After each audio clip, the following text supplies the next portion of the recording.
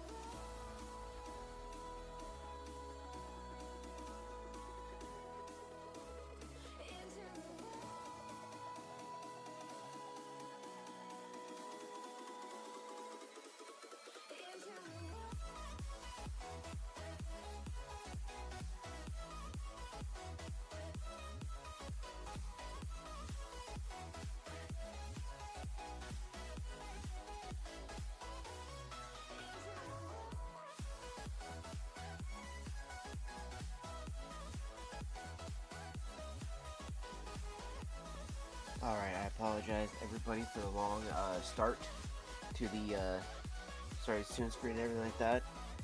I was really trying to get everything organized the best that I could here. Alright, boom. Hello everybody. It's good to see everyone. How we all doing?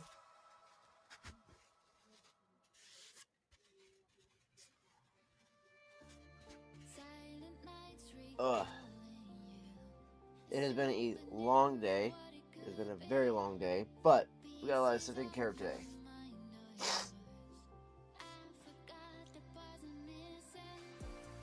Oh my nose. I have a cat hair all over it. I'm not even joking. I feel like I fucking have cat hair. It's all over my nose. Yeah, there was some cat hair on me. Fuck. Oh, where did the cat hair came from?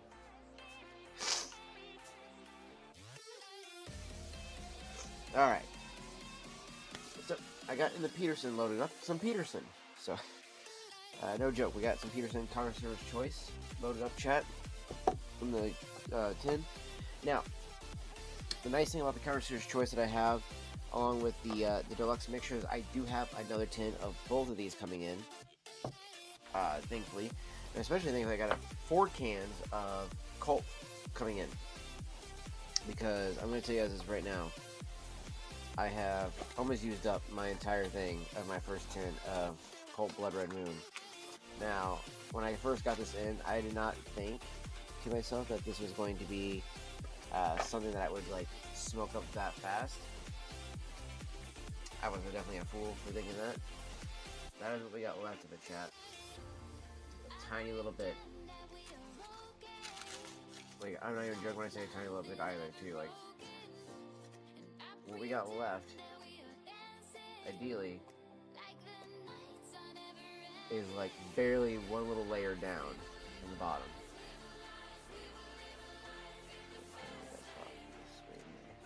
Down. Oh yeah, see how it's falling into? That's how far into it we've gotten. Like, it started damn near up here, chat, like up into the ridge. So, that is how much of the Colt Blood Red Moon I have smoked. And I am not apologetic about it in any regards, because it was fucking amazing the entire time. Like, every bit of this tobacco was absolutely fantastic. That is what we got left of it there, chat. Like I said, I got some more cans of it on the way. We also have about 3 cans of the Autumn Evening by Cornell and Deal. Now, I know some people are going to be like, dude, you have all that bulk.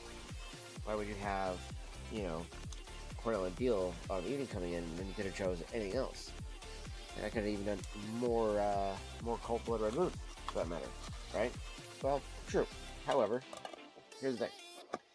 The big differences between the bulk and the tins, I've never been able to actually experience yet, right?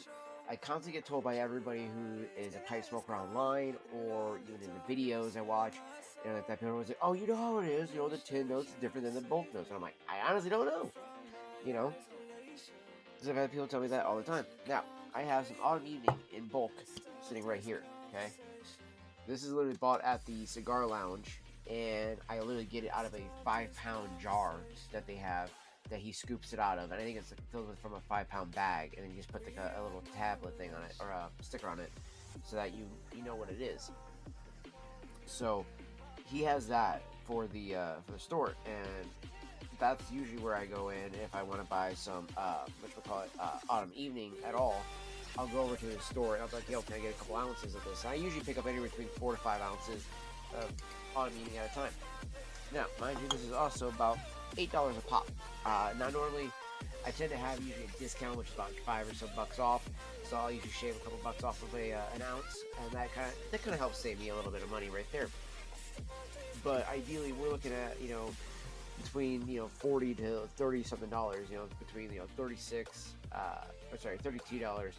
to $40, which is within, you know, that's just before tax too. you know, and not only that, there's like a 20-something% tax on it and everything like that, so it can get quite expensive.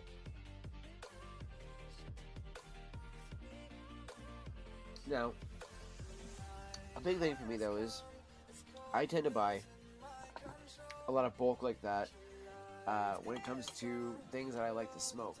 Now, I wish cannabis and dabs were at that level of quality for that price, right?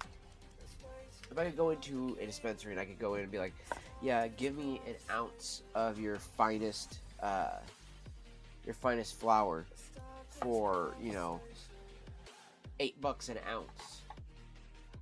You see what I'm saying here, chat? That would be incredible, right? You'd be able to stock up on so much cannabis, you would not need to go to the store all the time, right? You'd be pretty stocked on cannabis. You could go get like 7 grams of dabs, and that was actually 7 ounces, and you'd be like, can I get 7 ounces of dabs? And you know, and that'd be like maybe just a little bit more. Maybe that's like $30, $40, right? It's like, okay, cool. Now I'm stocked on everything I want to smoke, and what have you. So like when I spend $20, usually I only spend like usually at best $25 at most, without a discount on something like this, right? So this jar is usually filled, as you saw, pretty much all the way down across that bottom there, right? Like an example would be like something like this, where this entire bottom was filled with diamonds and sauce, right? That's $20. Granted, that was cut down to 13 with the discount that they had going for that one, 35% off. So I was like, fuck yeah, of course I'll grab that one. That's what I'm getting at though, chat. You can't get dabs, flour, for that same consistency. So there's a reason why when you see this giant pile of tobacco that I have, you know, and everybody wants to be like, gosh, Cody, don't you think you have enough? It's like, no, actually I don't. Especially because I'm trying to start up a pipe smokers club as well, right? So I got a whole, I need to get this in a jar. Like I got a whole thing of this still that I've actually started to come to like a little bit more that I've been smoking on it. I don't know if it's because it aged enough over the past few months that this became more tolerable for me, but it has been something. I've also added some Peter Stokeby French vanilla to it as well to kind of help out with some of the tongue bite that it was originally giving. But this vanilla Cavendish from Smoker's Pride, which is literally right now, if we go look on fucking Pipes and Cigars right now, look what's on the fucking tobacco of the week. Smoker's Pride vanilla Cavendish. Oh, my picture's not, I don't know. So there you guys go. See the tobacco of the week, vanilla Cavendish. Literally this bad boy right here. And don't get me wrong, it smells great. And the way I've got this mixed in with the Peter Stokeby, I actually have some ribbon cut in here instead of just chopped. This was mainly just a chop cut. But this is actually taking on a much better smell now too. And I've just mixed it all in like I'm doing right now, just kind of blending it with my hand, trying to mix that Peter Stokeby in more with the chopped vanilla Cavendish that was in there, basically from the Smoker's Pride. And it just smells so good. It smells like such pure vanilla right now, chat. And that's what I want. That's what I was hoping for this, the Bella Vanilla from Cow. I was hoping that this was going to have that same thing. And this is an STG one as well, too. So I could just mix these guys.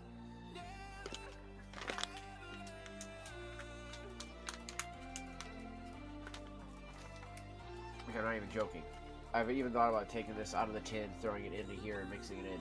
So, because I want to get a big jar like this, maybe a little bit bigger actually, because this one only held, this is supposed to, I think, it's supposed to be like a 12 or 24 ounces, but for tobacco wise, it was only holding like, I mean, I guess if you kept pressing it down, pressing it down, pressing it down, which you're not supposed to do that.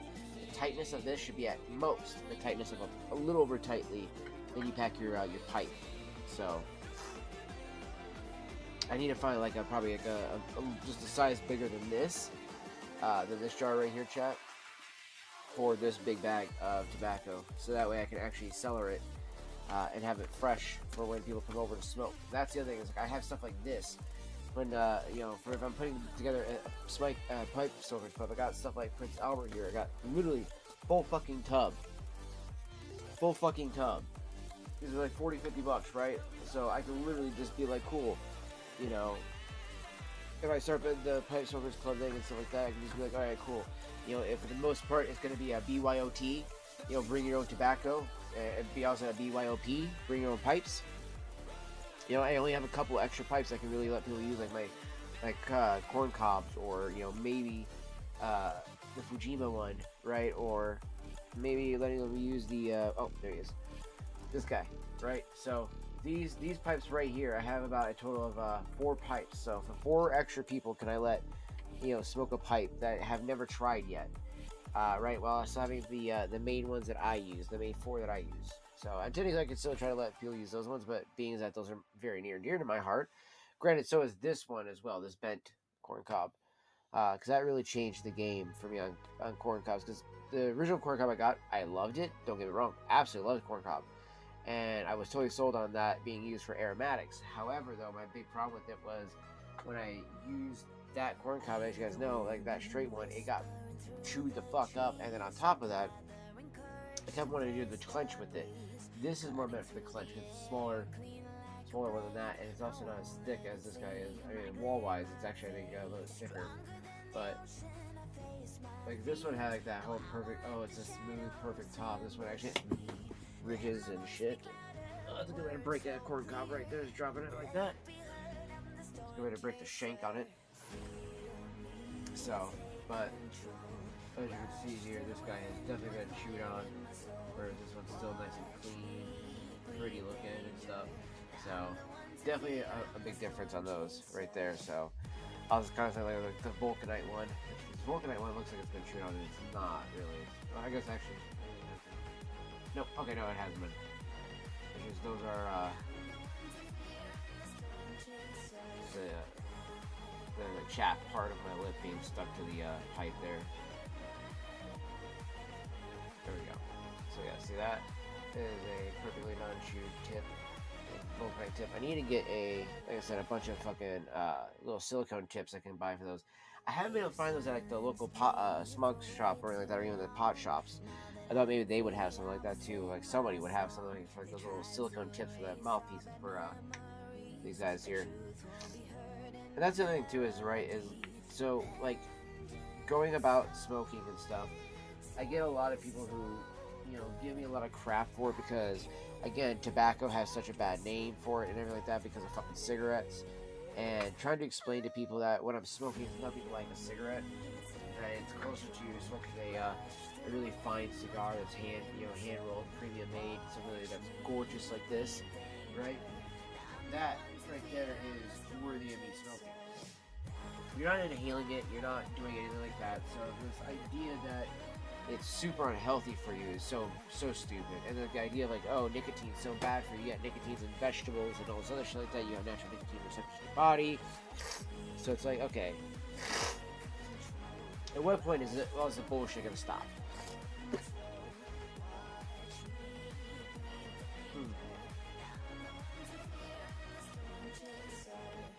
I'm really craving some burley right now too. I'm not even joking. I'm actually craving the burley taste. Like, oh man.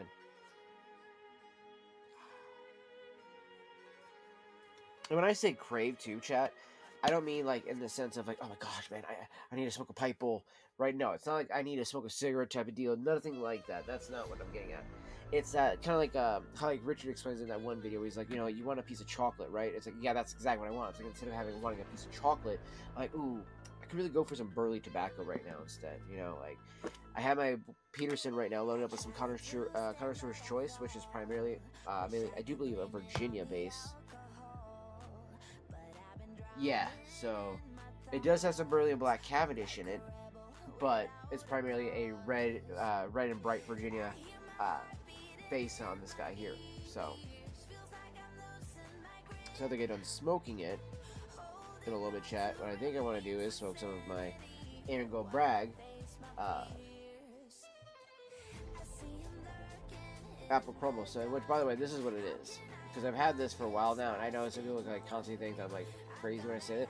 So this is a Sutliff brand tobacco right here. It's a combination of sweet and zesty Virginia, smooth, nutty burleys form the base, while notes of ripe apples and baking spices create a warm and comforting flavor with a heavenly aroma. And honestly, they're really not badly priced. I got it for when it was a little bit cheaper. It was like $5 a pop, so I ended up getting 3 of these. Like, not even joking. there's the 3 pouches. I dumped them all over here. I gave my my good buddy Cody, I gave him some of the tobacco from this so that he could try it himself. Because again, tobacco is one of those things you just like to share with people and whatnot. It smells so good. And I love the smell and the look of this burley, chat. Like that's burley tobacco right there. It's one of my favorite tobacco kinds as well. So some people love Latakias. I mean, don't get me wrong. I'll say Virginias and Burleys are tied. Like, I love Virginias just as much as I love Burleys, but I love them for different reasons. Virginias, I love them more, the kind of like fruit kind of vibe that it has to it. Whereas these have more of a nutty finish, earthy finish, and then the Black Cavendish has a bit of more of a vanilla finish to it. And that is why I just dumped it into a big container of drum pipe or a rolling tobacco is what I did to keep it nice and fresh. I also have some of this actual pure Black Cavendish that it smells so good, chat. I even thought about just adding that to some of my bowls, and then just some of the mixes, like some of the stuff like this, like the Bella Vanilla, or like the Moon Trance, where it's a bourbon vanilla with exotic fruits and stuff. You know, anything I feel like that has vanilla in it that's not like pulling more of the vanilla out. This isn't a bad one to throw in there, and plus it adds some moisture to it as well. So like something that maybe be a little bit too dry, like Smooth Sailing here by Ashton, you know, then I could actually moisten it up a bit by adding some of the Black Cavendish that's to it. So this way we can actually have it be not only just a little bit moisture, but maybe burn a little bit smoother and not as kind of violent, because it says it's so dry it can burn very quickly, as if you just set fire to like a box of kindling. Oh gosh, I know. So we got plenty of tobacco though. I mean, like legitimately one of my favorite ones I will say to smoke. Like if we're talking about non-aromatic, right? Non-aromatic. If I'm not talking about just Sanctuary, like if I can't get this, you know, because this is a nationwide, you know, this is only locally, can I get this? So if I couldn't stock up on like, let's say 12 ounces of that real quickly, you know, I go and get a 14-ounce jar like this of some Prince Albert, and I would be absolutely happy, because this is just a burley pipe tobacco, chat. And again, as you guys noticed, I really like my burleys, and this is just a plain burley tobacco. So you can also tell by how dark it is too. Virginias tend to be a little bit brighter, even the red ones. So that is burley tobacco.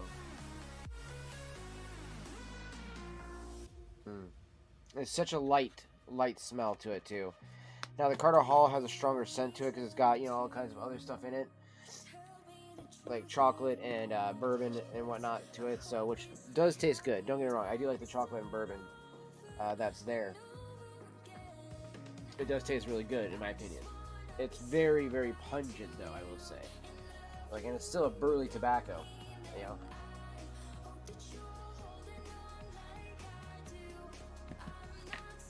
There we go.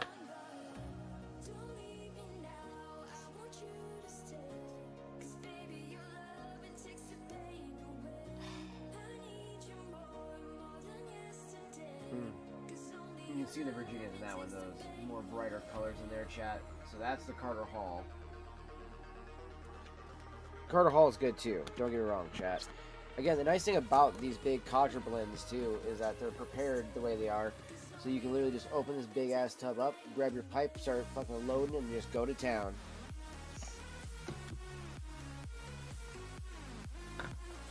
So when I say I want to start up a smokers, you know, fucking a pipe smokers fucking, you know, club, it's because I have the ability to literally throw down quite a bit of tobacco just between, you know, this alone right here. You know what I mean? Just these 3 big batches right there.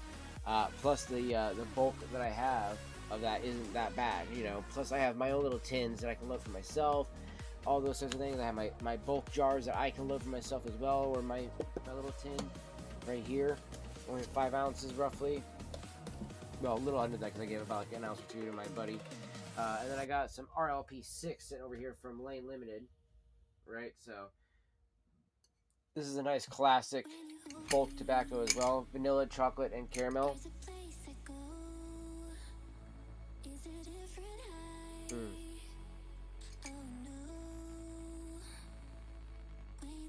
And this is like perfectly moist and everything like that right now too, chat. I can literally just grab at this and load a bowl of this. And it's funny is this looks like the vanilla Cavendish that's in the bag right now. But you can totally smell the chocolate and vanilla in there too. So that's what I mean, guys.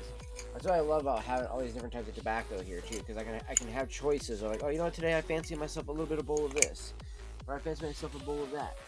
You know, like right now, another thing I'm trying to cut down is this jar of Lane 1Q that I have left.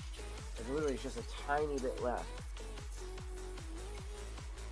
Like probably 2 good bowls worth in there.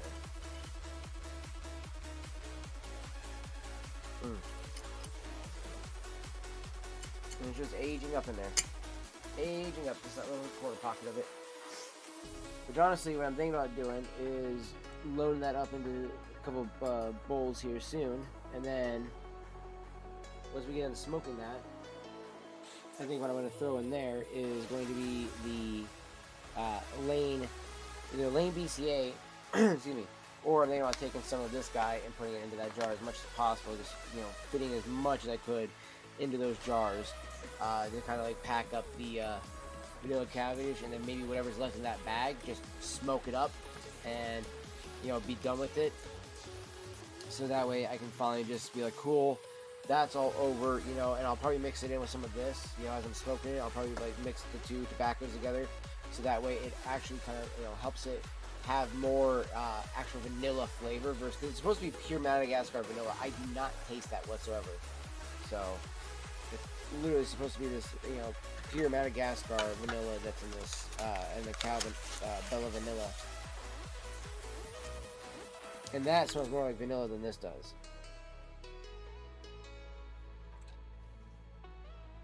You know, but this is also a ready rub too. But it's also hella moist. So, like, that is super moist. It's not just falling apart into like little dust pieces. It's just like grab it tightly, you know. When it's too dry, as soon as you grab it a little tightly, it will start breaking into little dust particles almost instantly. So that's how you know when something like this is a little moister than it probably should be. But I say should be because normally they send them to you at hopefully the ideal moisture level, so that way you can, you know, start smoking it right out of the tin, and you don't have to sit there and do the whole drying game, you know, like we do sometimes, chat, where we're sitting there like, okay guys, you know, we want to try out this tobacco, but we gotta dry it for like, you know, fucking 20 minutes before we can actually smoke it. That's beyond annoying. That's why I'm starting to get to that point where I'm just like, I'm done letting them dry, and I just open them up a tin, load that bitch up, and smoke it. You know, and some people might be like, well, that's stupid because then it's, you know, not smoking properly. So, well, maybe then I should be sending some better drier tobacco there. Just saying. But yeah, no, the Aragon Bragg is super good. It is honestly a super good pipe tobacco. Now the Cal flavors, they have a cherry bomb one. I do kind of want to try. There's a part of me that wants to try it, but not at the same time, just because like how lacking the flavors these two have been. Because I really wanted to try the Eileen's Dream as well. They do have cigars as well. I almost bought one of these too.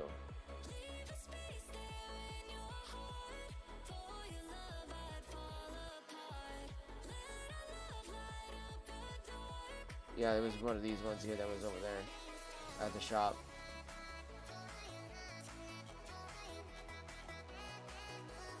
Because I wanted to be like, alright, let's try out their, you know, their fucking cigars then. It says, although Cal has established an incredible reputation for its outstanding line of cigars over the last 35 years, the company's roots go back much further as an importer of meerschaum pipes, insurer of wonderful pipe tobaccos. Today, Cal has a dizzying array of cigars using tobaccos from many countries to create one of the broadest ranges of flavors and strengths, from the smooth Cal Gold through their cigar-based contribute leaf Cal. The bold Cal Flathead. There are tons of options for the adventurous cigar fan. Those who prefer some sweetness, look to flavors by cow, including cow moon trance, cow bella vanilla, cow Aiden's dream, cow cherry bomb, and cow gold honey. Oh, so they have those same exact ones in cigars. Oh, shit. Okay.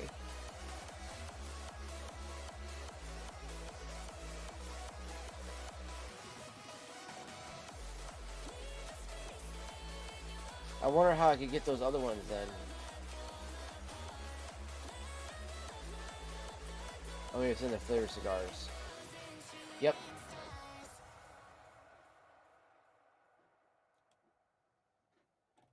I would definitely try some of their flavored cigars, like the Bella Vanilla there, and Moon Trance.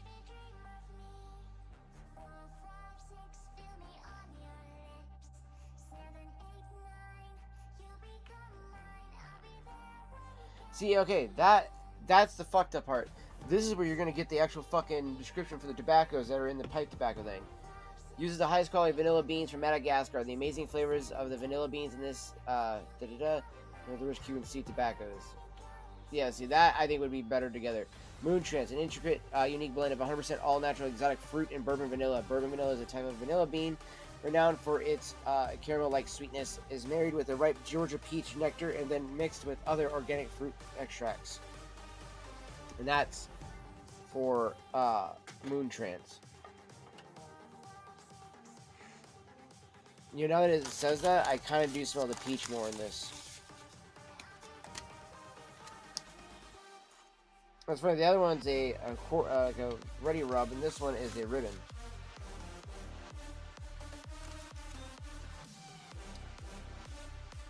And it's so much funnier too because I've barely used any of this. Like, look at this chat. I don't know. Like,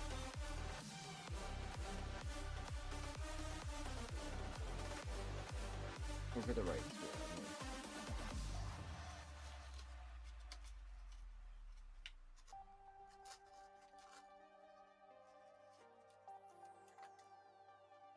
You see that? You see how much tobacco is still in their chat? That's how packed these tins can be. Like, legitimately, that's how almost all these tins came. I say almost all of them, because there was a few of them that I think they definitely had just a little bit less than that, but still. These guys definitely come packed.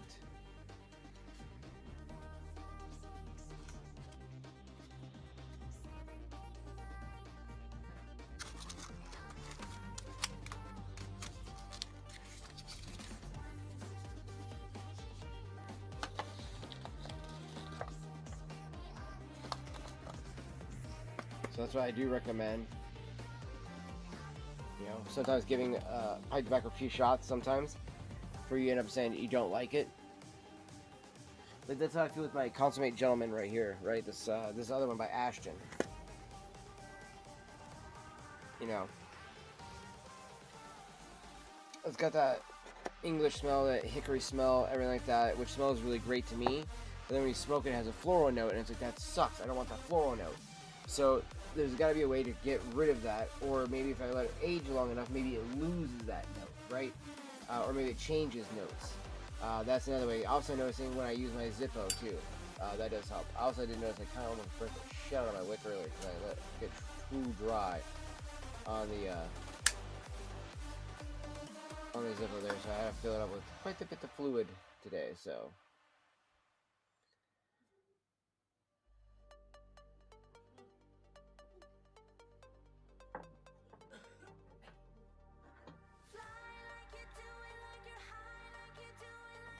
Also, I think food is done. Give me 1 second here, chat. Be right back.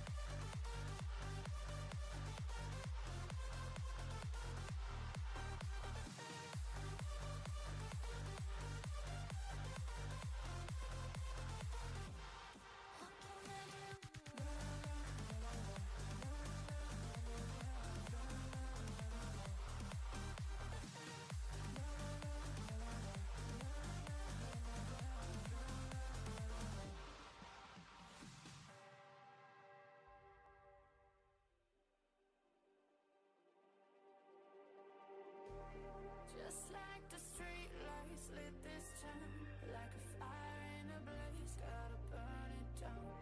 Can't be afraid to leave this out. We got this far, don't know how. I see danger in us. They know we'll burn down the night. Coming just like the sunrise. You know that we gonna light it up. Tonight, we gonna light it up. Tonight, we gonna light it up. Like the sunrise, we gonna light it up.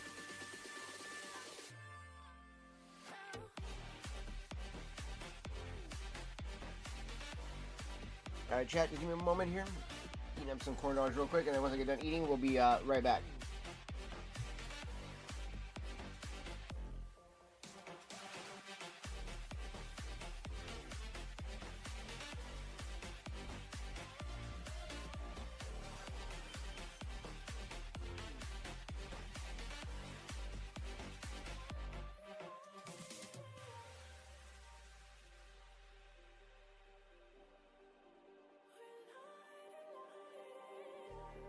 Just like a spark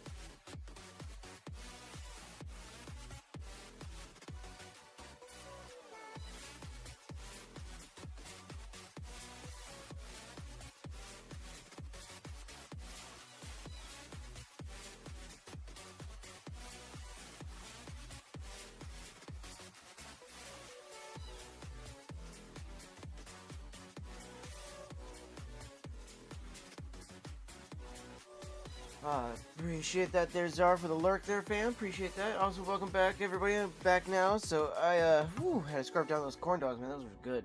I was just watching, too, a little bit of that interview between Piers and, fucking Nick Fuentes from, Nux's point of view. Just because I've been meaning to catch up on so many Nux videos, but I've been kind of taking a break from news and everything else like that and just enjoying my tobacco and just kind of enjoying not having to deal with the bullshit of life, like that. Because honestly, that's one of the nice things about tobacco is just, and specifically pipe smoking. It's like I want to be able to melt away everything else and just enjoy the moment and hang out with like the family or watch a movie, show, game, whatever. Read a book, which honestly, I gotta say, like the best thing about having the church warden is that I can actually easier read while smoking now, and it's just nice to be able to crack open a book and and sit there, with the church warden in one hand like this, I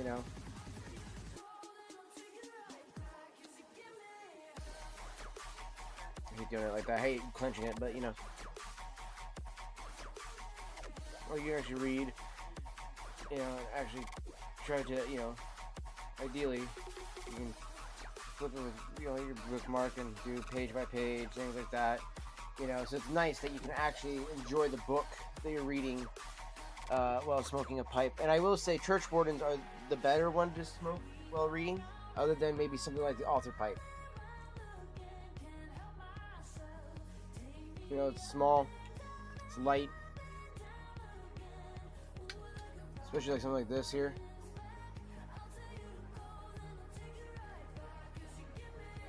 Usually having the mouth, smoking it, pondering on it. And one of the things I was listening to one of the guys talk about too is that when you're reading a book, that you should read to a point that calls to you, that speaks to you, and stop there and then ingest that, just digest that really hard, before you move on from that book in that spot. And I was like, that's actually a really great way to look at that.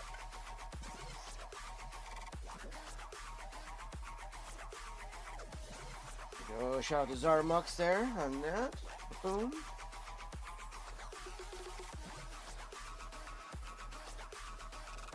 Post his link and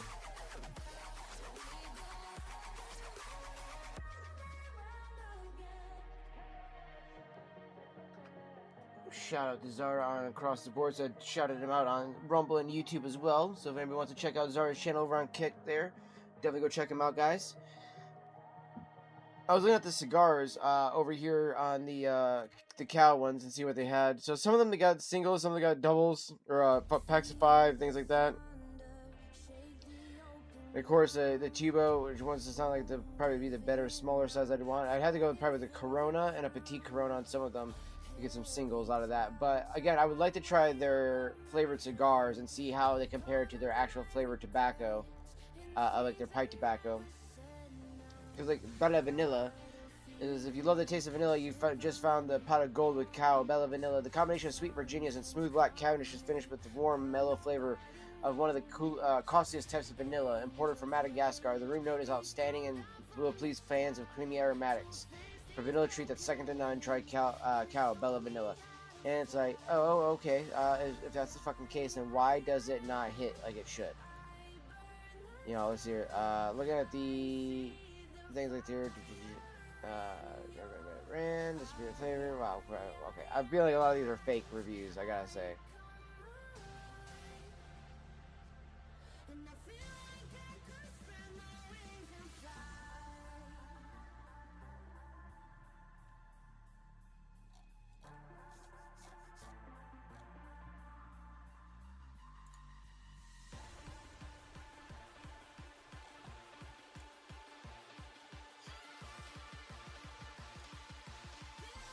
So the cherry bomb is also already rubbed.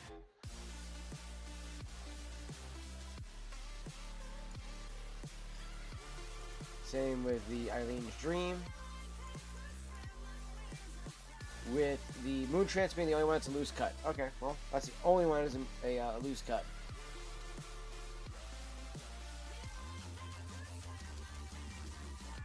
What kills me though is on the Moon Trance, just like on a lot of the other ones, they don't say what the fruit flavor is. It just says fruit flavor added with bourbon vanilla. And it's like, okay, well, that's, you know, absolutely fine, you know, to a degree, but how about you tell me the actual fucking fruit flavors, you fuck? Then I go to the fucking, you know, the cigar one to find out that it's blended with peach and something else. It doesn't even finish off with the peach thing. It's like, oh, it's peach and other fruits. I'll be searching, but you didn't hide. You were there through all my darkest days. You know me in my eyes, and I feel Before we start off the connoisseur's choice, because we're not gonna get through obviously all the tobaccos tonight here, chat. But what I want to do is smoke it out of the Peterson, and then we're gonna try it out of like the Roma or the Barricini next, and just to see as a comparison of the connoisseur's choice, to see what we get for flavor wise out of the different pipe styles. The other thing too that I want to do with that is the next one we'd probably do would be smooth sailing, though I'm thinking about maybe loading up some Colt Blood Red Moon as well, just because we haven't had any of that on stream since yesterday, and I fucking love my Colt Blood Red Moon. I've already smoked 2 bowls of that already today, chat. That's how much I enjoy it. But I also do want to dive into my cigar that I've had chilling as well, so we definitely gotta get into this bad boy. This one's got definitely a little bit moister tip right now, but it's falling apart on me too, so. What is that? Nica Rustica. Yeah, now we got a couple more of these down in the humidor. This one was left out. Well, not left out overnight. I ended up, well, I was sitting here and I realized that it wasn't getting smoked just yet. I put it in the portable humidor that I have, but I had to put some water in the bottom. And I don't know if that water fucked up the tip or not. So we'll find out about that too as well. So we shall see, chat. We shall see. So.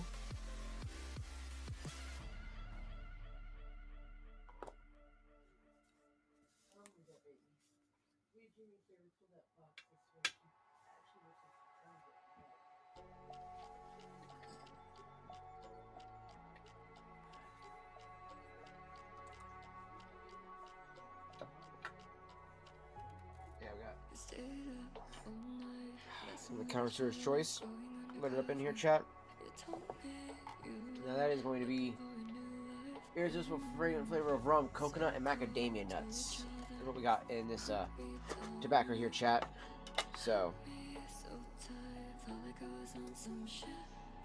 again, this is definitely one of the, I'd say, next to the deluxe mixture, it's definitely one of my other favorite ones, other than maybe the Sweet Killer by Peterson.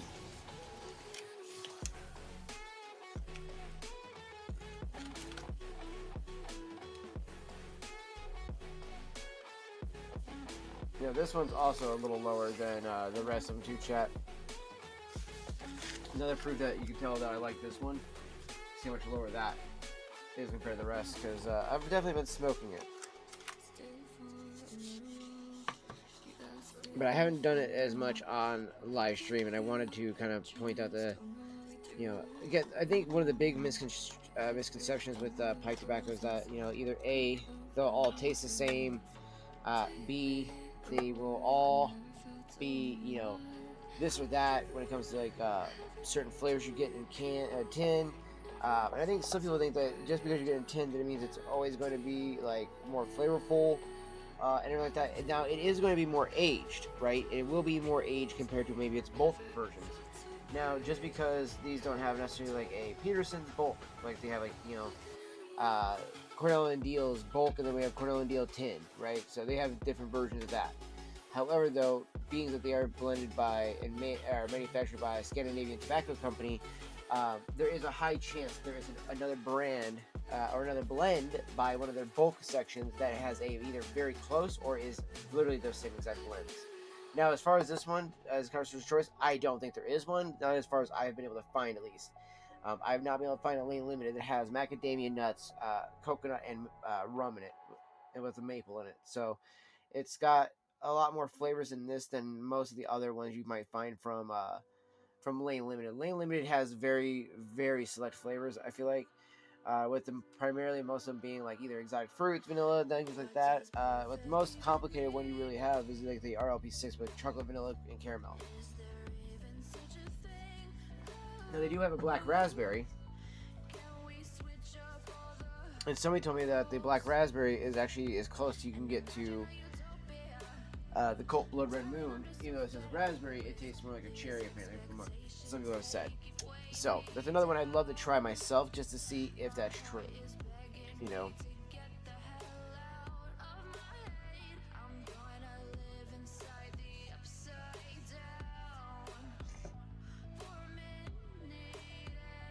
Oh.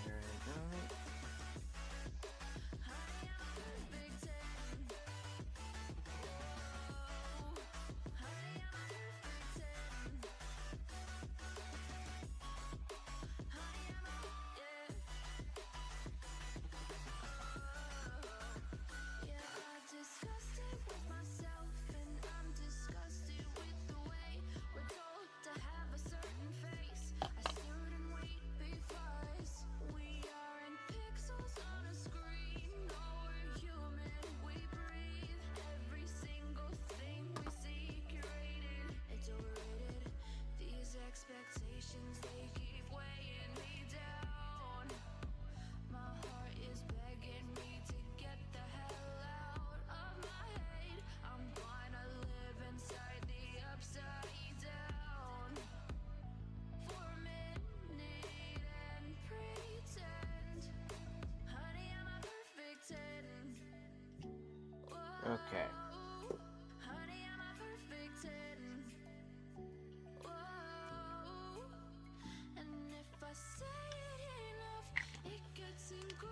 Booyah. That one had actually way more in than I thought it did still. So, I'm going to get actually a good solid dab on this one here.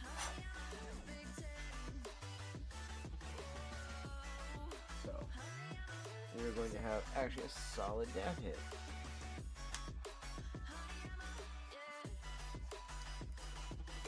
Cheers, everybody. 520 on the switch here. Let the bubbles do its thing here.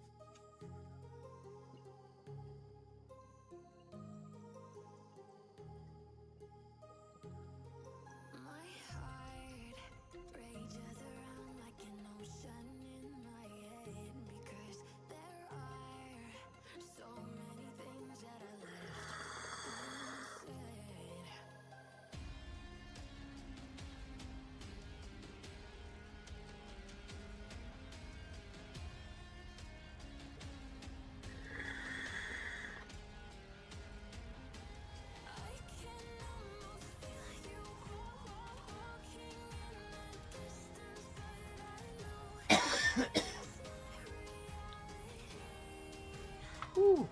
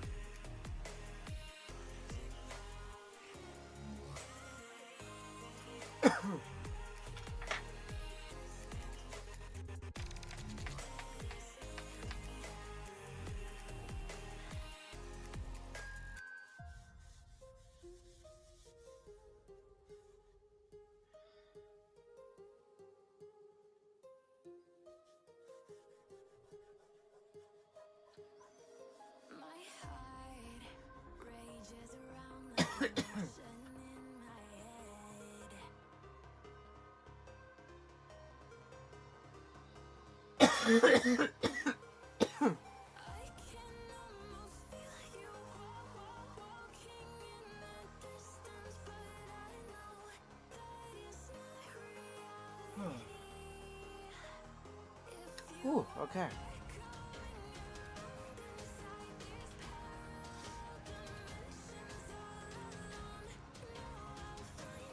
I wanted to be able to keep my, every time I clean a piece of wood there, I was like, oh yeah, let me wipe that off. And after wiping off the first one, I was like, wow, that's a lot of fucking ash and dirt that is like kind of like that secret layer that you don't notice it, but it starts to kind of like dull the shine of the wood. You're like, oh, there must be something there. It's like, yeah, there was. And then I wiped it off and I was like, oh, now it's nice and clean.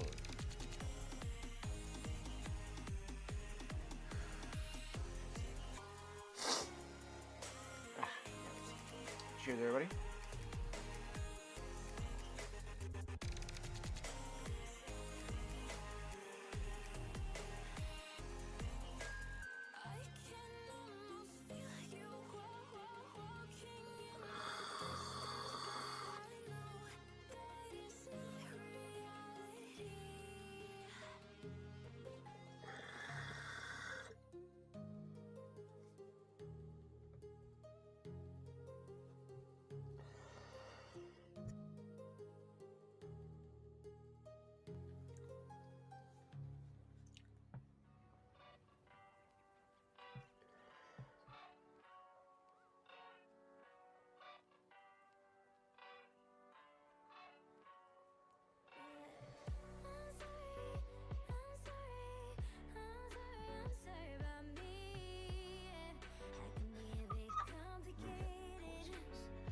Pull the water out.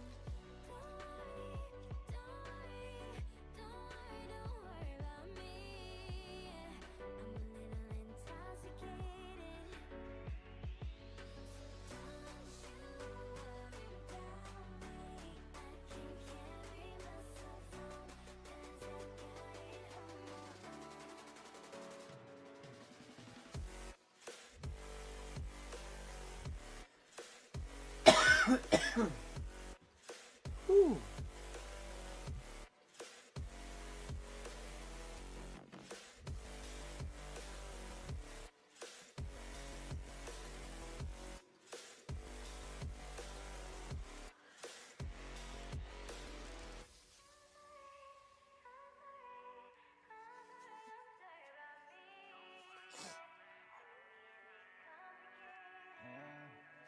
When I wake up in the morning, I see the open door.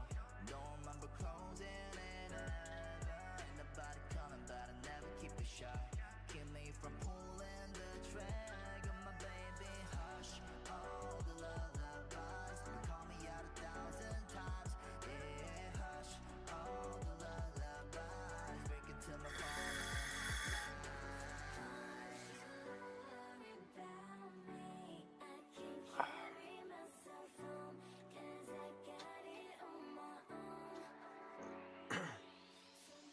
Maybe there's like a ton of like cotton technically, like either between Q-tips, stuff like that. Yo, Stream Hub, appreciate you being here, fam. Paper towels and like napkins and tissues and stuff like that. Trash can. So when I pour that water out, that would have been like such a mess if that would not have had enough shit to absorb it in there.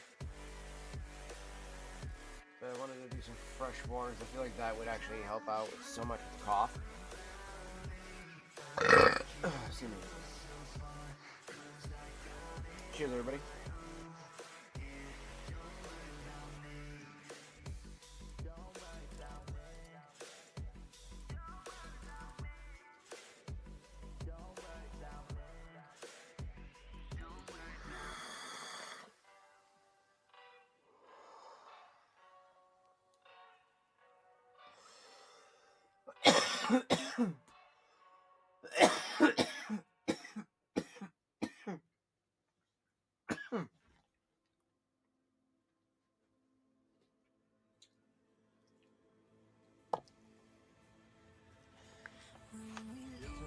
Caramel water. Holy shit.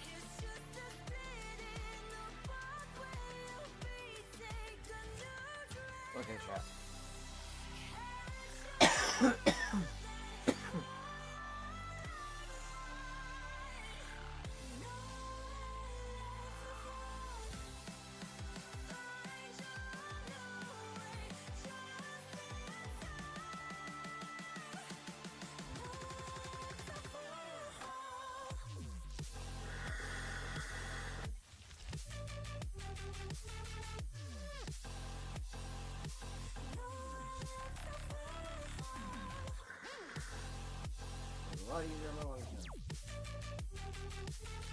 Cleaner waters. I'm taking a little drink of water myself. Whew.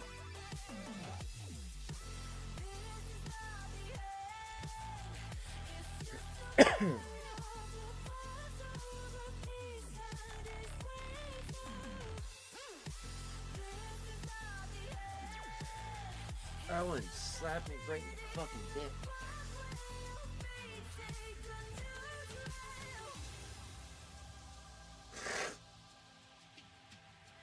Couldn't see from your wildest heights, anticipating the fear that you thought you'd abandon, questioning ourselves. But the journey we take wasn't meant to be easy. Catch your breath and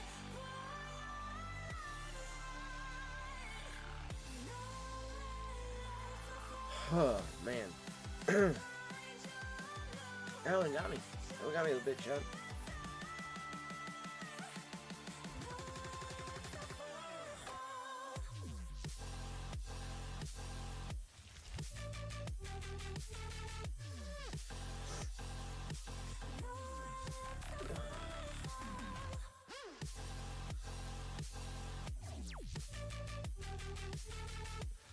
Just the hairs out of my eyes there a bit. I'm definitely gonna cut my hair at some point tonight, chat. In fact, it's already 9 o'clock too. Dude, it felt way earlier than that, technically. I was like, oh, it's probably like closer to 7, right? 7 or 8. I was up by about an hour or so. An hour or two. Ugh.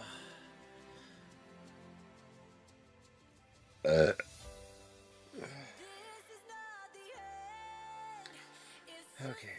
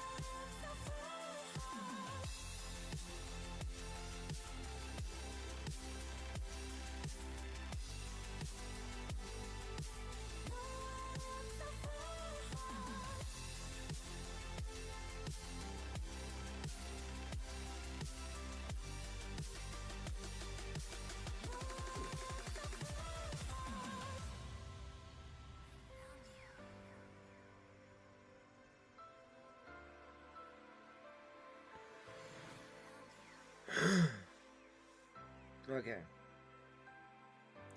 That actually made my lungs feel a lot better being able to do that breathing exercise there too, chat. Again, that really does help. It totally does give you that like woo feeling because you get so much oxygen to your brain that way.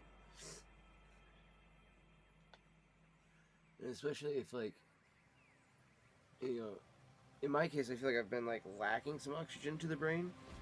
So like, I feel like my breathing has been a little like off. So I'm not getting as much oxygen as I normally would to my brain, so it's like I could kind of feel that a little bit, and so I was like, okay, I feel like I'm getting kind of sick, because that's usually kind of when I notice I'm getting sick is like I feel like the oxygen in my brain is not on the same level. So doing that just felt like I like cleared my mind. I felt like I just got the heart pumping more, blood, you know, flowing better through the body and everything like that too. So I could feel it in my like all through like to my fingertips to my toes. I could feel like that blood pumping. So it's like, okay, that's good. That's good feeling. Another reason why, even as I'm getting older, in my 30s, I need to start working out. I keep saying I'm going to start doing so. You know, I've done it here and there, especially when I was like at work. I would like do a lot of like the light little workouts, like incline push-ups and stuff like that. Mainly just so that way I can always keep an eye on the door, even if I was working out. It wasn't like I was able to do sit-ups though, or other things like that, so it was still fairly limited in what I could do.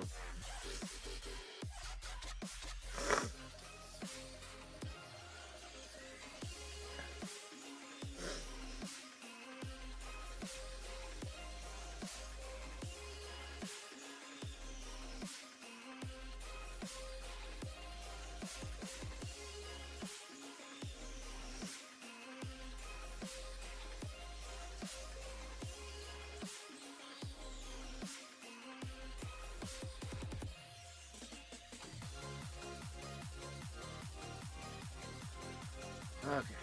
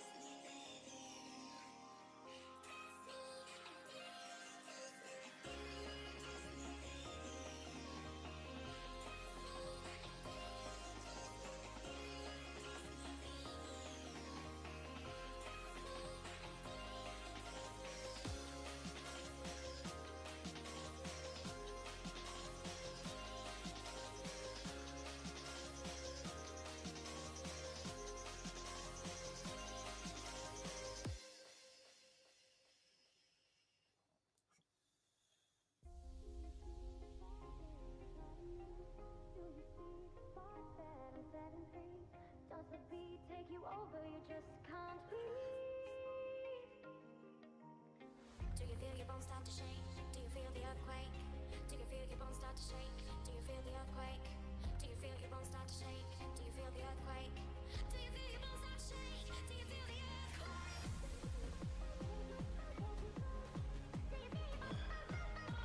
I ain't gonna lie, I do feel more limber though right now. It does actually feel better, getting like some of the stretching in.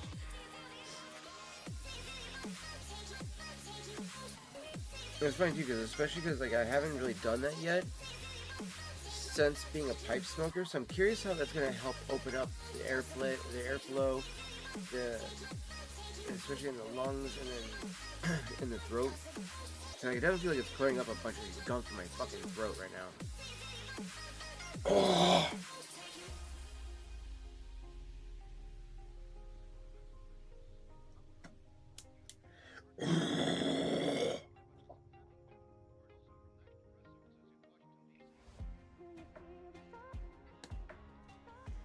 Because we're doing like those like death metal growls type of deals, like you get that rumbling in the chest going and it like actually vibrates the phlegm out of the fucking chest. Do you feel the fire inside of me? Do you see the sparks that I'm setting free? Does the beat take you over? You just can't breathe. So I have fucking some pretty big sized lungs, so I want to be able to actually like keep them, you know, flowing with air through that, so I can actually feel healthier and everything like that. That's another reason why I want to eventually even quit using disposables, just so that way I can actually not be really inhaling. I do inhale my pipe from time to time, just because it does taste really fucking good. And it helps with added flavor to it, so I can feel the flavor all the way through the throat and the esophagus. And then when you're breathing, you can kind of get that essence of that smell and that flavor and stuff like that. So it's one of those things, chat. I do know that it's not probably, you know, something I should probably do all the time, but I do, especially when it comes to like the autumn evening. I love doing it on that one and on the Cold Blood Red Moon. Like I cannot help that. It's like I do not mind inhaling the Cold Blood. It is so smooth. It feels smoother than a cigarette ever did. Not saying something. After smoking, after a while, you get kind of used to it. No, that feels smoother than a cigarette, and it's just like whoop, whoop. And you're like, you can accidentally inhale it. And you're like, oh shit, did I inhale that shit? You're like, oh fuck, my bad. You're like, oh no.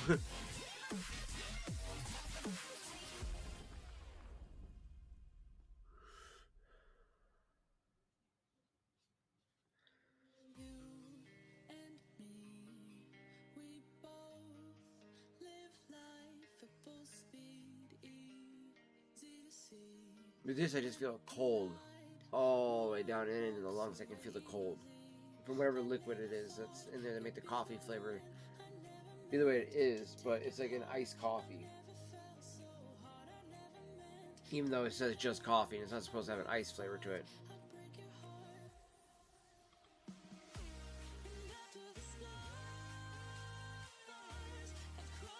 You know, I'm just that sensitive to menthol. Because I used to smoke menthols. There's a form of like colada in that. And what I mean by colada is that it doesn't have a menthol taste, but it has an icy feeling. And that's what a colada is. A colada is that icy feeling without the menthol taste. And that's in a lot of, you know, pina coladas themselves, but that is in the actual vape juices that are iced, not menthol. Some that say ice are actually menthol, and when you actually get them, you can smell that kind of mentholated, you know, smell. It's like the menthol, what do they call them? Mentholite crystals or something like that. I can't remember what it's called. It's the actual extract that's used to make that menthol smell, and it's just like, whoo, okay, that's fucking, you know, that's a nostalgic blast of me smoking menthols. And the fact that there's menthol fucking pipe tobacco as well is fucking like a little absurd. I feel like, really, do we really need menthol? I guess some people probably want menthol pipe tobacco because it probably, you know, I guess if you get the right combination, it could probably taste like a peppermint Girl Scout cookie. Just saying, I could see that. I could totally see that. Now, would I smoke that still? Probably. I probably would. If it tastes like a Girl Scout cookie, that's got a little mint to it. Oh yeah. Now that would be the difference. So yeah, menthol versus mint. If it was more of a mint flavor, yeah, you got me sold on that, like hands down. Like I would definitely rock something that's got like a Girl Scout cookie taste with that mint in it. Like, ooh, baby, yeah, that sounds delicious. That's why I really wish I would have been pipe smoking like way back in the early 2000s, back, you know, when I was around 18 at that time, because there was so many flavors at that time that were just about to be, you know, off the market, and I would have stocked up on all of them, chat.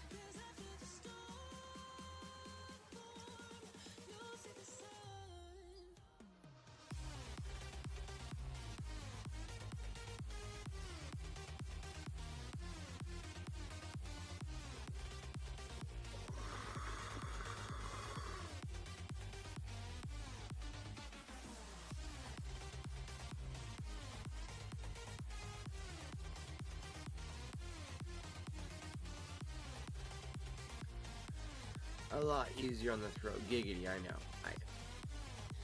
But it's a lot easier on the throat on this. Not that bad. It's a little bit more water. It was just off by a centimeter. Honest, I'm not even joking. By a centimeter, and it was like, okay, that's just too much, you know, airflow room. So I need to get a good chunk of water there. Yep, boom. There we go. And now it's perfect.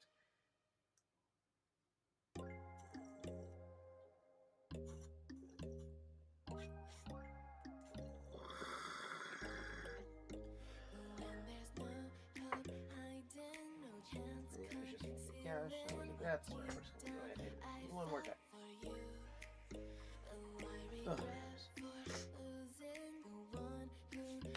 Okay, now let's go ahead. So, again, chat, what we got loaded up in here right now is the Connoisseur's Choice by Peterson. The satisfying, spicy, and aromatic blend of black Cavendish, golden, and red Virginias mixed with luxury broken flake. Which, that is true. There is a lot of flake in there, and I love that because then you can take the flake and rub it out yourself. Giggity. The aromatic recipe of tropical fruit, maple, vanilla, and rum makes this blend smooth and very pleasant. They say tropical fruit, and I guess that is how they could describe coconut. I guess coconut is a fruit.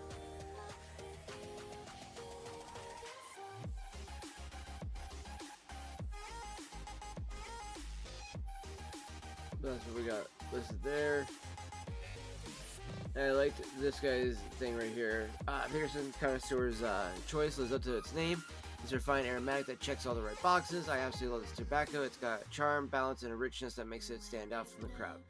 And right here's where he says, pop the tin and you're greeted with a warm, inviting aroma that tropical fruit rum. Oh, sorry, it's next paragraph. It smells like a vacation in the Caribbean. The ribbon cut is easy to work with. Yeah. Flavor wise, it's sweet but not overdone. That's been the thing that I've kind of was like noticing with this, and I think that the reason why I'm always kind of like taken back by how light, pipe tobacco flavoring can be, is that I think it's because I'm expecting it to be much more pungent and be like boom, hit me in the face, because of how pungent vaping is, right? Vaping, you're getting pure flavor, so you're getting that essence of just like, okay, wow, this is literally just all flavor in my mouth. So, and that's why a lot of times when you get one flavor, it's kind of like overpowering, and you have to get like, something that's got at least a few other flavors in it when it's vaping, because then it helps, go on the inhale, you're getting this, and then on the exhale, you're getting that note, and then in the between, you're getting this mixture of all this, so all of that kind of style stuff. However, then with pipe smoking, it's so light sometimes with the flavoring that you, as you're smoking it, you're like, oh yeah, there is something there, right?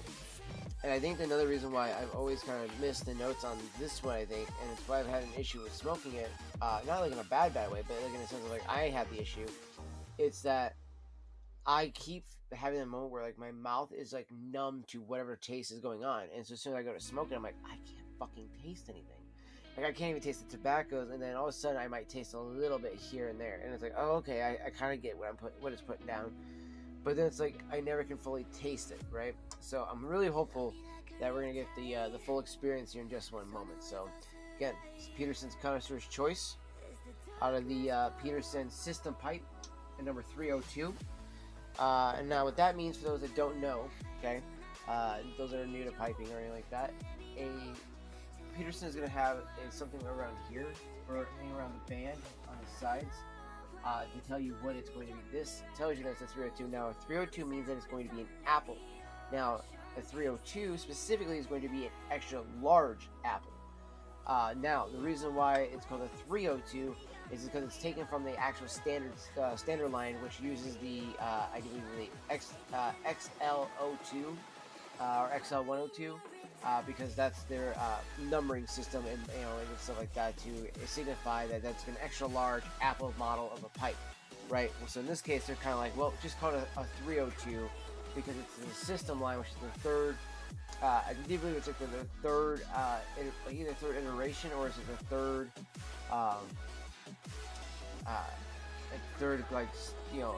style that they offer. Then the O2 meaning extra large, right? So that's at least what I've been told about how it's kind of like the numbering system with it is. Now, with all that being said, though, all you have to do is really, go look in your box if you ever buy a Peterson, or you look out. Obviously, when you go on their website, you can go and see all the different other designs that are offered and everything. So this way, you can actually, start educating yourself on different style of pipes too. And when I say it too, by the way, I do want somebody to understand. I don't know why I said somebody, but some of you, because I know a good chunk of you are going to understand, not understand, but know that I don't mean when I say it like that, like with the educating and all that other stuff like that. That I don't mean that in a like oh, you need to go educate yourself, like you're fucking stupid type of like, no. I mean in the sense that, like, one of the things that you need to do when you're, actually becoming a pipe smoker is actually learn a lot more about, the different style of pipes. Why are there different styles? What can they offer to me depending on what kind of tobacco do you smoke? Are you smoking an aromatic, a non-aromatic, an English, a hybrid? Are you smoking something like that? Are you smoking something that's got, just all pure Virginia in it? Are you smoking something that's a vapor? A vapor is a Virginia Perique mix. Are you smoking something that's got just a burley straight, or is it burley mixed with maybe a touch of Virginia with a little bit of Cavendish? All these different things, right? Latakia, heavy in smokiness, right?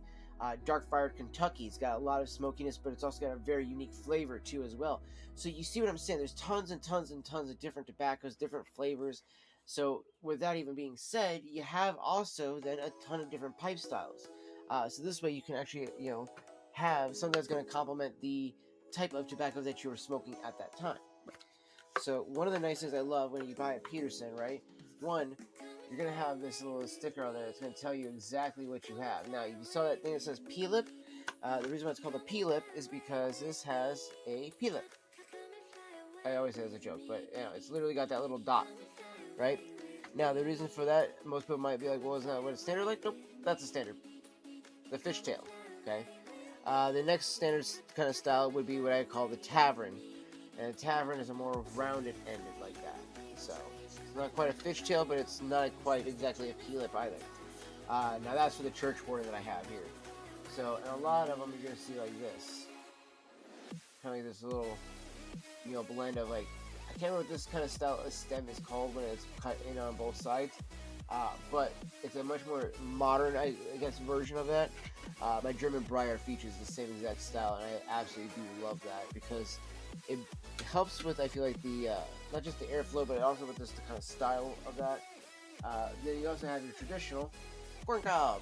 Corn cobs are amazing for aromatics. They don't ghost.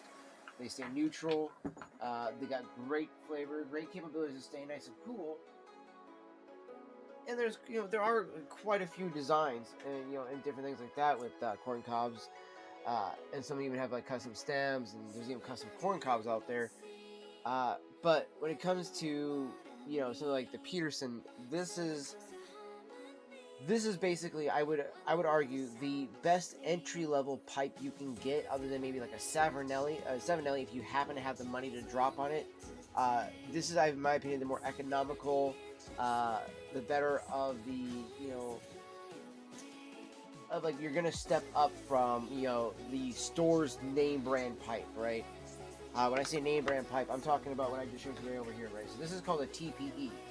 Right, TPE stands for a company that doesn't even fucking exist anymore, to a degree, right? So Pipes and Cigars bought out the company that was based in Seattle, but this stands for Tobacco Pipe Exchange, and they were bought out by Pipes and Cigars, and so now their pipes should be branded as Pipes and Cigars pipes, but obviously somebody had a warehouse full of fucking pipes that still have this branding on the side. So when I got this at Big Smoke, that's what was literally stamped on the side of this. So this is what I would call like a Big Smoke pipe, right? It's like, this is the pipe you get from somewhere like, like a Pipes and Cigars, where it's like, I just need it to fucking work. I just need something that can, like, give me a little puffing action, and that is it. I don't really give a shit what it is. I don't care how nice it is, but whatever the case. And granted, this isn't like a bad looking pipe. It is nice looking. I enjoy it still for what it is. And it's just, the shank is a little bit thinner compared to all the rest of my shanks, and so I do notice that it is a little bit tighter of a draw.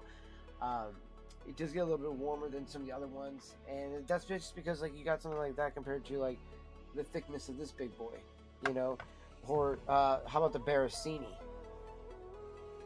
That's a pretty thick one, so those are pretty thick shanks right there. And also, yeah, we'll go over the parts of the pipe here in just a moment. Oops, sorry, kiddo. So yeah, you get that little stamp thing right there. I'm gonna put the box like that for a second, just to make it easier to pull it back out. So, in here you have your guarantee of excellence. Excuse me. And usually when you buy a Peterson, I had the printout and everything like that. I don't know what the fuck happened to it. I need to go find it again, or ask my buddy for another one, or even just download the PDF that I can find online. The Dooley Peterson has it on their website, but in here you'll have like the whole like guarantee, the legacy of the craftsmanship, things like that on this page, right? Which is always really nice. I do really like that. So that's always nice to see some like quality, what you're getting with your product. Why is it, designed the way that it is, right? So in mine, it's going to have this little internal thing that you don't get to see. It's called a moisture reservoir chamber. So the bowl, goes into the air hole, and then it comes up. They go up towards the through the shank, as you can see, it's bent upward, right? So as the bowl comes up to go through that way to give you air, there's a tiny hole for that, and off to the side, right next to it, is this little drop off all the way down to the bottom of the shank.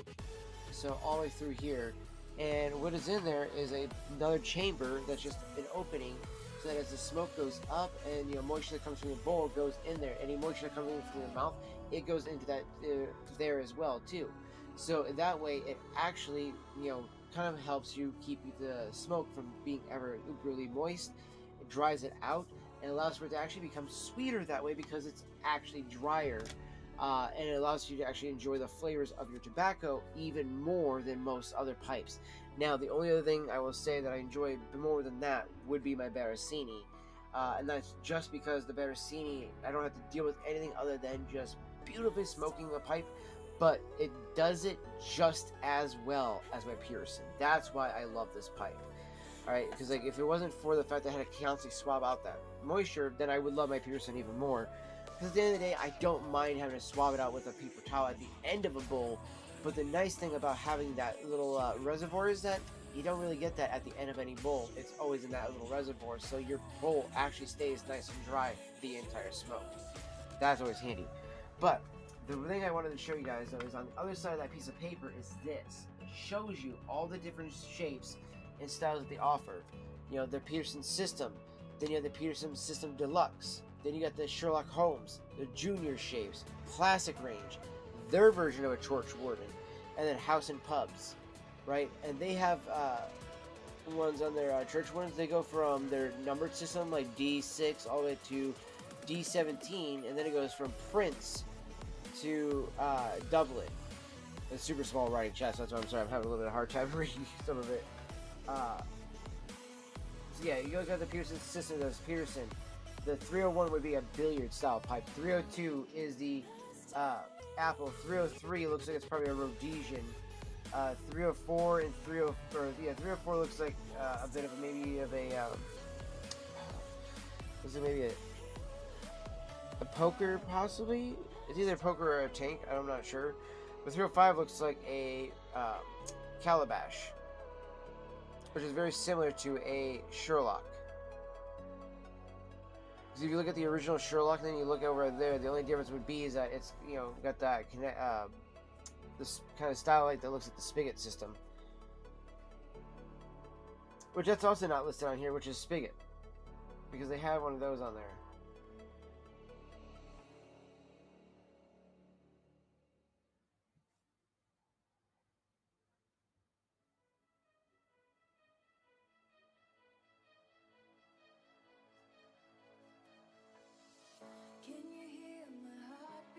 They have some really massive ones, and then they have the bent billiard and pub for the house and pub style pipes.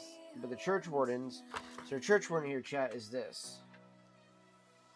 So of course I have an apple pipe because I do like apples because they're really good for Englishes and aromatics. So, boom, as you guys can see, it's a very long pipe. It's great for smoking, slower. It's great for also getting the smoke to cool off because it takes a little bit longer to pass up the pipe because it's about 10 inches long.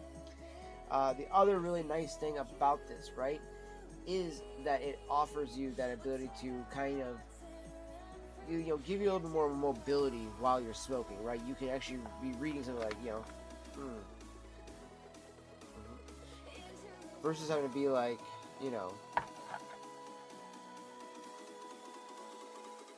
right? Your arm is all the way up here versus being able to kind of rest it down here. See what I mean? Like you got that that feeling in your vibe versus like you having to actually pull up the arm unless you just do a clench.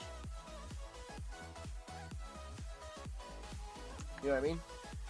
I was such an old man, I had to like literally pull it in with my contacts. I would like to try the Lovat, but they also have a straight apple, canted apple, short apple, pear, Prince, Belge, or Belge, I don't know how they pronounce that one. It's such a word, it's B-E-L-G-E.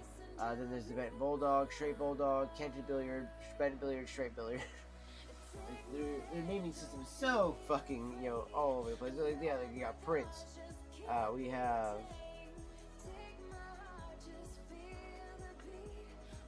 And this is barrel.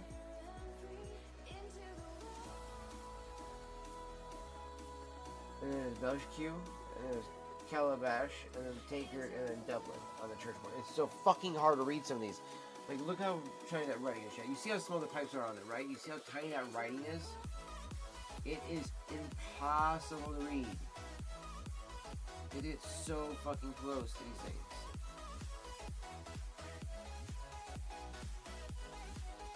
There we go.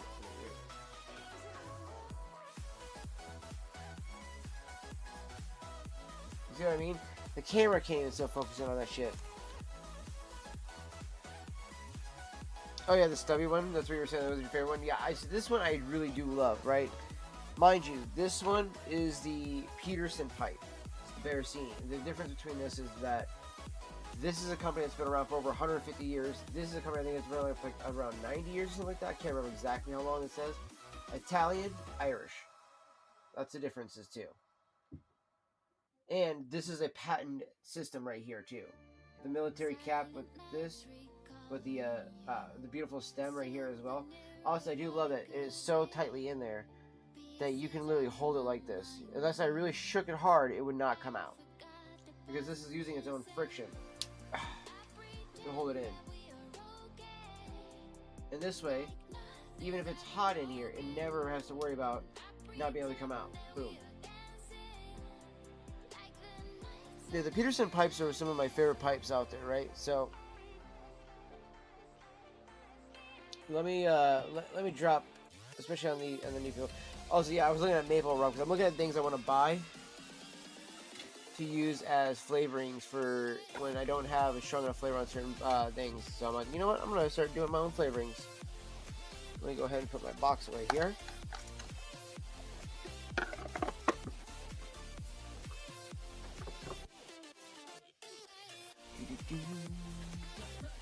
I guess that one's not loaded though. It's my Peterson. Speaking of which, yeah, let's get the Peterson going in just one moment. But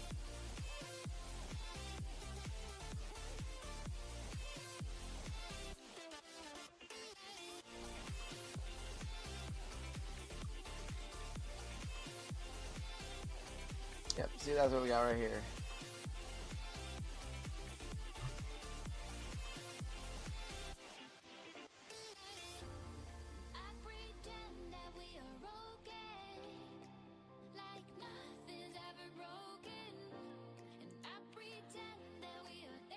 Okay, so let me just go to it that way because if you do forget how it breaks down. Alright, so this is in their pipes area, obviously. I'll actually show you guys their homepage and the story of them as well. But so, this system standard, which is what I'm using right now, okay, is the like flagship line of the system pipe that they've done. The system standard stamp first appeared in 1945.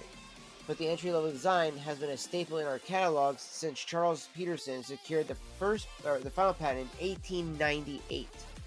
Designed to provide a cooler, drier smoke, each pipe features a deep reservoir within the shank to collect excess moisture. A radiated bore mouthpiece and funnels the smoke and allows moisture to collect within the reservoir. A sturdy nickel military mount which allows the pipe to be broken down and cleaned without damage or warping even when it's hot, and our patented P-lip bit which draws the smoke upward, thus reducing tongue bite. While the P-lip bit is a traditional choice, we also offer the standard system pipe with the fishtail stems. They'll be here in a rugged, masculine, rusticated finish. Now, as you can see right here, 302. Now that's a filter one, so this would be what we're looking at right here. So you have 301s, and then you got 9mm ones right there. Right then it says fishtail. Then you got P-lip. Okay. Now you've noticed there's just a slight variation on those pictures, where on the P-lip it's got this kind of little like cut like this, right? Whereas the fishtails just kind of go like that, kind of like an arrow, right? It looks like an arrow. This looks like an actual tail, which is kind of funny. So these are the billiard style ones. This, my friends, is somewhat what close to what we have. This is what we have right here. The fishtail is close, but it's not going to be. I feel like having a fishtail on a Peterson pipe is okay, but if you're going to have a Peterson pipe, since the P-lip is kind of like their thing, it's like you want to have a P-lip on your Peterson pipe. Now, That's to say you can't have a fishtail on it. You can. It's all looks good. Now, I don't agree with putting a P-lip on anything other than a Peterson, though, because, I mean, that's just sacrilege. That's what it's designed for. But this is what we own right here, okay? This is the beautiful pipe that I'm holding in my hand right now. It's called the Bent Apple. Is the shape. So, let me scroll down here so you can see what I'm saying here. Boom. See, there is what we're talking about when it says shape, and then it says briar, the type of material. A slightly larger take on the classic bent apple design. The shape is full-bodied and muscular. Its stout shank, voluptuous, bold, tight transition, and deep bend, epitomizing our signature house style. So, and that is, like I was saying, like the pub kind of style bowls and everything like that they have. About the series, it goes back to the whole thing right there. About the range of like, you know, variety of like the piggy lip and the stuff, the bowls, everything like that. Excuse me. So then we go back over here to pipes, right? You have Church Warden here, the classic, high grade, house pipe, premium classic, seasonal, Sherlock Holmes, specialty, and system. So like they're Church Wardens over here. Yeah, all these different kinds. These are the finishes. So let's look at what the tavern style is. Oh, so it looks like all fishtails. If I'm not mistaken, it's not gonna be as long.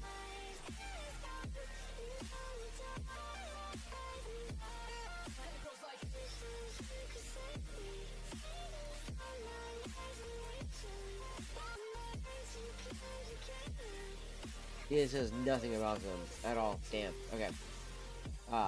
Let's go with the rusticated on the Church Wardens. Okay, yeah. So see how we have the D15, 16, 17, 24s. You got all the names, and then you got the fucking the actual names.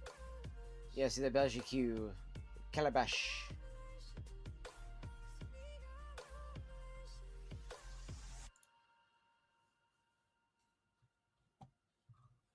You know, let's go something different than an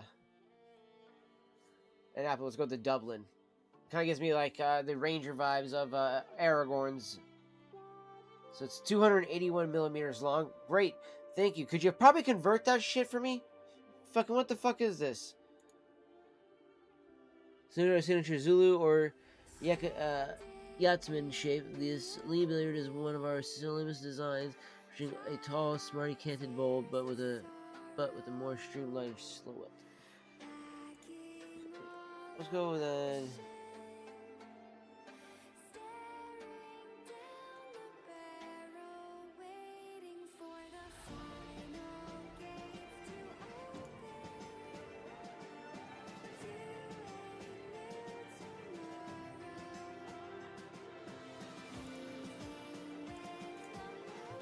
oh, of course.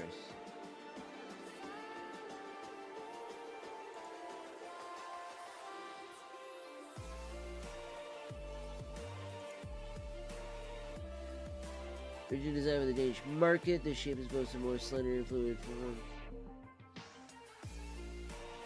The Dublin bowl. Okay, so yeah, I'm totally cool with that. I love a Dublin bowl on that.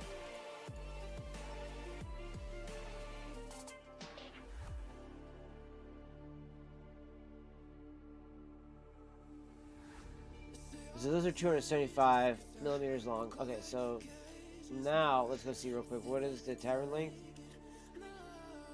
182. So that's what I mean. Yeah, those are shorter than the Church Wardens. So, but then you got classics. I do love the looks of some of their classics they have. They have the Aaron. Let's see here. Oh yeah, there's the nickel mounted. So the reason I do like the nickel mounted ones is good because you can break them down whenever they're hot, right, Chad? That's the big thing. So also, for those who are new to pipe smoking, okay, this is how it's gonna break down. Bowl, shank. If it has something like this, then it's gonna be an army mount or nickel mount, whatever you want to call it, military mount. Stem, okay. Now, otherwise the stem just goes right into the shank like this. You don't need to have them. The mount. Now the mount isn't like this is metal and then it's wood, right? This metal actually encases the wood. This way, it doesn't allow for when the wood gets hot, it expands. It doesn't actually expand more than it needs to, so that way it never loses its shape. It always keeps it nice and tight whenever I go to put my stem back in. That way, like I said, never loses that ability to go back in without any problems. Otherwise, it's going to get really pain in the ass if you let it.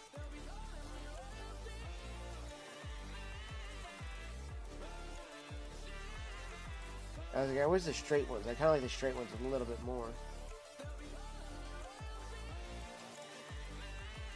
And there's 107. It's only about 100. I feel like it's gonna be really small too, chat. On this guy here. So let's go ahead and fire up the Peterson and talk about it. So we got Connoisseur's Choice Peterson in here. See how it tastes.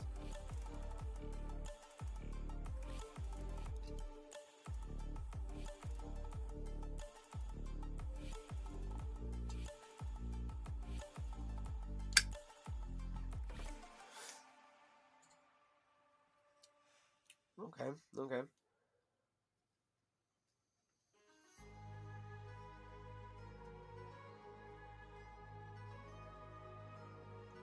Okay.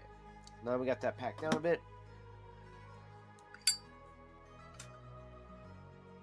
I hear the wind whispering through the trees. I'm gathering courage to face the breeze, cutting through the air, clean like a blade. I won't let it see my glimmer fade. Stronger than the ocean, I face my fears. No, I won't let the shadows ambush me.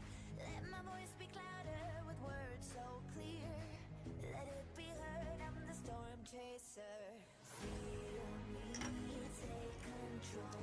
Rush through the wind with fire in my soul. Especially because I inhaled it on that hit.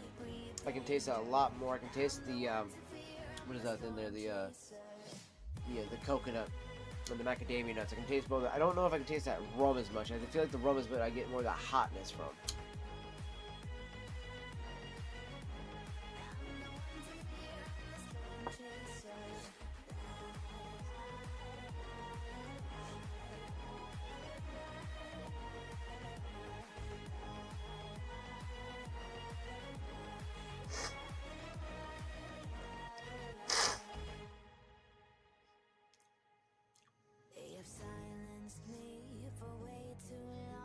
You get a lot of the coconut. It's almost like an almond joy. Even though there's no chocolate in that, there's almost like an almond joy.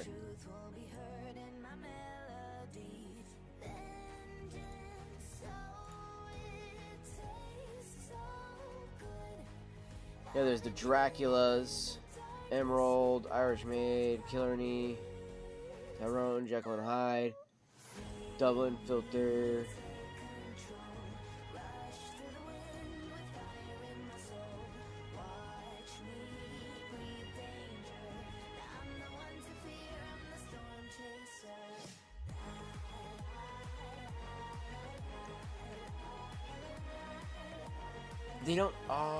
They don't offer these in a P-lip? I'm like, scroll. Oh my goodness, no P-lips.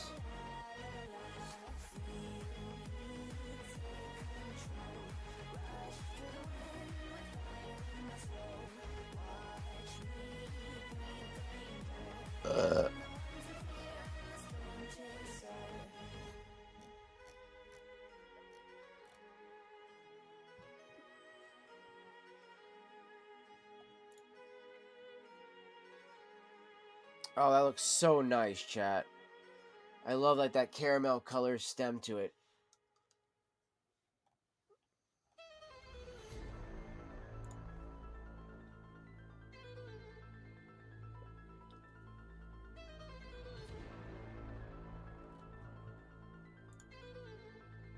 Let's see, where is their house pipes, right?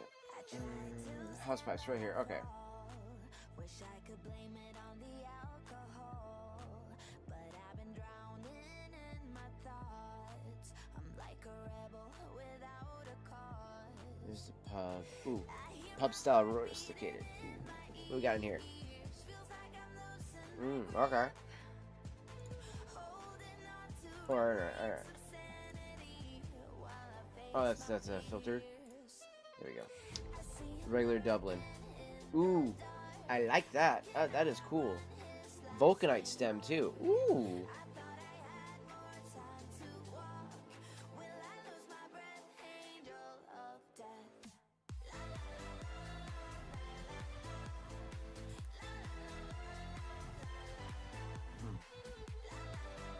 This one has been so good actually that I've been actually just sitting here just puffing on it, like forgetting that I should be sipping on it slow. It's been so good.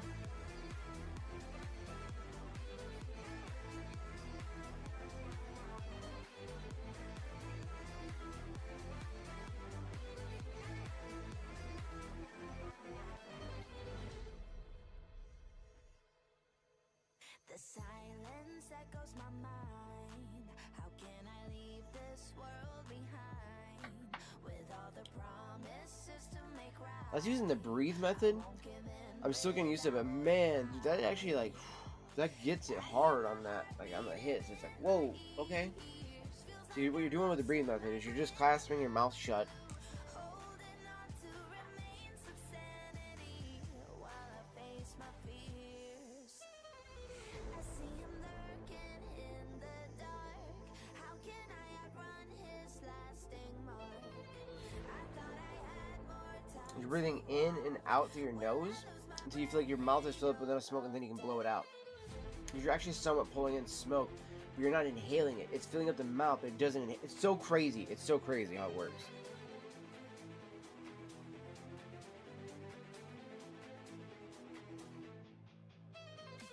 I see him lurking in the dark. How can I outrun his lasting mark? I thought I had more time to walk. Will I lose my breath, angel of death?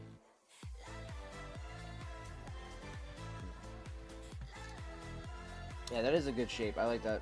I'm trying to find other ideas too, but just like to show you guys, like this is just how, like their style of pipes are, man. They have some really cool looking pipes. Peterson does a lot of, really nice. Oh yeah, you got like terracotta ones and stuff like that. Like there's just a lot of their stuff is just very well handmade. Now the thing is though, is that a lot of people will say that they've had issues with some of their pipes and stuff like that because of XYZ reason, and I think that's because again they're making a lot of pipes. Eventually you're gonna have some mistakes here and there versus like a Dunhill or Costello or a Sir Jacopo.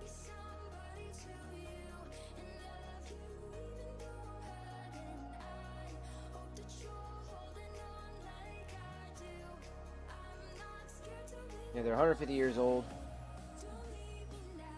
I will say, yeah, they got a lighter that is a mimic of the Old Boy. The I Am Corona Old Boy. Where is it at? Ah, yeah, right here. $104, but it's like one of the last ones you'd ever need. I'd love one that has the pipes on them. That'd be dope.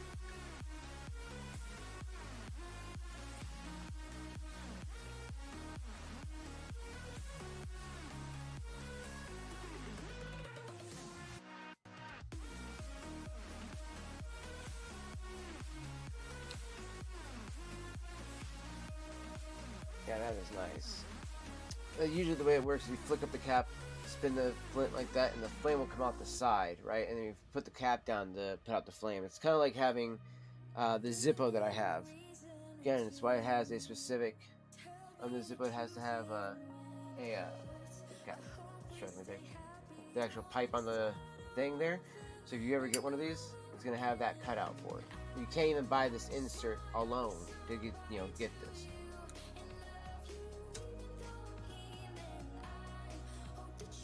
But that's how it works. So you hold it sideways instead of holding it up like that, because when you're holding it up and then trying to tilt it, it can kind of work sometimes, but you actually really got to tip it almost upside down and really get the flame in there sometimes. And that does not work with a Zippo that's not designed for that.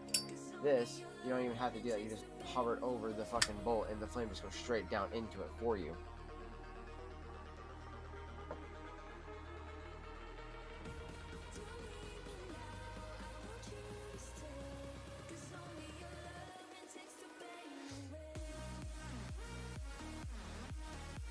So that's why I do love the ideas of some of these pipe lighters and stuff. Mid is because it's that idea of like you buy it once, that's all you're ever gonna need to buy. You know what I mean? Like that one time, and they're gonna be good when it comes to those type of lighters. I do love their chamfers too.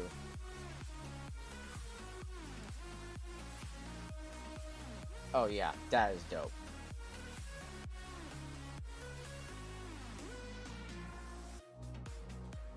Those are very dope. Now, when it comes to like some of the other pipes too, another company that I would recommend would be like Nording. If you really want to spend the money, right? If you really want to spend the money on a pipe that you know is going to be fucking solid, oh yeah, you could really go the extra money and decent like this. The Nording Extras, all of them are going to be, you know, like handmade, freestyled, completely different. You know, each one is completely different than the rest of them. You know what I mean?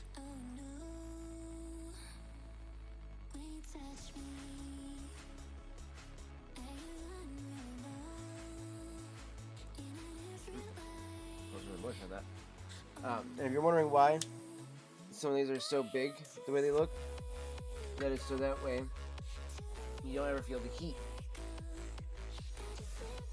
You don't want to feel that heat on your hand.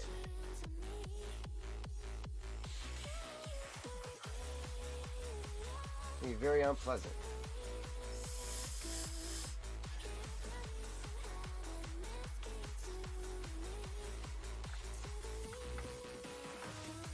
That's why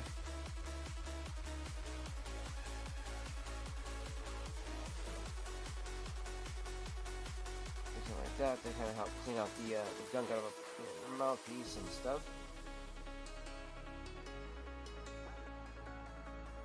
And keep that from being the case on the spinning part, but on the heating part, if you smoke really nice and slow, ideally you shouldn't deal with a lot of heat.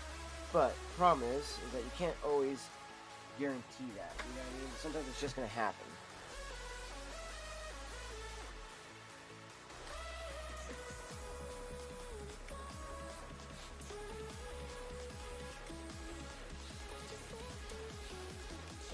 That's what was going up in the pipe, pretty much. That's why it tastes like nasty shit.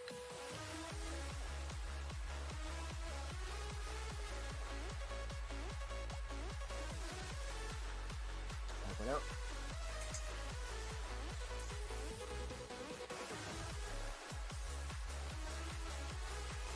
It's already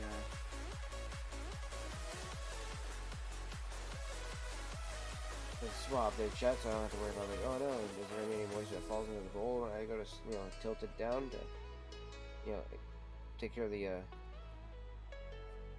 ash that's in the bowl and stuff like that to try to stir up the bowl like this. So nope, don't have to worry about that because I just swabbed it out. There was no moisture in the actual chamber, but it was all in that part of the shank.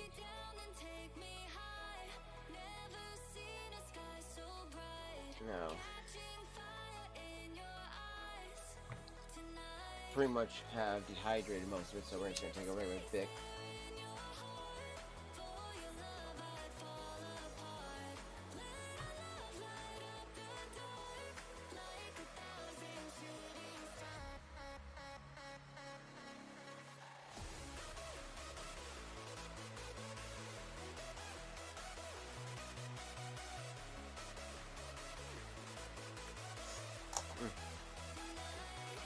Yeah.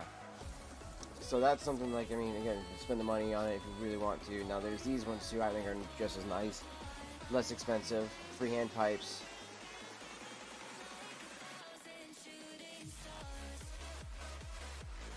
And they're great for a clencher. Great for clenching too.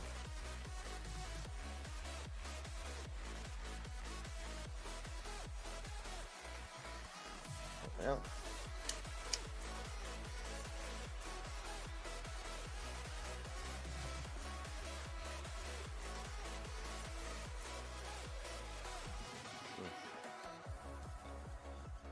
That coconut is coming through so strong.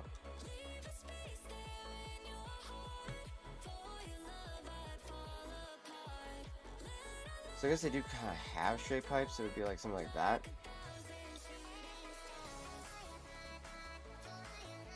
Very interesting design.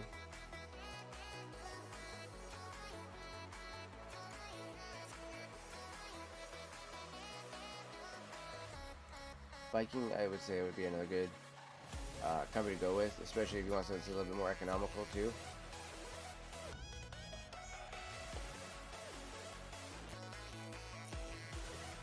That's where these are some of the nicest ones right here. A Rhodesian bowl.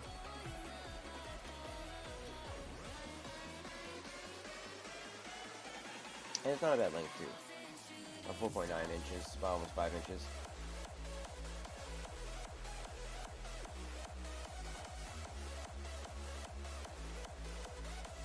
Pot.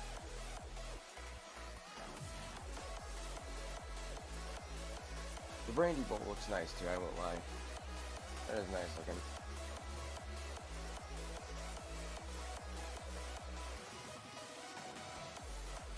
Now this is what the Savinellis look like. These are Italian-made pipes right here, chat.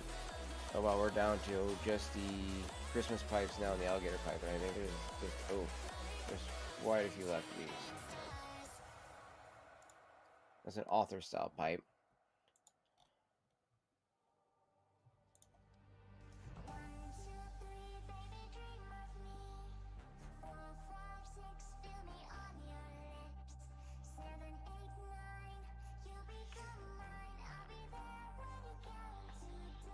I definitely think that would be an interesting smoke right there, chat.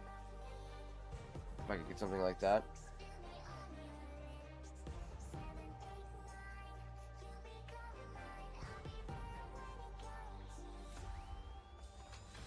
That is for the Christmas time of this year, though.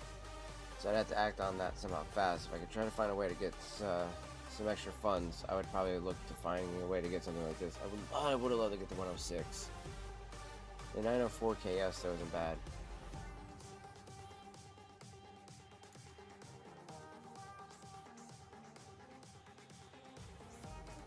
I mean, I wouldn't mind having an author pipe of a Savinelli either, though. That way I could have a Barricini author pipe and then the Savinelli and compare them head to head to be like, which one is better?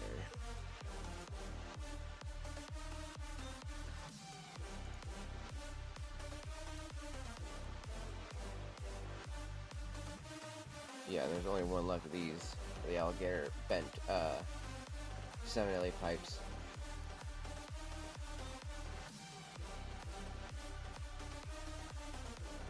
.2 inches. It's not that bad.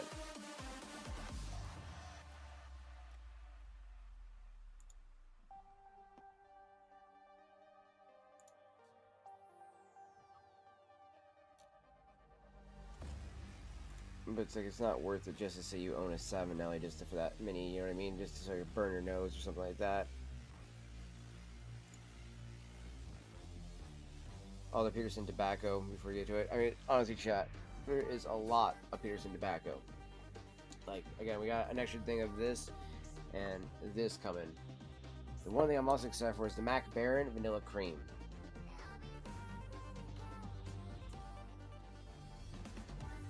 This is also how I got the Hyde Park with the Connoisseur's Choice chat, was because I was like, oh fuck yeah, it's called the SC Rum, it's Battle of the Blends.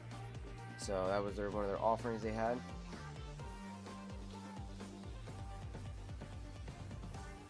Oh yeah, Sweet Killarney, I got 2 of these already, because this one is so good.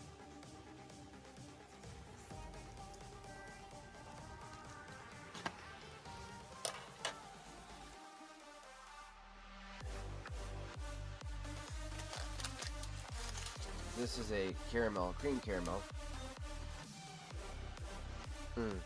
On this one, and oh my gosh, dude. And it's got some red Virginia flake added to it as well, mixed in with the ribbon that's in there, and it just comes through as such a delicious taste too. So I'm so glad I already have an extra 10 of those too. Just like I already have an extra 10 of the Smooth Sailing from Ashton.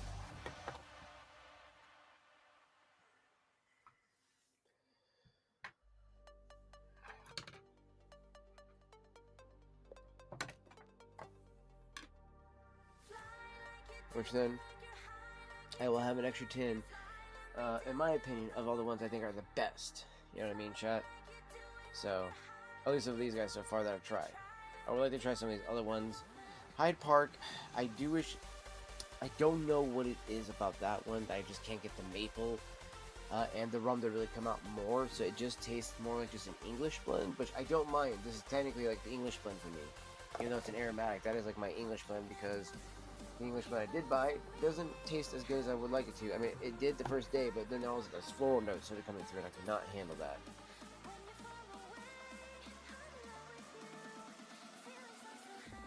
So yeah, they do have their tavern pipe on here for $90, which isn't bad. They do have the dairy pipe on here. Oh, they have the 106. They have the 106 on here for 101.99.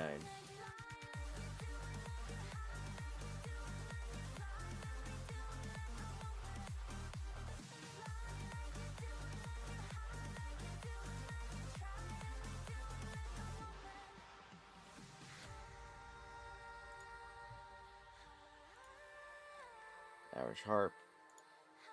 Yeah, the 106 fishtail. Let's see. Oh, nope. And there's also some Rhodesian ones left. The Rhodesian paneled shank is so cool. Yeah, it's just a billiard on that one. And then the dongle Rocky pipes.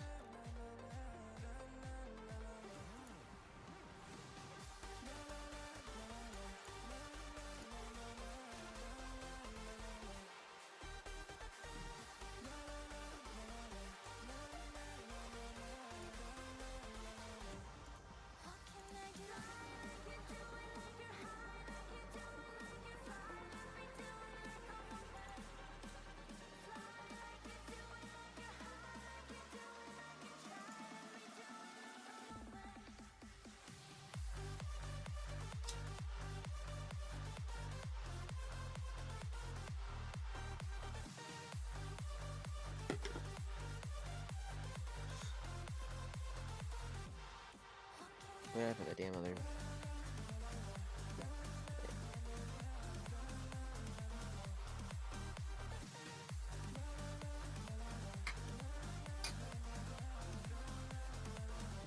I know they have a nice restock after the holidays, like after Christmas time, but damn, dude, the fact that they're already almost out of a lot of shit for the holiday.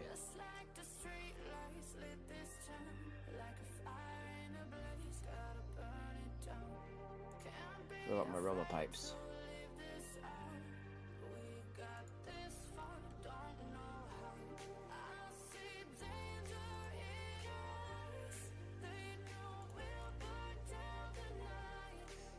I got those still in stock, which is good.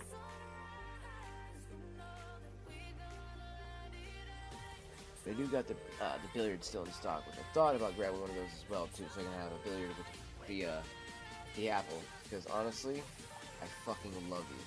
I don't know why. There's a lot of people like Adam from Get Piped, and a few others are like, oh, church wardens are just kind of like impractical and stuff. I'm like, really? Like, are they really impractical for people?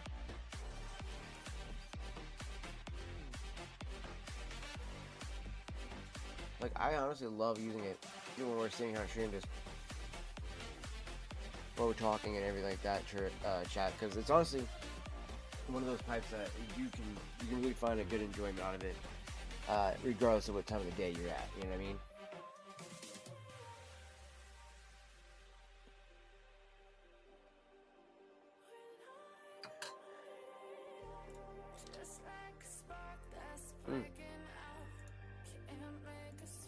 You also got the Dublin bent.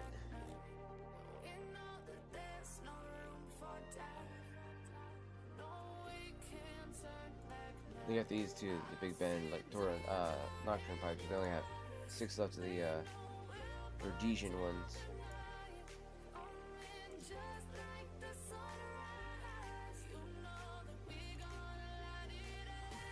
Let's see here. He has the pipes.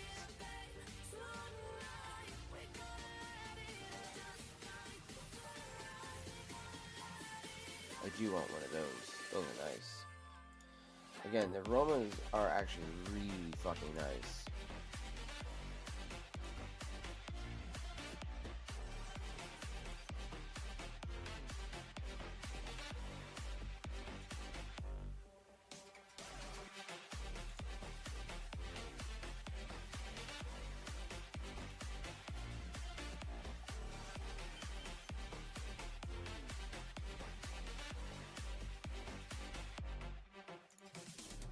would probably do that. I'd get one of those as well. And beer scenes, man, I'm loving the pipe on that as well. It's such a nice pipe.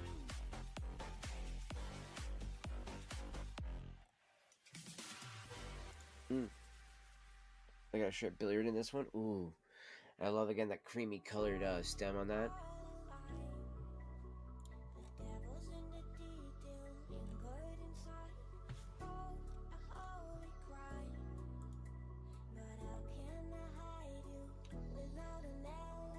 These you can get for free though, and if you do the whole buy deal, where it's like, oh, you buy one, or you pay for $90 and you get one of the pipes for free.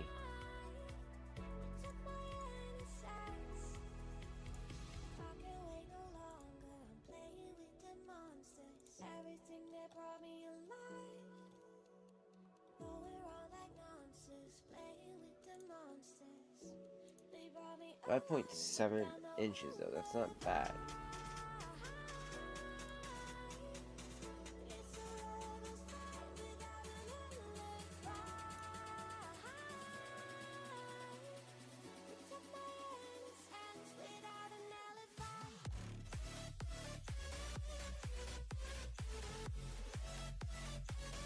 That's what they were showing us, the author pipe. I was like, that one's the one sold out, but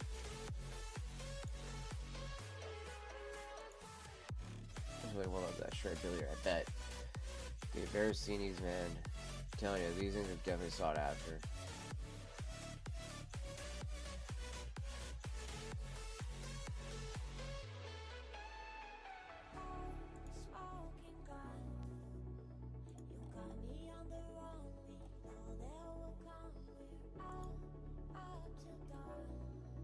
Like, why the hell is that not being sold more? You know what I mean? Like, that's a fucking solid looking pipe.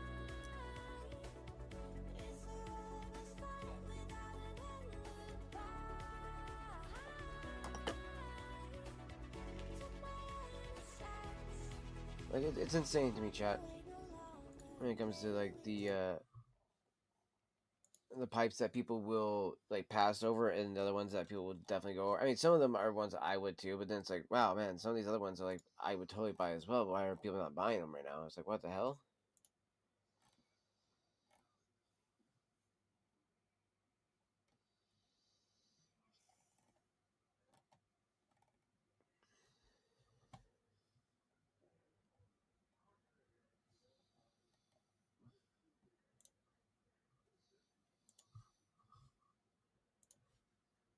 These are nice pipes too. I do like the crown ones.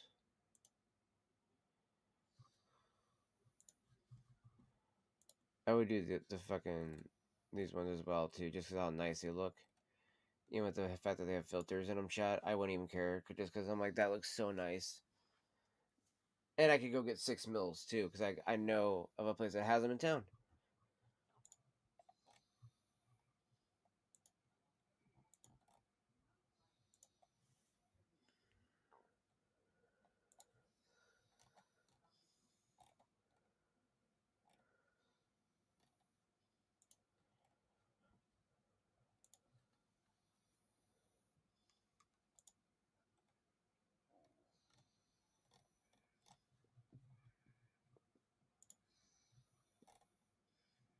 The hobby blocks are another nice one too.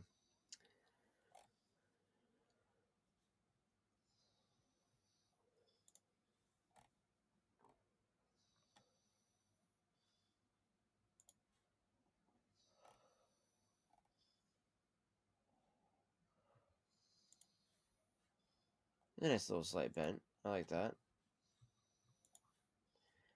I just wish there was more pipes like this sold in like this town, because quite honestly, chat, we get one selection, and it's those TPE pipes, and then some German briar pipes. Some. It's like, dude, can we please get better selections that come into this town?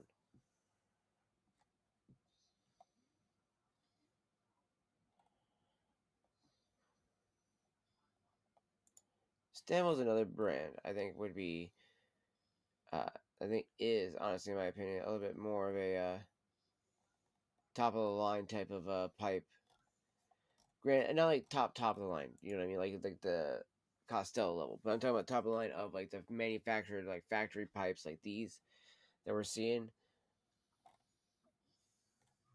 And I know you could argue that, like, well, yes, but they have factory pipes too, though, or those are considered factory pipes too.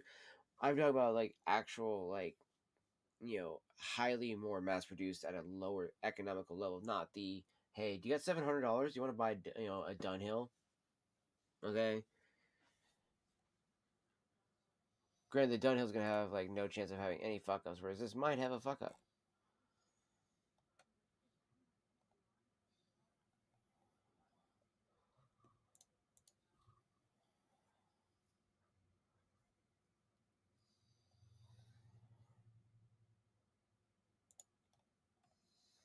I honestly really like the HCA one a lot. On that one, I would honestly rock though the Church Warden stem on it a lot too.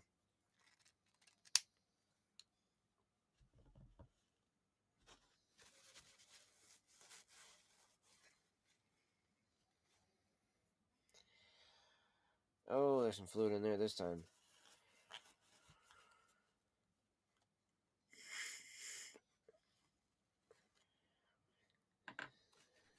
Okay. I know some of you are probably wondering what I mean by that. So let me show you. That's what I mean by that. As I just pulled out of there.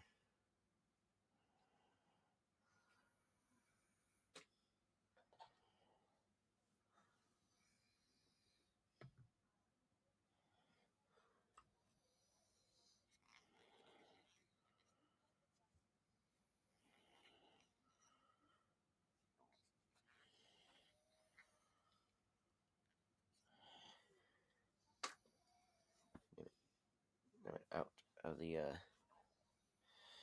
went out of bounds. I just bounced out of the trash can and it went behind it, so I gotta pick that up in a moment.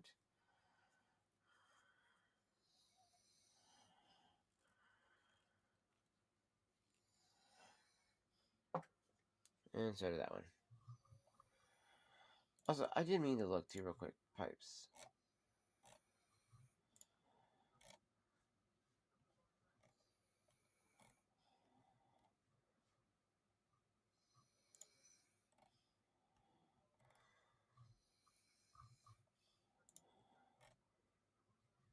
Oh, it says acrylic. I felt like this was actually vulcanite because I thought I saw it like doing this oxidized thing on the bottom. Just the way it also kind of grips too.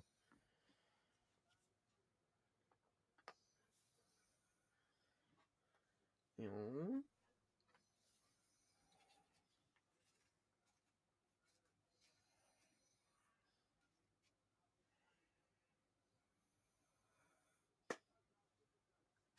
Ah, yes. Definitely was cached.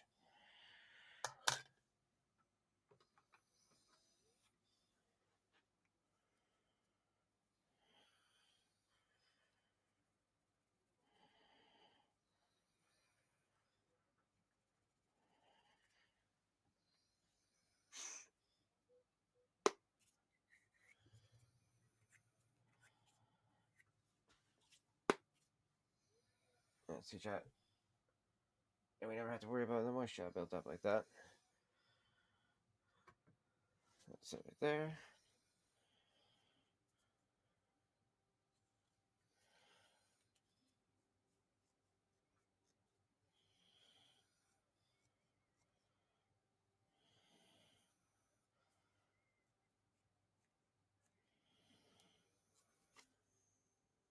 There we go.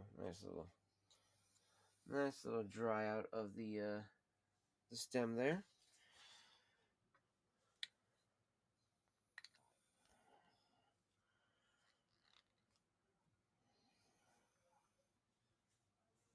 Bam. Okay.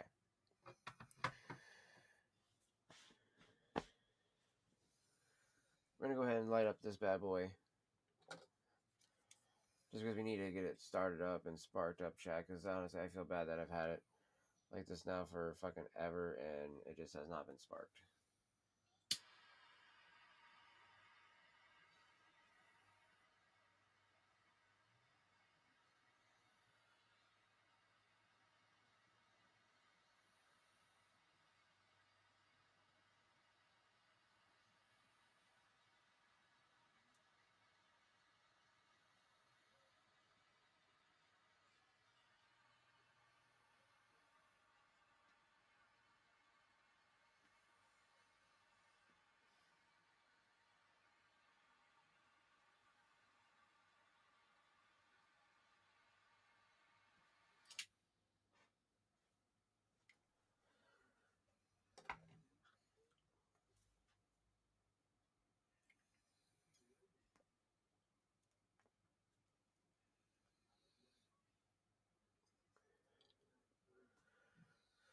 Gotta open the windows back up now. Okay, okay. I'm telling you, even though it's a little bit drier, it's not bad.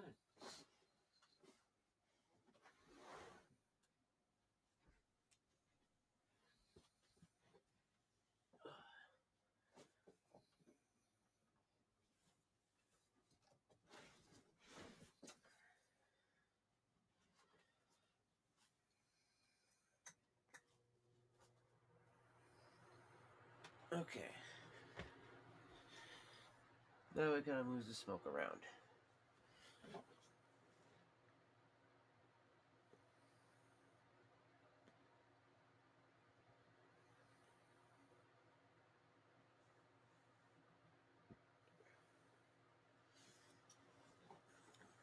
Okay.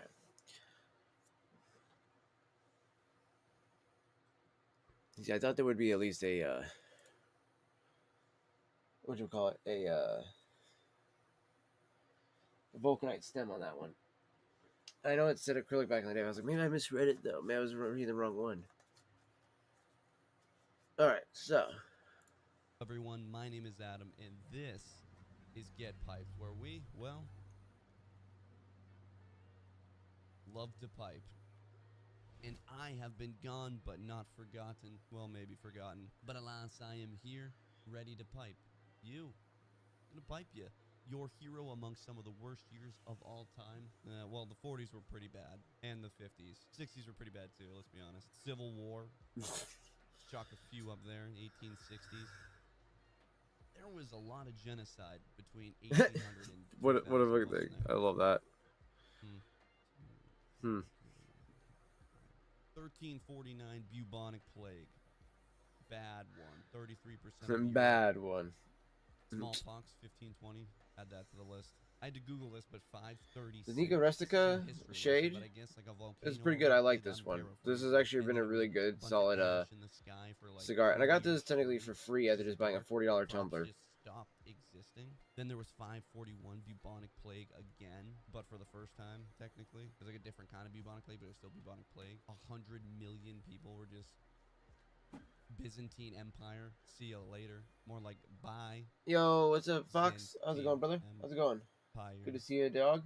Okay, so 2020, 2021, kind of not the best years of all time ever. Say top 114 worst years of all time. Definitely the worst in the past decade.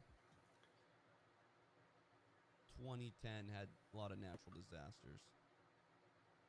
Top 115 worst years of all time, but I am here, your hero, your recluse rising, and it's piping time. Today we're going to talk about how to actually smoke a tobacco pipe. Now, while my channel is quite small, I've had a number of people reach out to me and be like, hey, how do I do that? How you doing today, brother? How we doing? Well, first you should put the thing in the pipe and the tobacco and a little smoke, and it matches, not a torch. It just didn't pan out. So we're going to make a video on it, and there's a dozen other videos you can watch. This is just the millennial annoying shite joke version.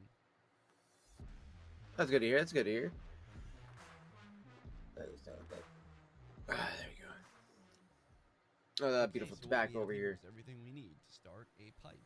A fine tin of tobacco, a sweet leather packing dish, a source of look at all this tobacco over here. Best, so beautiful. And by best, I mean worse. I'm not even joking. Matches can yield a great smoke, but they're kind and of we got my tamper in the middle, got the pipe tool on the left, or a check tool, whatever you want. All these beautiful cigars in the cigar box. And then there's ye old thumb. And with all our stuff and things, we can now pack the pipe. There are several different methods that can be used to pack. We got a few different cigars in here. We got a porcelain down there, and a My Father Maduro. We got the Decino. We got two Charter Oaks, one Lonsdale, one Maduro Grande, and then we got the Zarahemla in there. To ensure my piping to you, make sure you hit the so we have a total of several videos covering all the different methods 4, of 5, 6. packing. 6 cigars left. Oh, and the other 2 FSLs in there. So 2 of the other Nica Rusticas. So we have that, and then also got more tobacco over there too. We'll check out the funny names. We'll compare them, the performance, the time, the speed. We'll do all that stuff. So make sure to hit the subscribe button. But for now, I'll show you Old Reliable. Packing a pipe is a delicate process. It can be rushed, but that would require some skill and a great deal of experience. I find that's how you first open up a tin. Ladies and gentlemen, namely the most most experienced that it's not only wisest, but best. Oh, that's crazy. That's a Pipe crazy thing. slowly and deliberately. This piece is an integral component of what I call the ritual. Copyright that. Yeah, write that down. That could be our thing. He's such a dork. That could be our thing. Copyright Bro. If you've seen my earlier video on why you should smoke a pipe, I go in length about how pipe smoking is more of a process. It isn't necessarily just about the physical act of smoking the tobacco. Now, it can be for some people, and that's fine too. But rather, it begins with selecting your pipe, choosing the tobacco you want to smoke, a good drink to pair it with. Then it goes down to the packing of the bowl, lighting the pipe, smoking the pipe, your breathing cadence, the cleanup and consolidation afterwards, and then thinking about your next smoke. What I'm getting at is this should be an enjoyable fragment of pipe smoking. And this is just my opinion. 100%. And if you disagree, you're wrong. Sorry. On to the method. Now, I've heard a ton of different names to call it. Call it what you will. I've heard the sprinkle method. I've heard the level method, layering method. It incorporates parts of the Frank method. I call it the gravity method because gravity makes sense to me. Call it what you will. There's no book. There's no tome. You can call it whatever you want. Gravity method, though, that's cool, right? Can we copyright that one, too? Yeah, hey, add that one, too. Add that one, too. Put it to the list. Things you gotta copyright. I don't even know how copyright works. The idea with this method is you allow gravity to assist you with your pack. Pack is kind of an aggressive word to use. It implies that you're kind of stuffing the tobacco in there. Whether a deliberate approach or a rushed approach, it has to be delicately packed. But come on, I'll walk you through it. First, we want to loosen up the tobacco, breaking up any clumps or packing from the tin or bag or jar, whatever you got. The edge on that one was just not wanting to be even on there. Tobacco is Because too moist, it was because the you're fucking gonna wrapper get was that. hanging off of it. Oh, wise pipe smoking man. How do I know if it is too moist? That comes with experience. Aromatics, however, do typically ship moist, often too moist. This will ultimately make lighting the pipe and keeping the pipe lit rather difficult. It will also lead to accumulation of moisture into the shank, which gets you like this unpleasant gurgling experience. It sucks. There's no other way to put it, sucks. On top of that, overly moist tobacco typically fails to yield that flavor profile that you're looking for. Every single type of tobacco, whether it's dry, very dry, extra dry, very moist, kind of Yes. every single step of this spectrum has a different flavor profile. It's a complex world, okay? You'll learn. Scary Okay, moment. but if your tobacco is too moist, you'll just feel, you'll know. Like one, I'll you need can't a- light the damn thing, and if you pick it up and it's like goopy, I'll need to squish be it optimum. together and, like, it Fuck, I stays forgot. really stuck I together. need to It's rewrite moist. that. You know what What I felt on that moist one there. levels are. Spread it I all need over my the plate, or you can keep it in the tin. I mean, tobacco not as book out. optimal, Which but pipe cigars? There we go go. and let the Red air one. just kinda dry Red out. one is What's the cigars. pipe man? How long?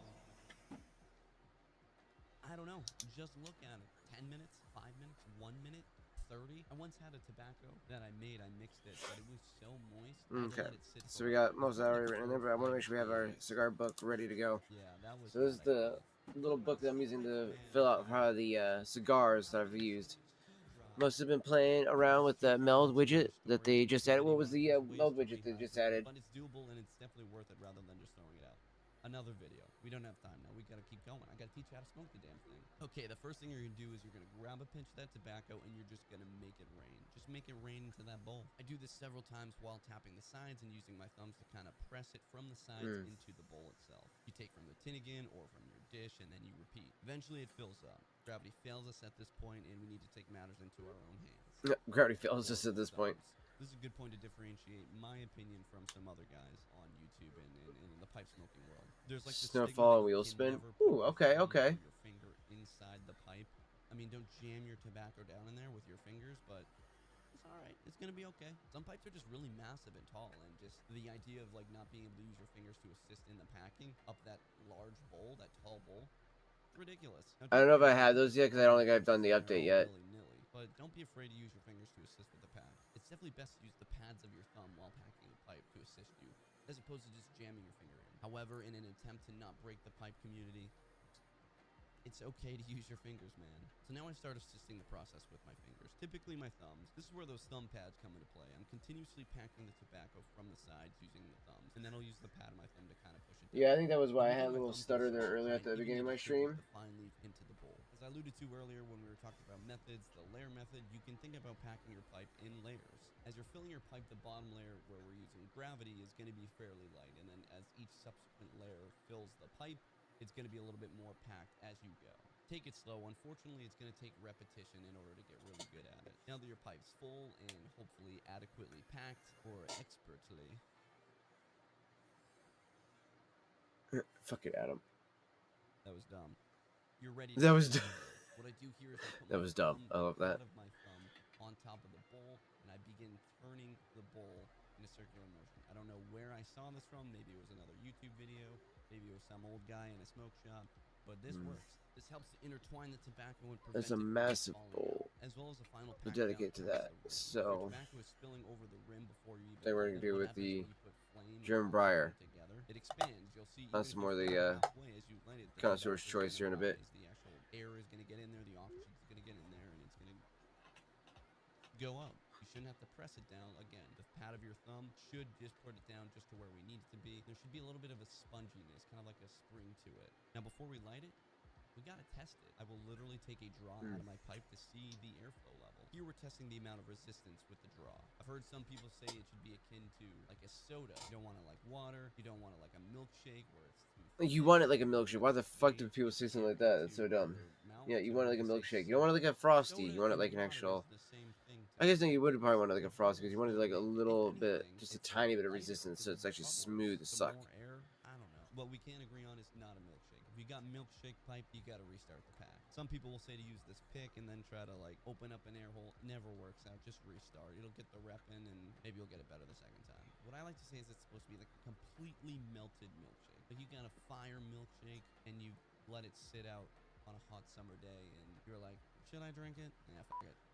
So there's a little bit of resistance, but not too much. It goes in smooth. That's just like your pipe tobacco is supposed to be.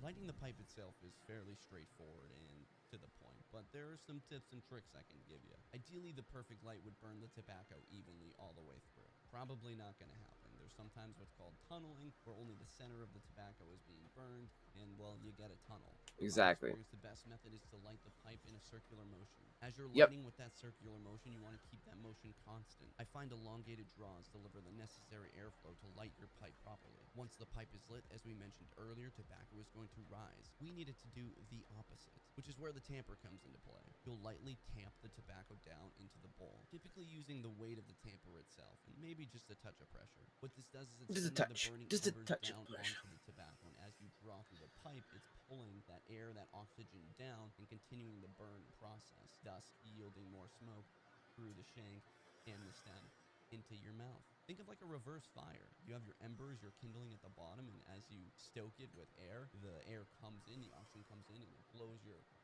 fire up. It's like that, but reverse, upside down, in your pipe. This first light is often called the charring light or the false light. When you initially tamp down those embers, just because the fire hasn't been going long enough, the embers typically go out, your pipe goes out, and you'll have to relight, which is called the true light or light number 2.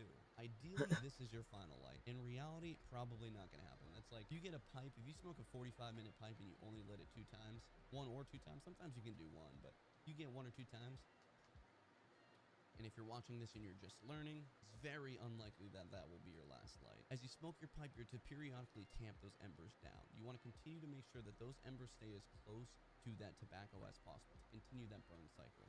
If That is true. there's space in between there, your pipe's going to go out. If you neglect to tamp, too much ash and oxygen will accumulate in between your embers and the tobacco, and your pipe's going out. We want to keep the fuel going. It is a very so tamp smooth the cigar. tobacco. It is a very. Smoking I guess I can agree with it. This is mild and mellow because I was like, well, it's very full bodied though. And it is full bodied in the right way without it being like, oh god, that's so strong. It's like, oh, that's really pleasant. That's really nice. There are no rules here. Not a big rule guy. Pipe The is room yours. note's really As your pleasant mouth on it serves too, the chat. rest of I the really like sweet, that. rich flavor profiles of the pipe tobacco. You'll feel enriched, but spare yourself from haste. If you continue to chase that flavor, that wonder too fast, you'll only get diminishing returns. Essentially what happens is the smoke will begin to conceal the flavor of the actual tobacco. If you're puffing too fast, that smoke will begin to conceal the flavor, and the heat from the pipe will either, one, harm the pipe or maybe even your mouth. It is custom, it is key to smoke slowly and deliberately. To find that balance between air in your lungs and drawing from your pipe. We call this the cadence. I try to get at least 3 to 5 breaths of air in between each series of draws. I then might draw 2 to 4 times in succession before my next breathing cycle. Now, I don't have this engraved in the old stone tablets, but it's just... That's not a bad idea to think about. I don't think about this when I'm smoking, at least not anymore. When I first started, I had to tell myself to slow down. Just think to relax. Enjoy the experience. Yes, Use your nose to yes. smell the burning tobacco and your mouth to taste it. Take breaks and welcome in the fresh air in between. Throughout the duration of the smoke, as we discussed, ash will accumulate in your pipe. In order to keep that pipe smoking, you must periodically tamp those embers and ash down. You're to keep the embers as close to the tobacco throughout the smoke to allow that process to continue. If you tamp too hard, you'll lose the necessary oxygen to keep the system going. If the smoke begins to thin, it's time to tamp. If the smoke begins to feel hot, it's time to take a break. The process continues until that pipe tobacco is completely burned up, or you decide to... Taking a break, I think, is a very important, chat. You'll know the pipe is completely Honestly, it really burned. is. The smoke itself starts to taste like literal ash or smoke, or maybe just lacks any of the volume of those flavor profiles that you were originally getting. Should you feel you're finished before actually finishing, fear not. You can tamp it down one last time, pour out any excess ash. Truly, even a day or two later, you can smoke that same pipe, and the flavor is going to be different, but it still will be rather enjoyable. Yep, that is very true. Alas, our wonderful experience comes to a close. If you're cashed out or don't wish to smoke the bowl later, use your pipe tool or what have you to discard what's left within the chamber. Now, once everything inside has been discarded, there's a couple maintenance things you can do. Don't worry about it. The best advice I can give you right now is just to let the thing sit. Go put it on the shelf. Don't remove the stem. Don't mess with it. Just let it rest for at least 24 to 48 hours for it to completely dry. This is kind of like the guru custom to never smoke the same pipe within 24 hours. Or you can smoke it a couple times throughout the day, but then you let it sit for at least 24 hours. In my experience, I generally fail to adhere to that custom. I smoke whichever pipe I want, whenever I want. And there are implications that come with it. I'm not gonna lie to you, chat. It is funny too, because it's like, But for the most part, it's how's not... the family? The family's doing good. Marjorie's taking a nap right now. Sister was just playing on her phone and stuff like that. We just had dinner not that long ago. Enjoy the damn Grandpa from Working on everything on the house, really. Just trying to get everything taken care of. Hopefully get, you know, hopefully get my next check taken care of so I can actually drop the 800 needed for my my rent, and then we'll be solid until January. Then January pops around, and then we'll drop another 900 on that, and then from there, February is $700, so that's not that bad. So it'll be quite nice to be able to actually breathe for the first time again too in a long time. You know what I mean, chat? So it'll be quite nice to be able to do that. If you like the video, like it. If you don't like it, don't like it. Make me earn it. Please let me know in the comments. I do read every single one. If you have any questions or anything to add, maybe an insult, that's a great place for it. Before I go, if you want more pipe, you can check out my Instagram, get_piped. I also stream live. I won't lie though, I do enjoy my pipes way more than the cigars, especially when I'm trying to like smoke the cigar here. I'm like, you know, it's just not the same as my pipes. I enjoy my pipes way more than cigars. Like, I'm not even gonna lie, I really do. I enjoy pipes way more than cigars. I think cigars are fun with friends and other things like that, but other than that, it's like, I don't know, I'm not really enjoying my cigar as much as I would like to enjoy the cigar. So I almost feel like it's kind of a waste. Because I almost want to put it out, and I know I shouldn't. So I'm still hitting my fucking vape in between all that. That says something right there. MuttonChoppPiper. So he's got a video that I wanted to show y'all. I thought would be a good one there. It's crazy to see how much older he's gotten too.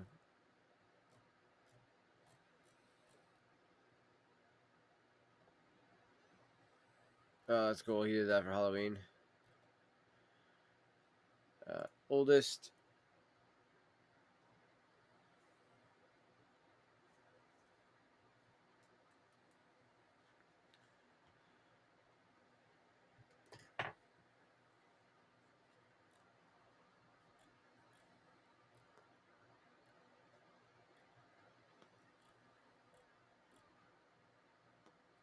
This is an important video, I think, for a lot of people on learning how to smoke a pipe for the first time.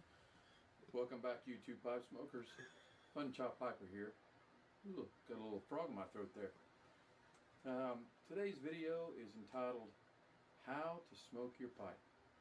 The cats are doing good, by the way. Pretty Actually, I meant to broad, say that too. Jimmy's Well, passed out back here. Bubba's went underneath the bed, and I've then been the other reading two a are lot out of there. the comments that have come in on my videos, and a couple of them were intriguing. One of them involved my alternative way to smoke, alternative draw method. There are a couple of my subscribers who have suggested a way that they smoke their pipes, and they've said that it has changed their life. So, changed the way their life when it comes to pipe smoking. So I decided to give it a try. Now this method is called the breathe method. And basically what you do is you breathe through your nose as you're smoking your pipe. So here's how you do it. I've got a pipe set up. I'm gonna show you how it works, but I'm gonna explain it to you first. Now I'm hoping that I've got this right. If I don't, then if I'm close, then please live with it. if I'm horribly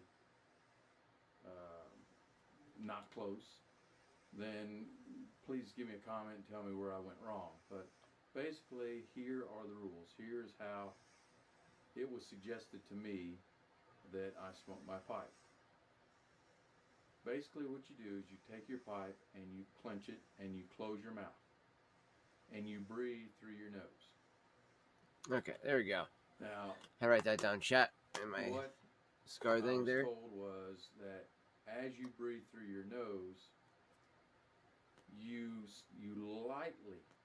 lightly breathe a wisp of air through the mouthpiece, producing smoke Okay. that comes up out of the pipe. And as you breathe in and out of your nose, smoke will eventually make it to your mouth, and then you blow it out. And one of the words he used, one of the subscribers used, was you massage the smoke, which means you take the smoke that's in your mouth and you blow it through the mouthpiece, back up through the pipe, and then you allow, as you breathe in, it brings the smoke in. As you breathe out, you just a wisp of air through the mouthpiece and goes out the bowl. So in, out. Now, when I first tried this, I was stupid. I put it in my mouth, lit it up, got the char light done, got everything done. Breathed in, breathed out, and then blew. Nothing came out. I'm like, this doesn't work. And then I thought to myself, idiot. You got to breathe in 3 or 4 times in order for it to produce enough smoke to get into your mouth. So I did that. I breathed in, wisp of smoke, breathed in, wisp of smoke out, breathed in, wisp of smoke out, breathe in, wisp of smoke out, and then I opened my mouth and blew. Sure enough, smoke came out. Now, I've been working with this method for the last few days, kind of refining it. And what I kind of have done is I have changed it just a bit, where I Okay, chat. Make sure I got the next page. as I Open up because I'm going to blow be doing that a second wisp page on that. One on the notes. of Taste and breath aroma. through the mouthpiece, I suck just a wisp. The in. aroma has a very nutty smell to it as So well. Very as I nutty, come in, woodsy smell, kind of almost like just oak. a wisp in, and then a wisp back out. So I'm massaging the smoke as it comes in, goes out, comes in, goes out, comes in, let it out. And for me, it really enhances the flavor. I get kind of a flavor buildup as it comes in. So I tried doing that for a while, and it seemed to work fine. Now, amazingly enough, this method cancels out a couple of things, a couple of problems I was having. And one of the subscribers that that suggested this method told me that it would eliminate these problems, and sure enough, it has. So when you clench the pipe and you close your mouth and you breathe through your nose, breathing in and out through the pipe, in through your mouth, it comes into your mouth. When you blow that wisp of air into the pipe, it keeps the pipe lit. It keeps the embers burning. So once I got used to doing it, I think I relit my pipe maybe once. Also, I was a wet smoker. For some reason, I'd get a lot of gurgling. I'd have to use 2 or 3 pipe cleaners in order to get that moisture out. Doing this method, I've not used one pipe cleaner. Not one. And I don't hear the gurgle. It's amazing. For some reason, Okay. closing your mouth either stops And that or their slows chat as down well. the saliva So again, we have process. this little notebook, least is for what me. we're adding these notes to as well So for let the me show cigars. you real quick As how I'm it's done. smoking the cigar, I want to be able to write down the notes I feel from the taste, the smell, the feel of the smoke as well.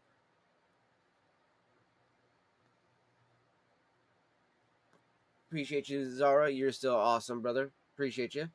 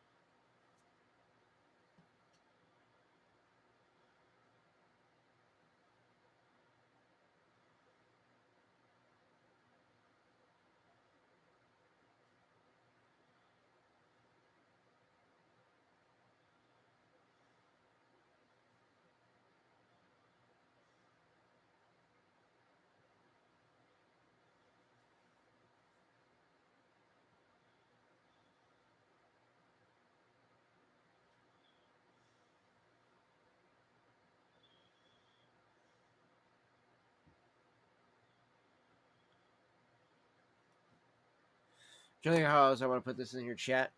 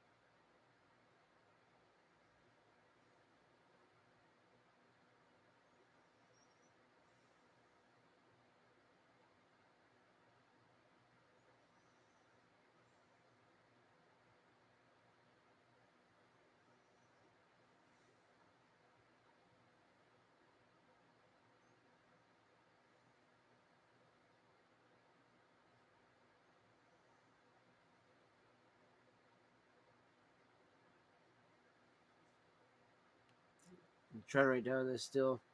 Trying to think what I want to put down for this on the tightness of this poll your chat. I think it went out finally too. Yep.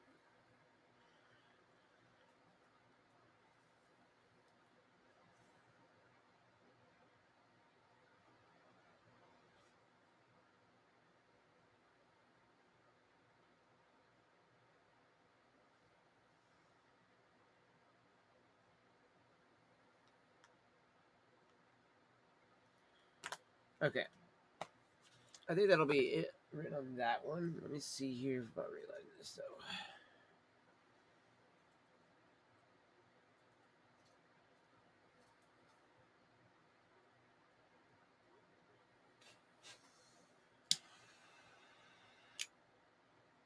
Actually,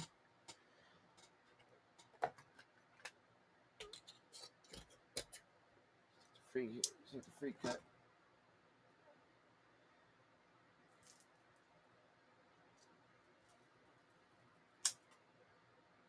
Ooh.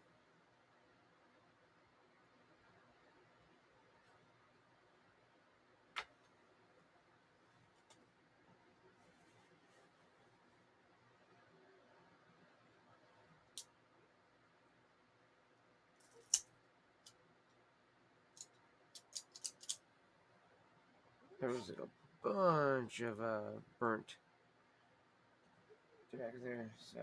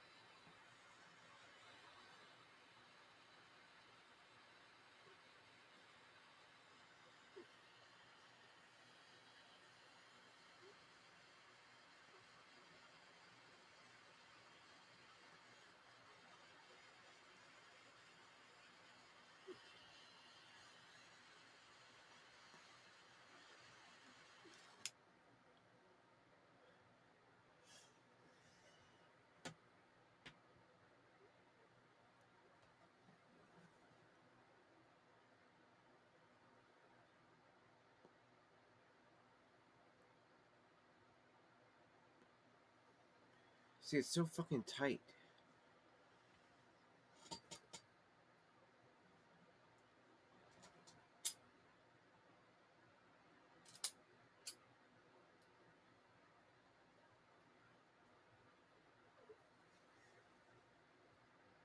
There we go.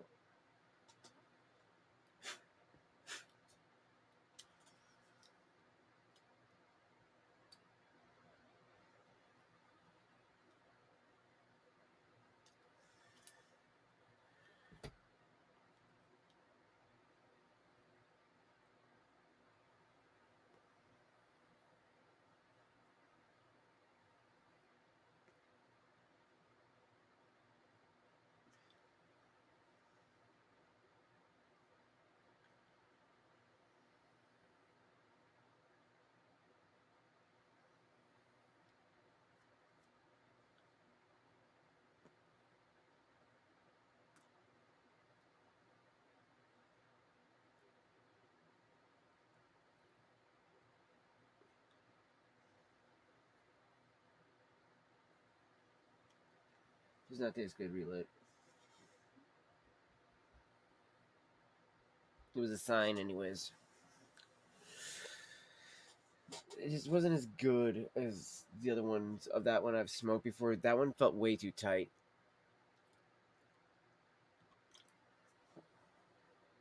It was also taking all the energy out of me too to fucking smoke that.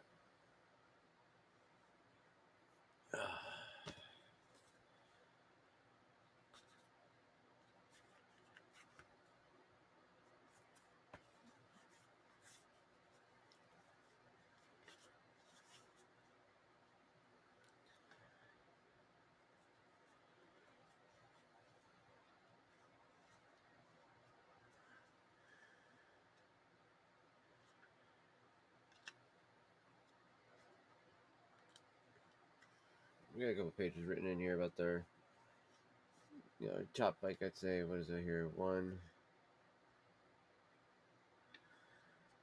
2, 3, 4, 5 pipes. So,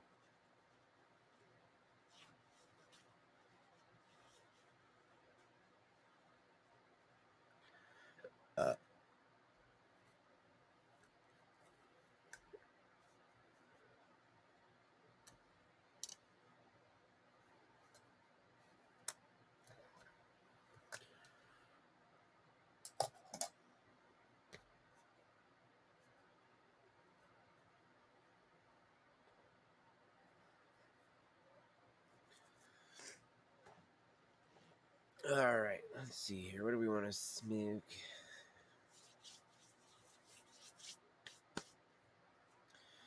I know what I want to do. Oh, that's right. We're gonna do the connoisseur's choice out of the German Briar.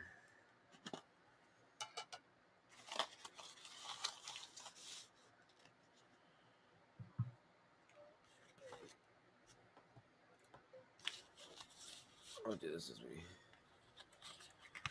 let's play.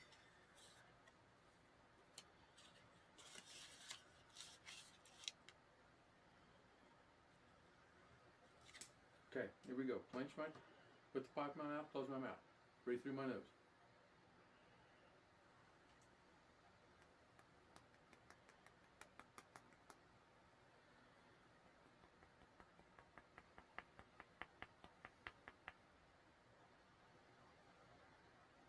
Knocking down some of that See the smoke? to loosen it up a bit, chat.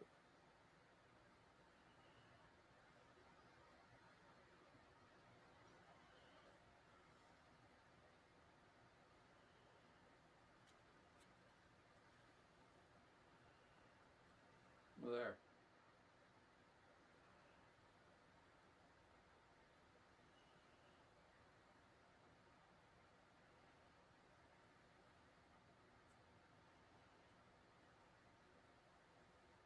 I get plenty of smoke. Now, I was kind of breathing hard to give you the idea of what the mechanics of how to do this. So when I'm just sitting, I breathe normally. And another thing that it cancels out is I no longer get a hot pipe. My pipe is no longer hot. It's warm, but it's not hot.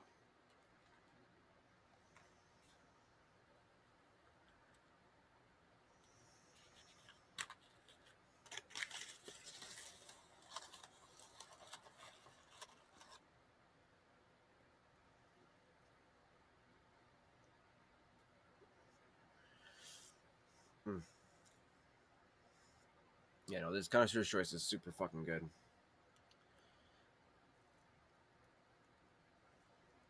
Also, I rarely get tongue.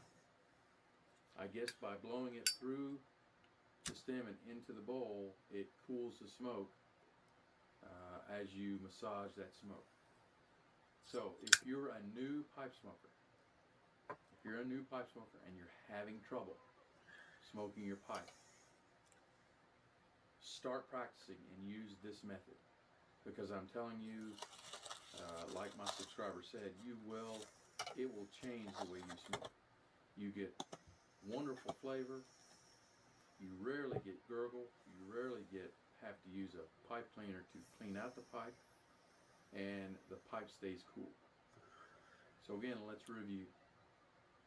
This new method is called the breath smoking method. You clench your mouthpiece, close your mouth, breathe through your nose 3 or 4 times. As the smoke comes in, you massage it and you blow it back out.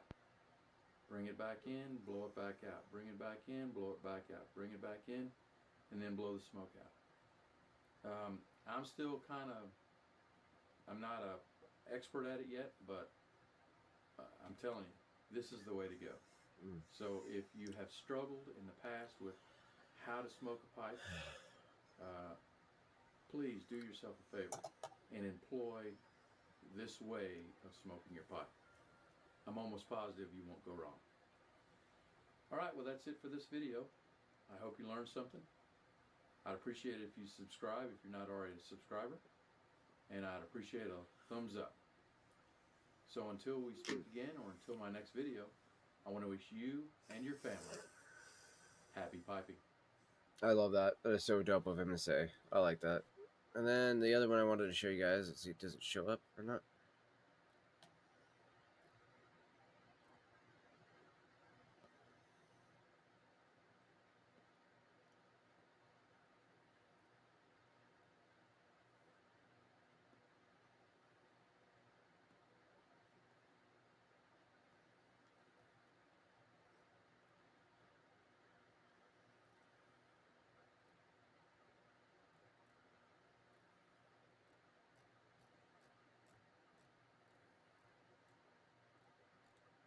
Okay, one second here.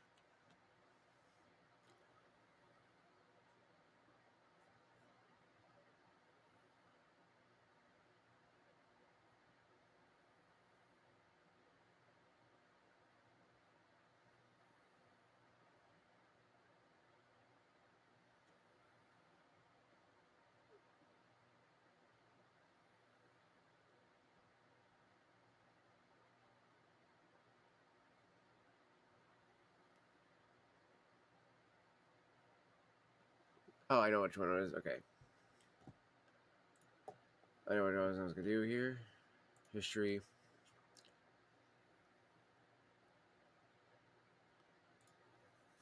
Hey boys, the old man here. Again, this description here is why I feel like I myself as well decided to start smoking. Now, granted, I didn't have the type of lifestyle that he has had. However, though, it's that how fast life has gone around you, then you want to be able to find a way to slow things down.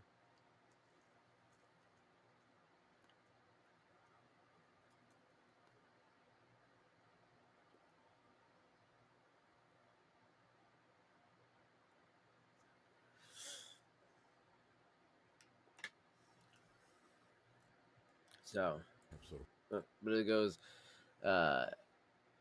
the saying about looking sophisticated or some hipster cosplay. This is about slowing the world down when it won't slow down for you. So in this video, I give you the real reasons this old firefighter still smokes a pipe at 56. It forces me to sit still, something the firehouse never allowed. The ritual beats the hell out of his cigarettes or cigars. He's not wrong, dude. Cigars, honestly, like I like cigars. Just don't get me wrong. It's not that I hate them or anything like that. I do enjoy a cigar. It's just not like I enjoy my pipe, man.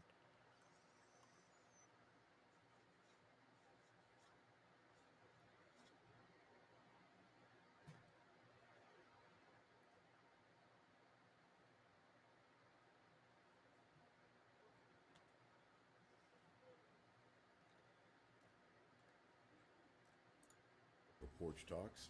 It's Tuesday, a little bit before Thanksgiving, 2025. So just kind of sitting here smoking a Rossi bent billiard pipe, red. It's absolutely beautiful. I actually had this tucked away. And that is a nice pipe. That really is. The other day. And so this is the second time I've smoked it, and it needs to be broken in a little bit. Smoking this Cavendish, this Saint Espresso Cavendish from Warp Tobacco or Warp Cigars. It's very, very good. It's kind of it does have a coffee kind of chocolatey taste to it. I like that. Toss some Old Man Copper Mountain Pine Beard Balm and Mustache Wax on me, so it makes me think of the north up in the mountains. And when you're down here this time of year, you know you don't any time of year you don't really get mountains in Florida. So have been asked some questions recently as to why I smoke a pipe, and I thought that was a pretty good question, pretty prudent. And so I'm going to give you some reasons as to why I smoke a pipe. And there's some obvious ones, and then possibly not so obvious ones. So first of all, why I like to smoke a pipe is nostalgia. Amen. When Amen. I was a kid, my grandfather smoked a pipe. My father smoked a pipe. And I hadn't even thought about smoking a pipe my entire life until maybe about 7, 8 years ago. And I was out with some friends.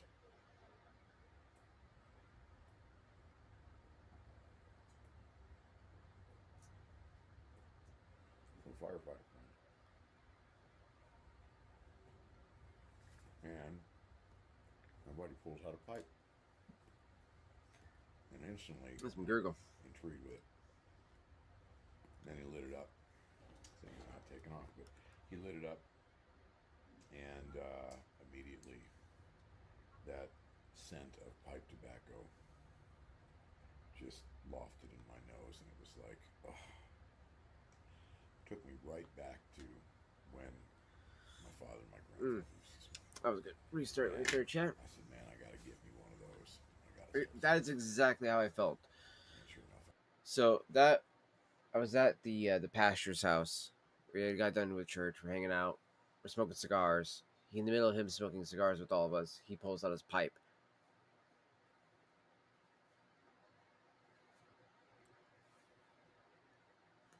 Now, it's nothing special or anything like that.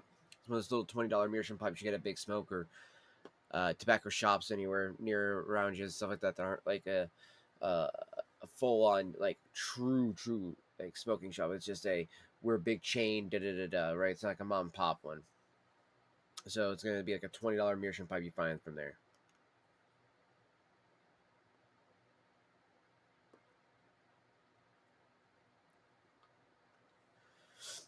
He loads up some pipe tobacco in there, just a little bit, and it was just enough that the aroma in the air was just like, like that right there over the cigars. I want that smell. Like I want to be able to smoke something like that. And then I remember when I got home that night, I was like, I have a pipe in my drawer. I walk over to the smoke shop, Big Smoke, and I go and buy some Lane 1Q. And I bought some Lane Very Cherry and a few other things. And I started smoking a pipe, and I was like, I like this. This is really nice. It's relaxing. It feels good. And then I started to dabble a bit more.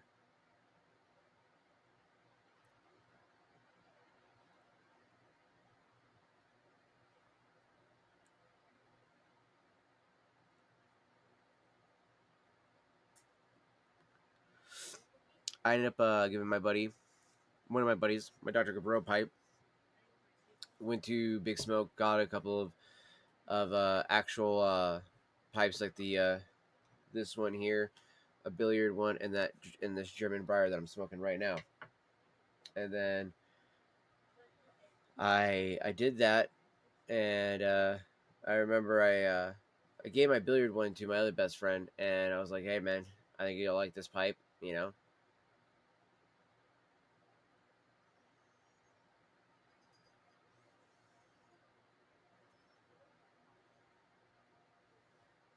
And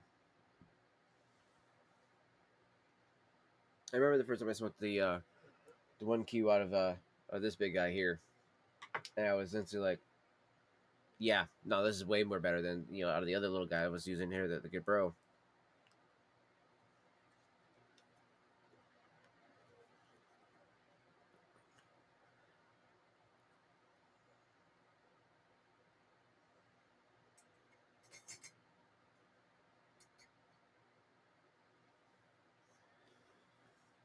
And I decided at that point I wanted to continue smoking a pipe because of how good it felt and how tasty it was and how relaxing I felt and everything like that, right? Plus, it's that aroma. The aroma is a huge part of it. It's really hard to describe the aroma and what it does, right? It's like when you have that aroma of a pipe, it makes you feel relaxed. It makes you feel actually like really, really relaxed and chilled.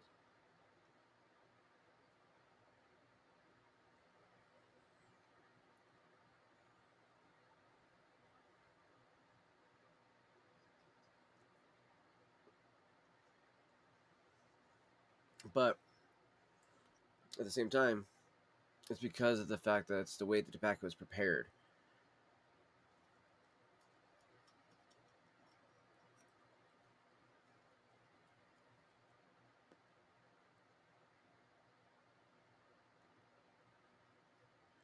Like, the tobaccos that are grown for pipe tobacco are just as good as the ones that are made for cigars. That's the big thing. The premium grade tobacco.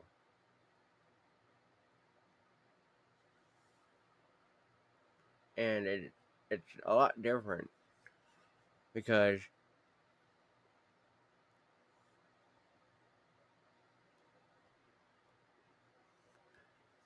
it's a much more methodical thing to smoke a pipe. It's deliberate. You are deliberately choosing to do something that is against the mainstream for a reason. And it's not because it's supposed to make you look cool. It's not supposed because it's like, oh man, it's a cosplay thing, or because you're a hipster and you want to try to do anything that's old school. Da, da, da, da. Like, and I do want that hipsters to know that I do appreciate them do smoking a pipe for one reason. It at least helps the industry stay alive. But I'm not doing it for those reasons. I don't care what everybody else is doing it for. I'm not. And I'm doing it because I enjoy smoking a pipe. I enjoy the actual joys of meditation and relaxation and slowing life down because I've not been somebody who does that very well. I've never been a good one at doing that at all.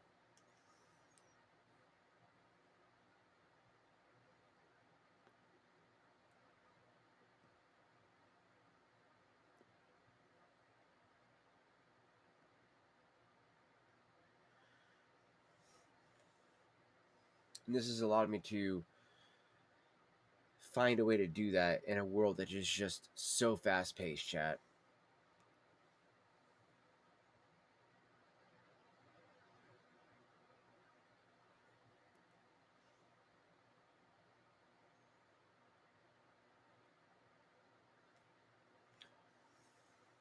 And it tastes delicious. It is very therapeutic. And I feel like it's actually enhanced the quality of life in a lot of ways for me.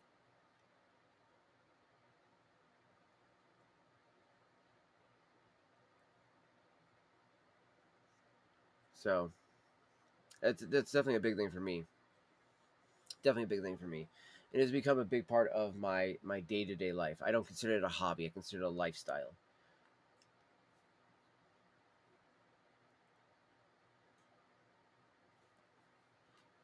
Like, this is just a part of me. It's a part of your character, and a good pipe becomes like a good friend. Something like this. You know, this guy here, or even my Berrettini or my Peterson. You know, all of these are like good friends of mine that I like to share adventures with and experiences with, and they're always there for me when I need them there.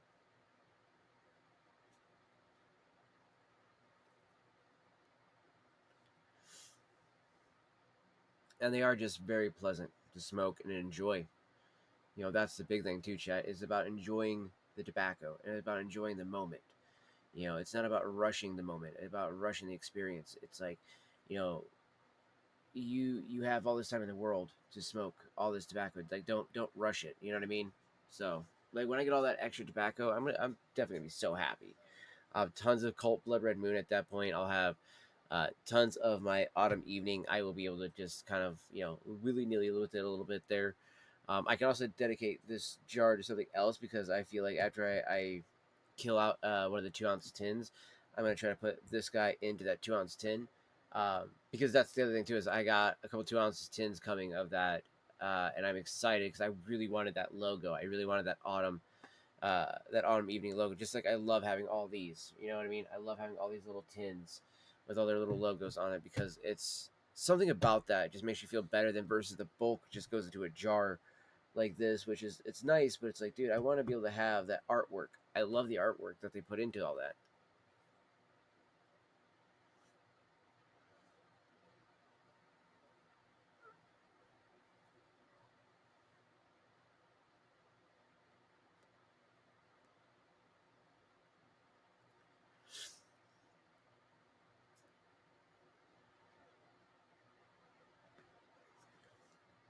That was dead and we brought it back to life again.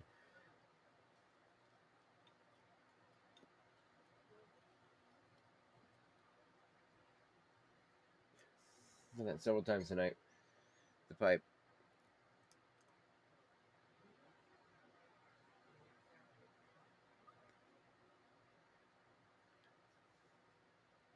And honestly, I gotta say, another thing that makes me enjoy pipe smoking is the absolute fun that it is to do.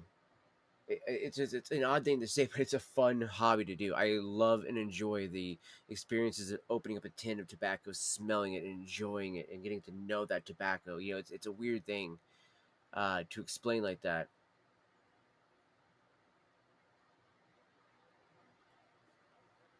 Like my boy Richard, here let me pull up a Vobes Show video because he does it best. He explains this best.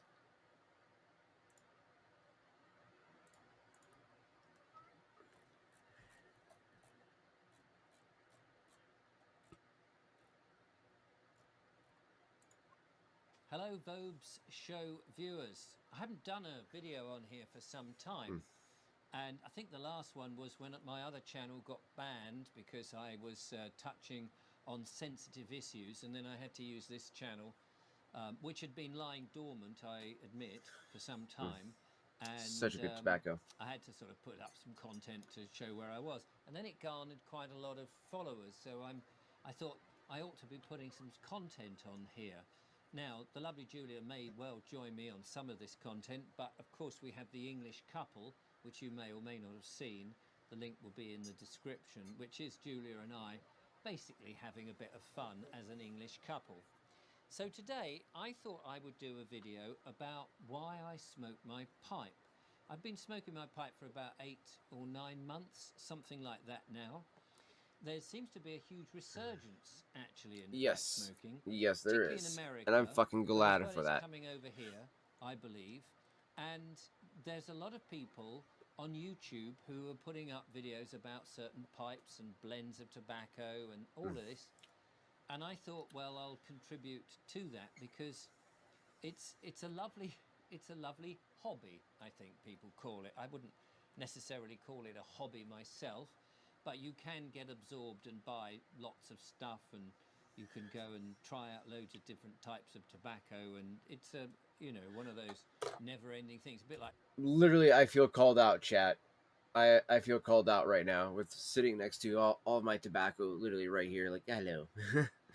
Like, you can't see because of the microphone here. Let me back this up a bit here, chat. That is all tobacco. There is also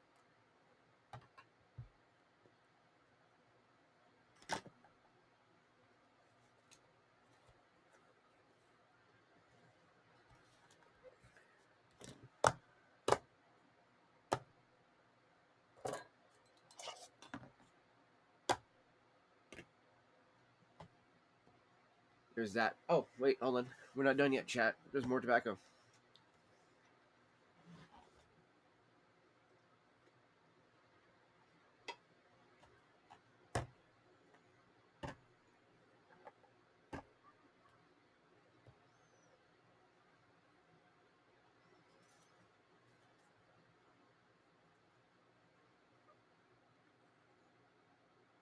Um,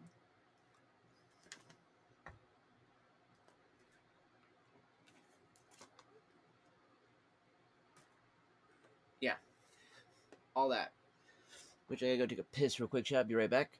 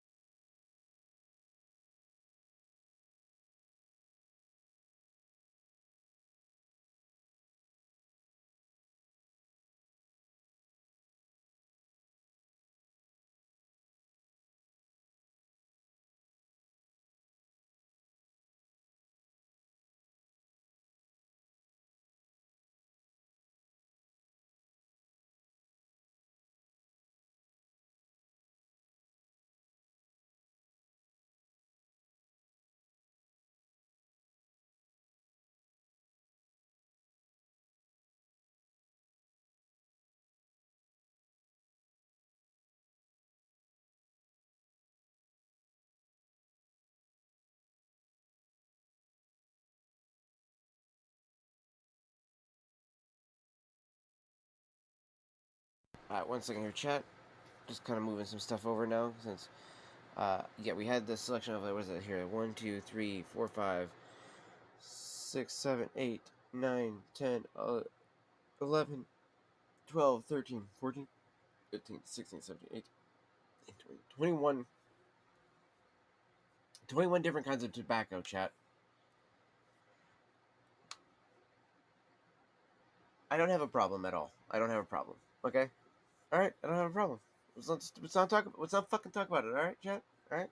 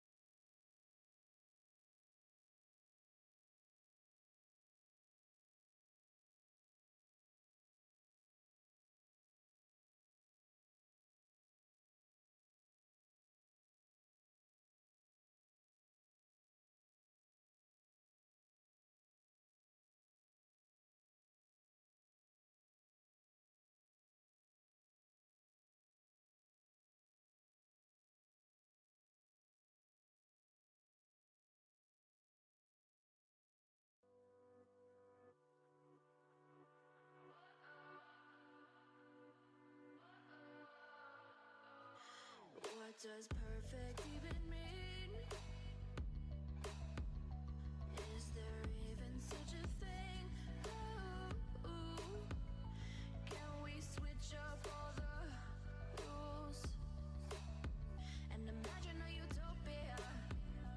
Darling, I'm just so fed up with these expectations. They keep weighing me down.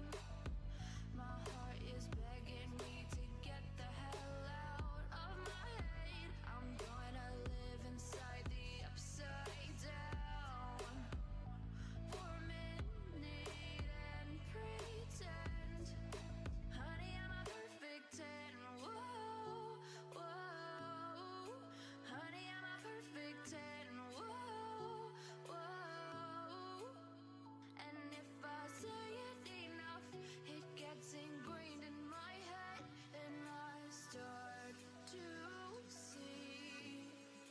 Honey, I'm a perfect 10. Honey, I'm a perfect 10. Whoa. Honey, I'm a perfect 10. Honey, I'm a, yeah. Yeah, I've discussed it with myself, and I'm disgusted with the way we're told to have a certain face, a certain weight, because we aren't pixels on a screen. No, we're human, we breathe. Every single thing we see curated, it's overrated. These expectations, they keep weighing me down.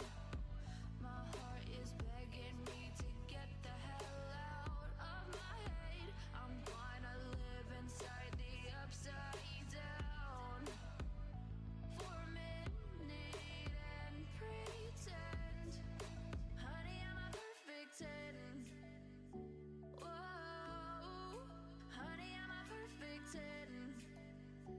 Whoa. And if I say it enough, it gets ingrained in my head, and I start to think. Honey, I'm a perfect 10. Honey, I'm a perfect 10. Whoa. Honey, I'm a perfect 10. Honey, I'm a, yeah.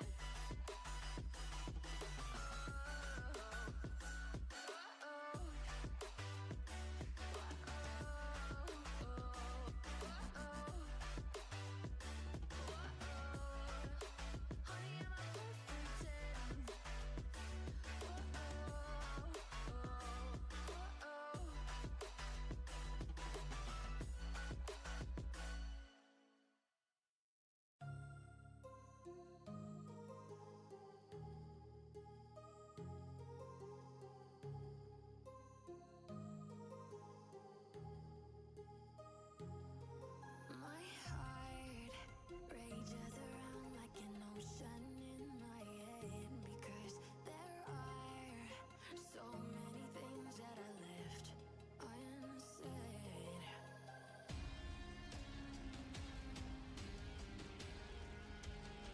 Okay.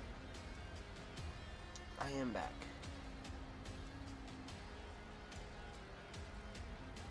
I can almost feel you walking distance, but I know that it's not reality. Like real ale. All right. There's so many real ales out there that you never know.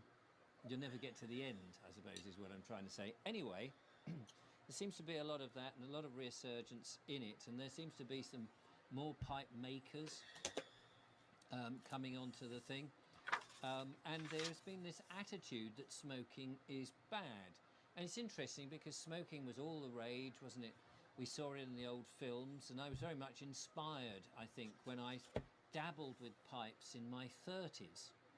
And I was getting, pipes and trying them out and sort of going, oh, yes, I quite like this. I like the imagery, I suppose, more than anything else.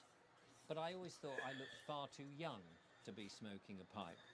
And of course, people have been smoking a pipe for donkey's years, all ages. There's no, you don't have to look old to smoke a pipe. That's a silly thing. But that was my notion. As a kid, I lived near a farm, and we used to go over the fields, and we would see in this farm all these old clay pipes that had been broken. And I could picture in my mind the plougher, the ploughman, with his horses and his plough, doing it in the old-fashioned way with a pipe hanging out of his mouth, an old clay pipe in, I don't know, the 1800s, whenever it was. And they would snap, and he would discard them and then get another one. They were sort of disposable pipes, clay pipes being the cheapest. I don't actually have a clay pipe. I did used to. And so for a while I collected up a whole load of pipes, and I've since lost them. I know they're in the house somewhere, and the other day I did have a route round, and we'll come back to that in a minute. But I was very much wary that smoking was bad for you, because there seemed to be a change in the narrative that in the old days, in the 50s, you know, you were never alone with a strand, and people would smoke this, that and the other. And it was encouraged, and of course the government was taking a huge amount of taxes on the back of people smoking, which they still do. But then about, I suppose, 20 to 30 years ago, there was this change to say, oh no, smoking is bad and you ought to give it up.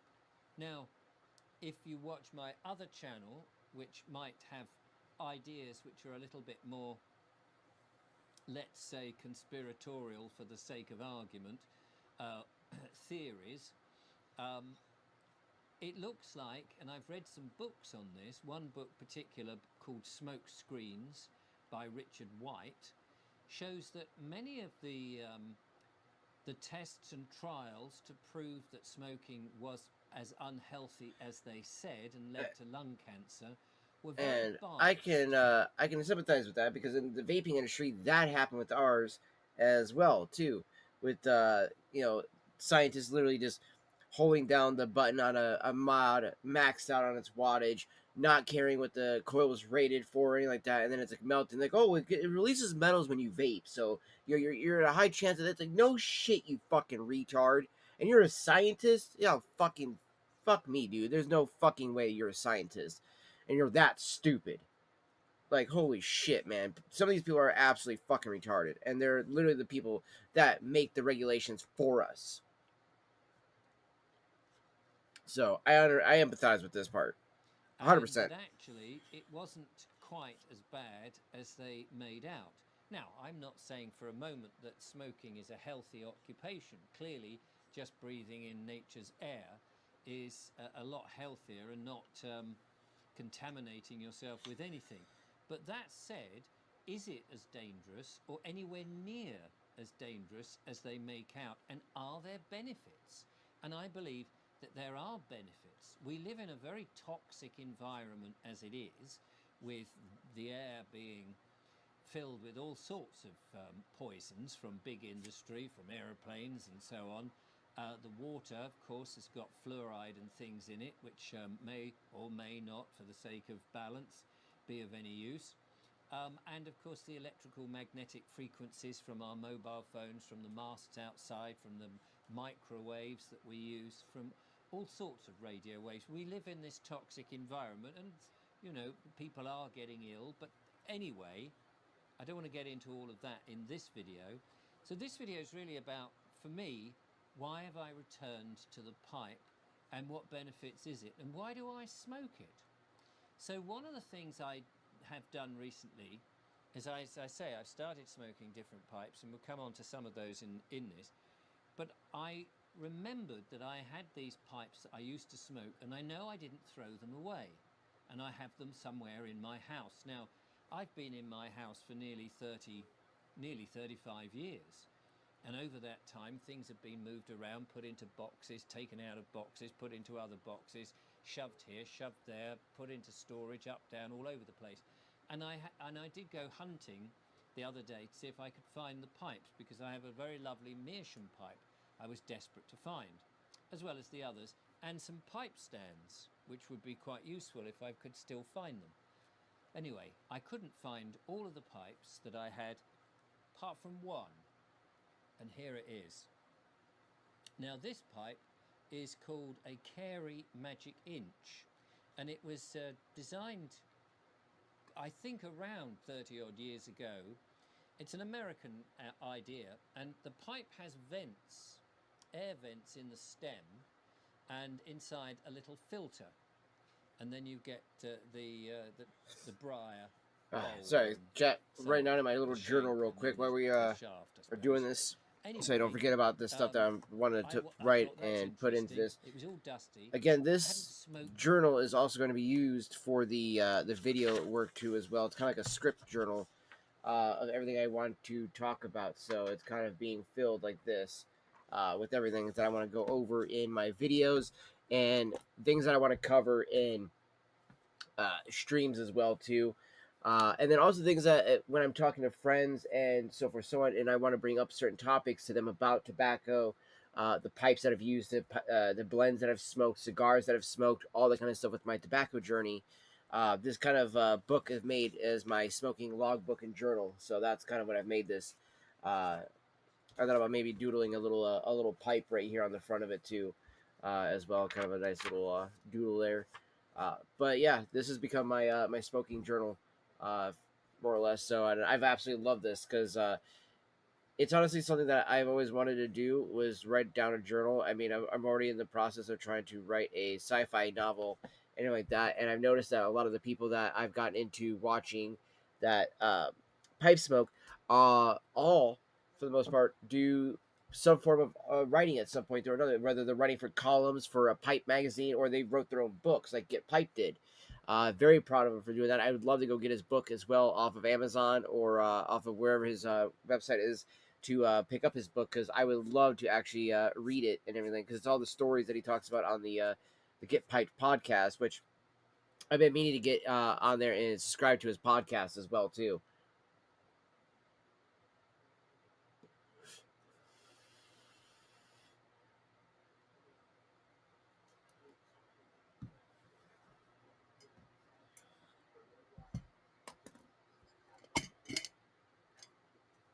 Before I finish writing my journal real quick, well, I'm remembering to do this. I was uploading something else in it. I was like, I remember I was going to load some of my 1Q finally actually in my Roma Roposo,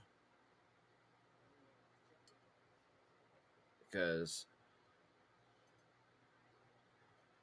I thought this would be actually a good tobacco to smoke out of the church warden here, chat, to really get a good idea of its flavor, its profile, everything like that, because honestly I feel like I've not been able to truly get its best profile other than maybe what I've gotten out of the Peterson, but I know that it has more to give me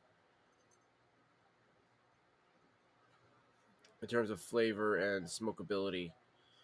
Plus, this is the last little bit of my my Lane 1Q, so I've been trying to smoke it up in some way. So I figured between maybe this and the Barricini, or maybe this and the German Briar, we might finally get through it. And I'm thinking maybe now between this and the German Briar, we might be able to. Less is enough for a Barricini bull in here. I doubt it though.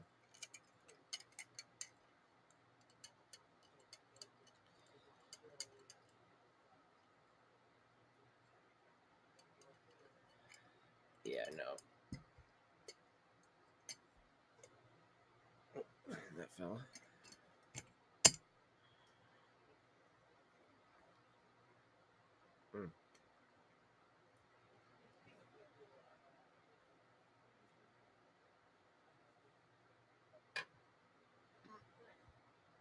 It smells amazing, so can't wait to dive into that.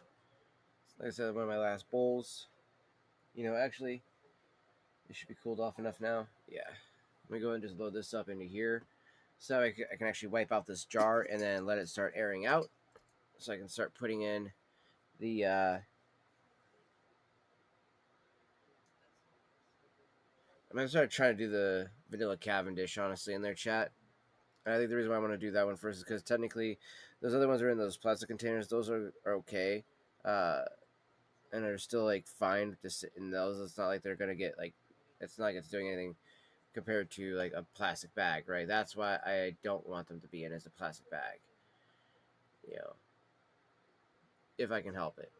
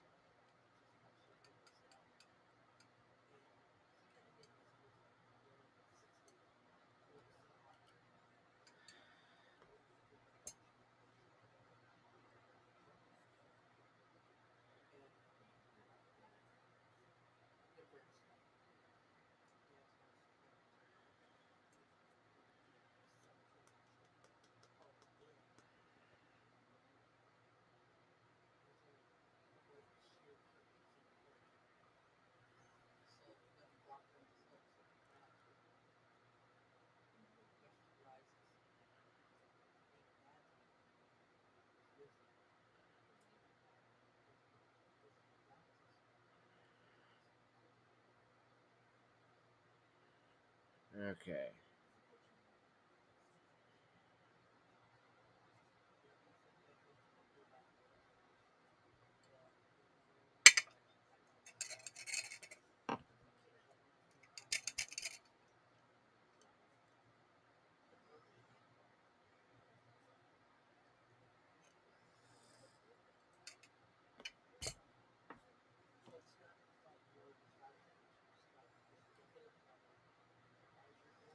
Of course, I fucking dumped some on my desk, and I don't really want that up back into the bowl afterwards. There's cat hair all over my desk, on the mat that I have on my desk. So I'm like, yeah, no. If anything that falls out, that's a goner.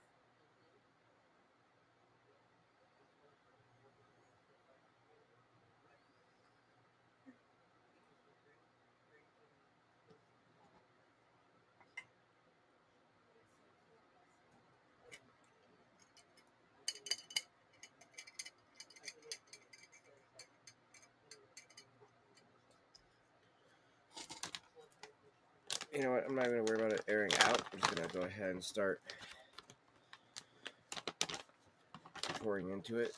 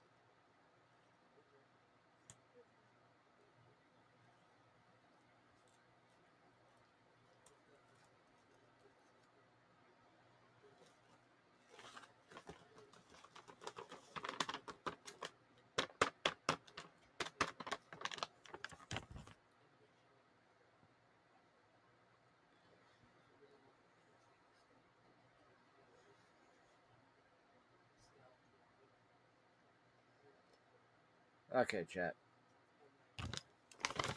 I've almost got that filled up, and it's still got so much in this bag too.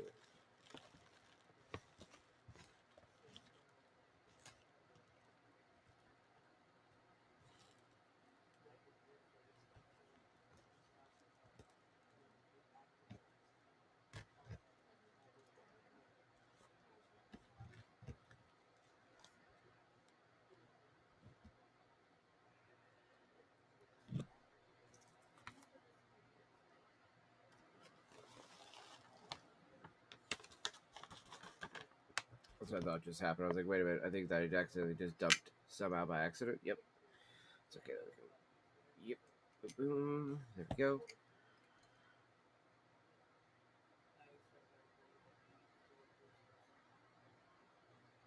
That's right, chat. We are dumping all of this into their chat.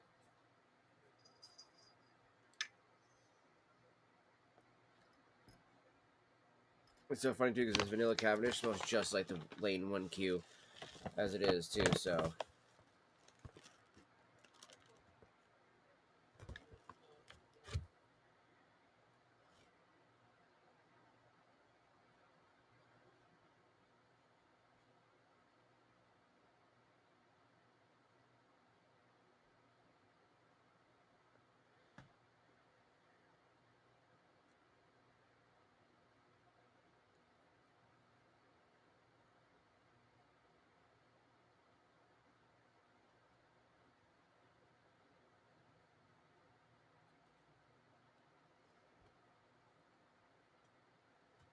Try to pack the jar, like I said, like you want to pack about as tight as you would pack your a little bit more tighter than you would pack your pipe. So that's what I'm doing right now. And it seems like I'd be doing more, but I'm actually not. And I still got a bit more I need to add to it.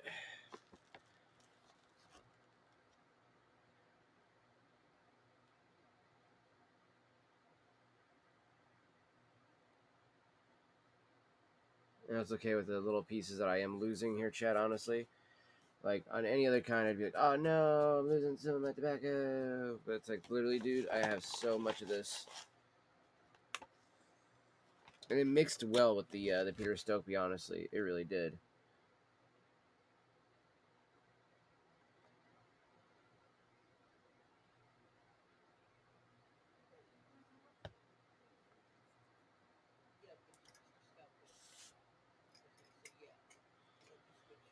So yeah, chat.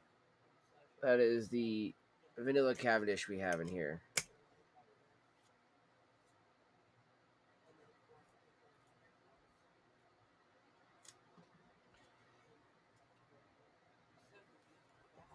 Ugh. Okay, grab this.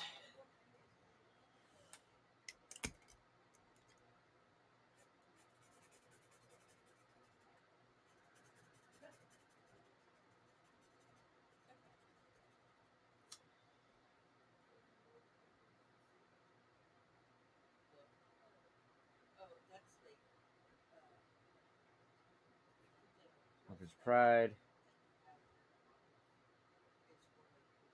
VN.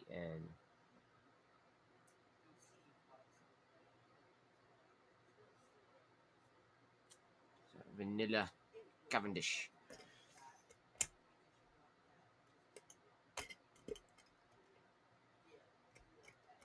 There we go. I make sure to get the seal on that just right. Damn, that is a heavy feeling jar too. Like I said too, chat, the rest of this bag, I'm just going to go ahead and smoke the way it is.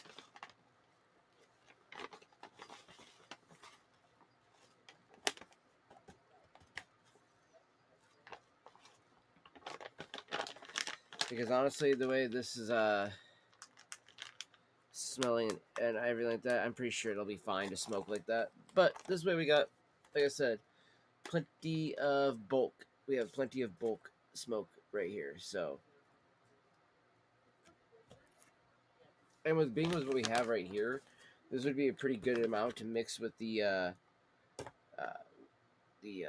Bella Vanilla and see how that goes.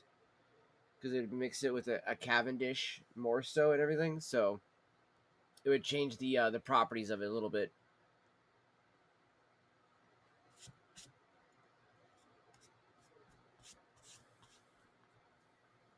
Or even if I did a small batch mix of that would be interesting.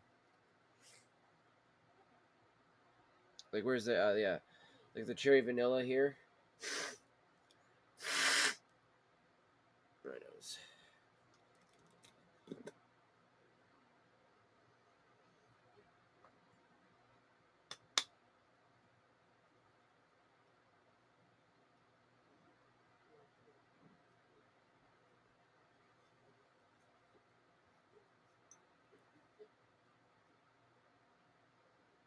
I mixed some Lane BCA, the Lane Very Cherry, to make my own version of Cult Blood Red Moon.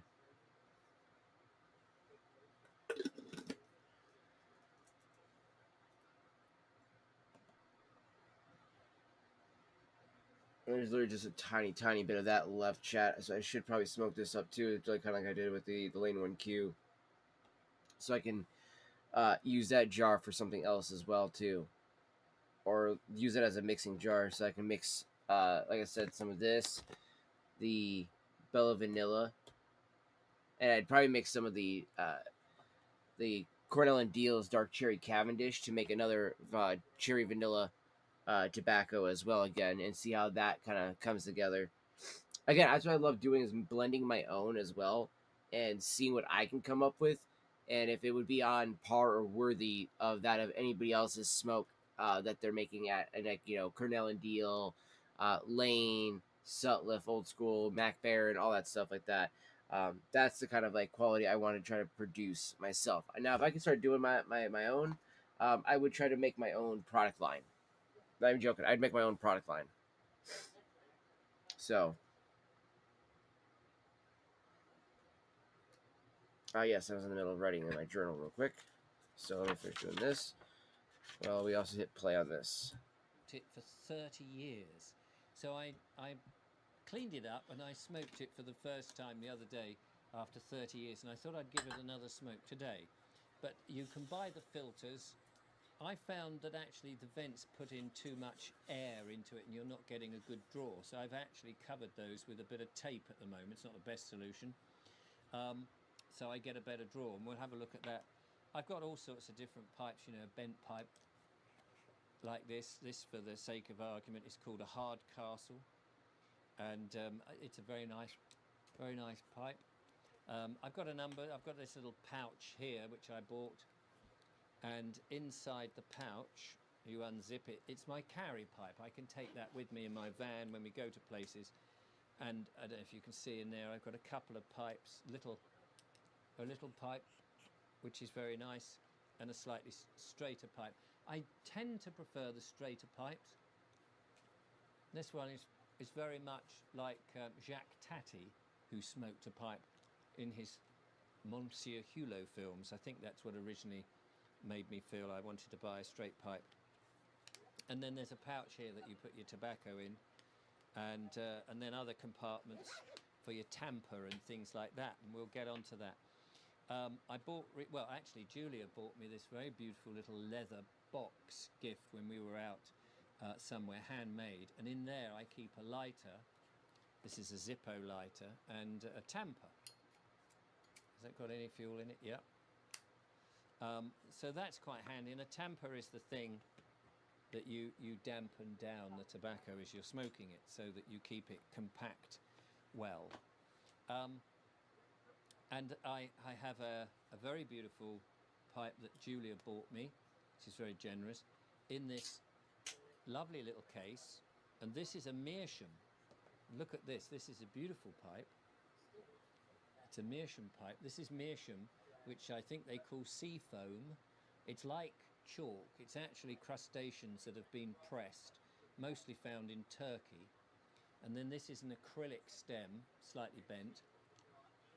And it's a beautiful pipe. It's a beautiful smoke. The advantage of meerschaum is that it's an absorbent material like chalk, and so any of the sort of, as you smoke, any of the wetness from the tobacco, which may often gather at the bottom and occasionally come up the stem a bit, is absorbed by the meerschaum stone, and in time it discolors. It goes into a sort of yellowy, reddy brown, depending on how often you smoke it, a bit like this stem. And so the one I was looking for, which was a meerschaum, which was a straight pipe, but it was already yellow, but I had made it a bit yellower by the smoking that I'd done. It was very lovely, and I know it's somewhere in the house, and I will find it. Anyway, I won't smoke that now. That's a beautiful one, and it gives you a nice cool smoke. And as I say, there's that one and that. So I want to smoke this one in today's show, despite the fact that it's got a bit of tape round the old vents. I want to say something about tobacco as well. When you buy tobacco, you can buy it loose and you can buy it in tins, As I obviously. said, chat, we are In definitely the filling UK, out these books here and I don't think this with is the case information. in America, or Like, maybe much legitimately, smaller. this is Plastered just all the over the blooming first tins two are entries these into messages the from the government to into give this up book. smoking and the damage and all this sort of nonsense. And it's all over at the back, on the sides, actually. everywhere. They really don't want you to smoke. Now, I have my theories on why they don't want you to smoke, and it may have a connection with something that was people were persuaded to inject into them. But I'm not going to go into that on this channel because I don't want to, don't want to lose viewers. But the nicotine from the tobacco that people used to say was addictive and harmful, well, that's not true at all, because on the one hand, it's been proven now that nicotine isn't addictive. It's the stuff they put in the tobacco that makes it addictive. And nicotine is in things like bell peppers, potatoes, celery, in vegetables. And we have nicotine receptors in our body. So it's not the great evil that everybody's said. And people have been smoking across the whole world for many, many years. And many smokers, of course, have lived to a ripe old age. So what I wanted to say is I cover up those subliminal messages. I don't want my subconscious mind I agree. reading that and thinking. I think that's so dumb to do that. And I'm so grateful, chat, that over here in America, we get the full artwork. We don't have nothing showing no lungs and all that other bullshit on their pipe tobacco, especially because it's like that doesn't pertain to us. Leave that shit on the cigarette packs. Don't put that on our beautiful pipe tobacco tins. And it's also like I miss the days of when they could do pipe tobacco tins in enamel. That is so cool. There are a couple of people that do that type of stuff to redo that old trend, but you have to buy the tins empty and then fill them with that tobacco.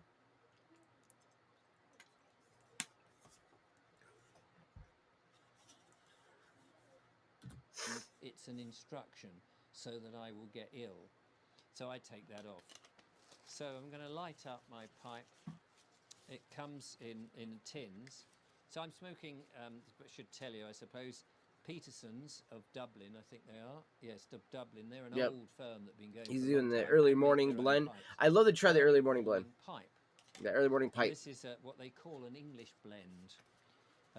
You get aromatic blends, and then you get sort of more natural blends, which are a little bit stronger. And this is called an English blend. And on YouTube, you'll find videos on how to stack a pipe, or pack a pipe, I should say. And people have different methods. Some people bang it down. Some people use their little finger. It's funny how YouTube will have millions of videos on just pipe smoking. It is quite absurd, really. But I think it's great to see people smoking a pipe. The tobacco is of much more superior quality than cigarette tobacco. You're not smoking the paper, which can be infused with other things. Which You got wrong with that one, chat. for you. It's better tobacco, and you get a bigger choice of what you want to smoke. And there's also organic tobacco out there. Now, I'm probably telling some people how to suck eggs. And the aroma from pipe tobacco is so different to cigarettes. And I love it. I have a wood-burning stove. I mean, I'm a fan of smoke, I suppose you could say. Anyway, I pack my pipe, and I'm going to give it a whirl. So as to why, let's get to the why then. So on the one hand, it can protect me from certain, well, this is where it gets into the sort of conspiratory stuff about the injection that people may or may not have had, and the spreading that might come in. It does protect you from that on the one hand, because the nicotine interrupts in that. I can't say too much more because I don't want the channel to get demonetized. Well, it doesn't matter if it's demonetized, it's not even monetized. But it does that. But more than that, it's a great. It's like sipping quality brandies or whiskies and things. You're sipping a tobacco. You don't take it down, obviously. By the way, of got matches. I've got that Zippo lighter, which is a petrol lighter, and thanks to a gentleman called George who sent me this lighter, which I'm getting on with. This is an official. This is actually by Peterson's as well. It's an official pipe lighter, and as you can see, the flame comes out the side.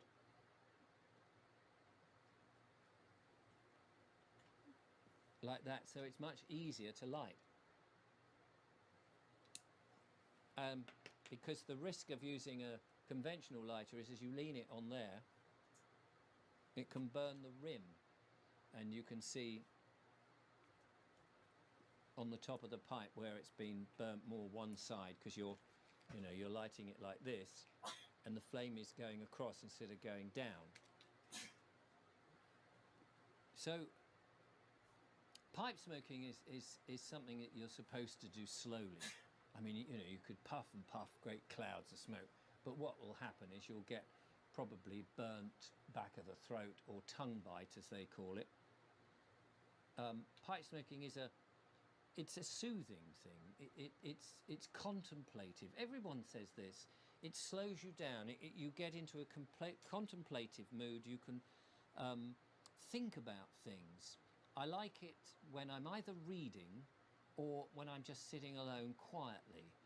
I'm not one really that plods about the house, as you see, as they call the old codgers, with their pipes almost permanently glued to the mouth. Me. I'm not one of those.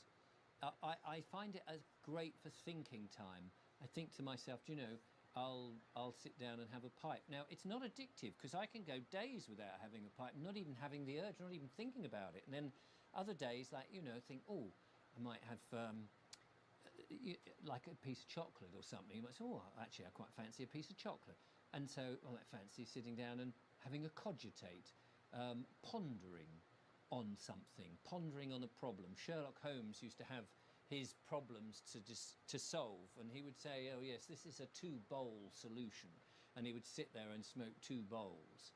Now, smoking a pipe can last, well, any time really, because you don't have to smoke the whole thing in one go. You can just have a few minutes and puffing and put it down and come back to it, or you could just sit down and make it last half an hour, depending on.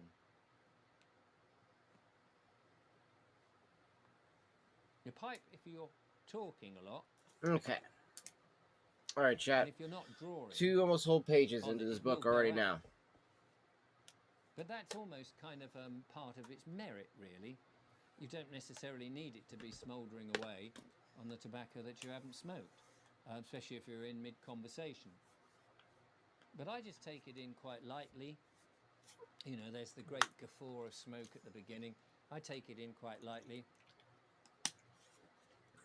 I only hold it in my mouth so I can still do my nose breathing. And I'll think. I'll ponder. I'll ruminate. I'll cogitate. Cogitate. I love that. Cogitate. It's a form of meditation for me. And I just find it very, very rewarding. And it's... Now I need to make it through this it's very a limited very pleasant thing. RLP It's very 6. hard to explain to Not like somebody. super fast, but It's not the same thing as cigarette smoking. I just need to start actually smoking some bowls of it as need well, to actually because like I got get so into much their of this mind. good But shit. cigarette Yeah, smoking is a I have so many completely good different blends discipline of tobacco. altogether. It's not All even pipe funny. smokers Like say that. it's ridiculous how many good blends I say that. have. I am There's blessed something that more I am truly blessed that I've gotten the amount of blends that I have and the type of blends that I have, chat. Yeah, no, Fox, whenever I am actually writing like that, I can write. Like when I'm actually dedicating myself to actually doing stuff like that, and it's also kind of helping the hand work back up those muscles that I haven't used in years, like that, since doing like essays for school. But I started off with our first page here. Like I said, it's I dubbed this the Cody Smoking Journal. So that's the first page, and this is the second page already. See how much I write? I try to give it as much detail as I can too, and that's even like the same thing with the my little journals that I have for the tobacco, the pipes, and all that jazz. Like I've done it so that I can actually have these things be good little record keepers for everything like that. Because like we have the main one. I'm trying not to knock over my other pipe. There we go. So we have this main one here, which is the one that we got from pipesandcigars.com, right? So we got the Decatur or Decatur, however you say it, actual pipe tobacco kind of book. So this is actually like, so I call this one, as you can see, the actual Cody's pipe tobacco log. And then this one is the one I have like the little legend built into it as well, that I created, so that I can actually like keep track of everything that I do for the flavors or the tobacco types. And then, as you can see, this is the first start of it. That was with some Colts Blood Red Moon. And then we went to Ash and Consummate Gentleman. And again, this was one that was the night that I first smoked it. And it was a 5 out of 5. And it was out of the German Briar pipe it said I smoked it out of. So, again, I think that's the one I need to dedicate to just English blends for the most part. You know what I mean? So, and then we got like the Cornell and Deal and stuff like that. So, I've gotten quite a few pages already filled out with this. We got probably close to like 10 pages, maybe more, already of these guys. I need to redo my Peter Stokely one. Not redo it, but I need to finish it because I didn't finish writing in there. And then like this one, I need to start writing in this one, the pipe tobacco. This is another kind of little journal log. And I'm thinking about to do is I'm gonna make this one just the kind of like little short little essays of like on what I feel about those things. So like even though there's a little notes section in here, it's not very big. So sometimes I've like, let's see, where's the one I've almost filled out it completely because I was like, I wanted to keep writing on it. I had like so much more I wanted to keep adding, and I was like, oh man, I gotta stop.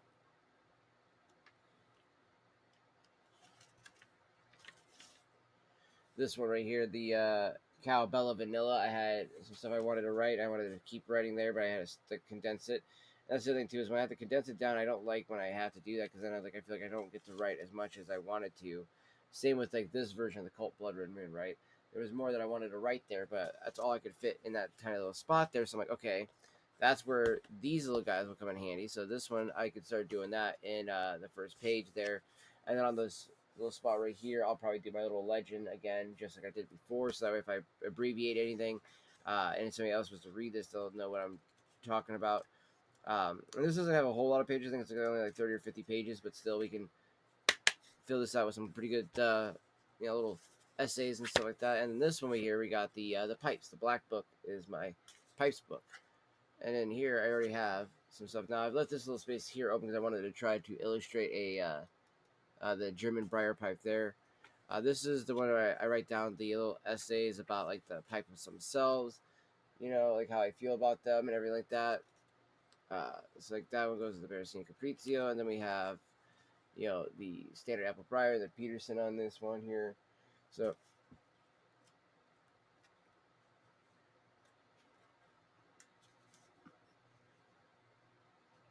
yeah, some nice little notebooks for that. And then we also got this one where I just did it for the cigar that I was just smoking on, right? Boom. And then it went over to the second page. So we're gonna do another whole page of that almost. So now I'll set my second cigar on this one right here. So, and that's what I mean. Like we can do things like that to keep track of what I've smoked, what I've enjoyed over the years. So that way, as life goes on, and I go maybe back to a store and I'm like, oh man, did I like that cigar? Or did I like that pipe tobacco? Or oh, do I really like those style of pipes from that brand? I have a little bit of an idea to keep that in mind. Plus, like I said, these are great for using these for the video work and stuff like that too.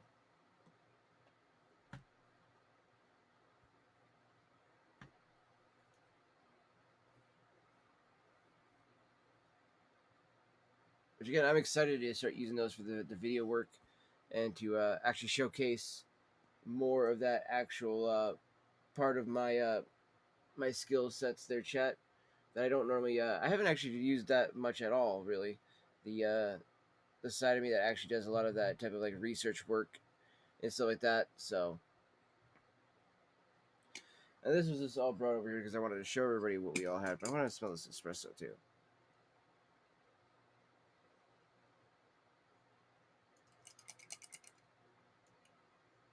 got a little mocha to it as well.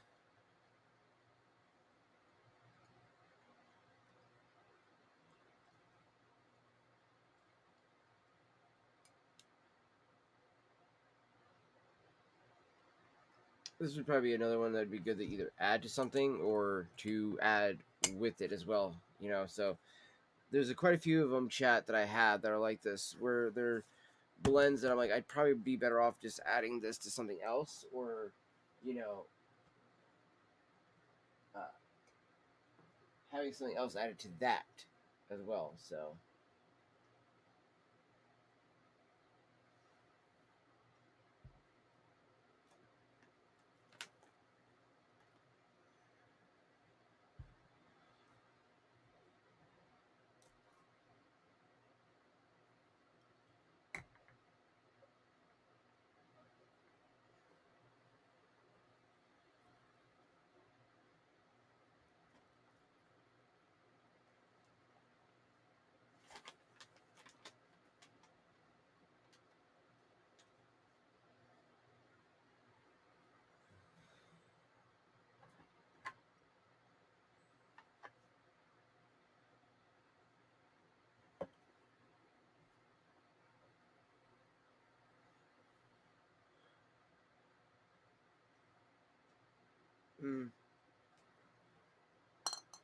But you also want to use some more of this up too. This is almost emptied out as well, the haunted bookshop. And then I just gotta use, I think, some nail polish remover, wherever it is, to erase the top of the jar, and then write down a different one.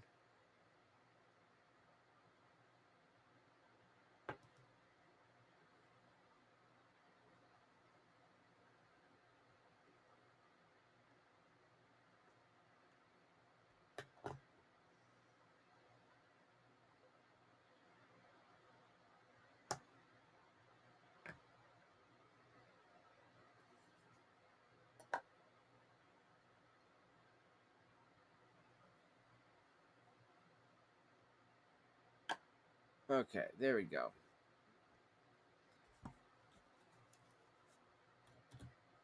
And for me, I don't know, sort of, I can't think of the words really. There is something, this might sound stupid, I know, exotic in a way of smoking a pipe. There's something more intellectual, cerebral, you might say. There's a connection. There's the coolness of the smoke that you can watch. It's almost a spiritual partaking. I know people will just laugh at that and push back. I get it. It's not everyone's cup of tea, and I don't expect it to be. But we live in a world that is so busy and so fraught, and we don't have enough time to think. And people find it very difficult to just sit and do nothing. There we go. Wrong screen. And it's the step, really, to doing that. You've got the paraphernalia of all the bits and pieces that you have There's to lots stoke of it that. up and get it going. And then you enter into this very passive phase. You're keeping the pipe going enough. You're enjoying its tastes and its nuances on the palate. And you're able to lose yourself into a moment of enjoyment, whether that's thinking about something remotely or being in the moment of actually just smoking it, which is a lovely thing. So that's really why I smoke the pipe. I can't really explain any more. Obviously, there's lots of pipes to choose from, lots of different tobaccos to select to smoke. It's a shame that the government taxes it to the hilt, of course, makes it quite expensive. But I So think delicious, there are chat. far worse pastimes that you can get involved with. And actually, these pipes. And he's not wrong. He's not wrong on that one, chat. When it comes to like other things you could have gotten into, and it'd be a far worse thing to be getting into.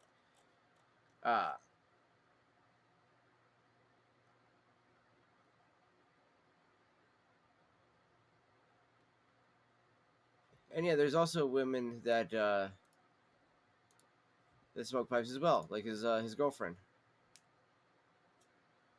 Well, hello and welcome back to another of my pipe smoking videos. And the lovely Julia, my partner, has joined me. Hello, Julia. Hello. Now, long-term viewers of the Vobes Show will, of course, remember Julia. We used to do the live shows together. It's been a long time. I'd love to do some more live shows. I miss them very much. I know. I'm sure we will. I'm sure we will. Anyway, because this is a pipe smoking video, I thought it was worth. And even with as long as his stem is, chat, you really don't have to pull very hard or anything like that at all to get smoke at all. That many women Mm. No, pipe smokers. smokers. And I really do like the lady from Q out of the Reposo. One lady was so blasé about her pipe It's smoking. We were like, still "No, very, no, very no, heavy pipe on the smoking." She was like, vanilla. "Yeah, blah, blah, blah, blah." We were like, You don't get much of the "What coconut or the Oh, honey. you come across other pipe but, smokers quite Exactly. frequently, probably. So yeah, so I thought today we'd do a video about women and their pipes. Well, I only know one woman, And I only know about one woman and her pipe. so I you know I suppose that as they say in these videos, we've been watching a few of these people, and by the way, a big thanks to Chris from Harriet Pipes, who we were sitting in the kitchen just We catching just up. had our dinner, haven't we? We just had our dinner, and I thought, oh, he's just put out a new video, let's have a watch of that. And then the next second, he'd mentioned me and my video, so that was very touching. Thank you very much. It was very lovely. Saw the video pop up. And, ooh, Yeah. put it on.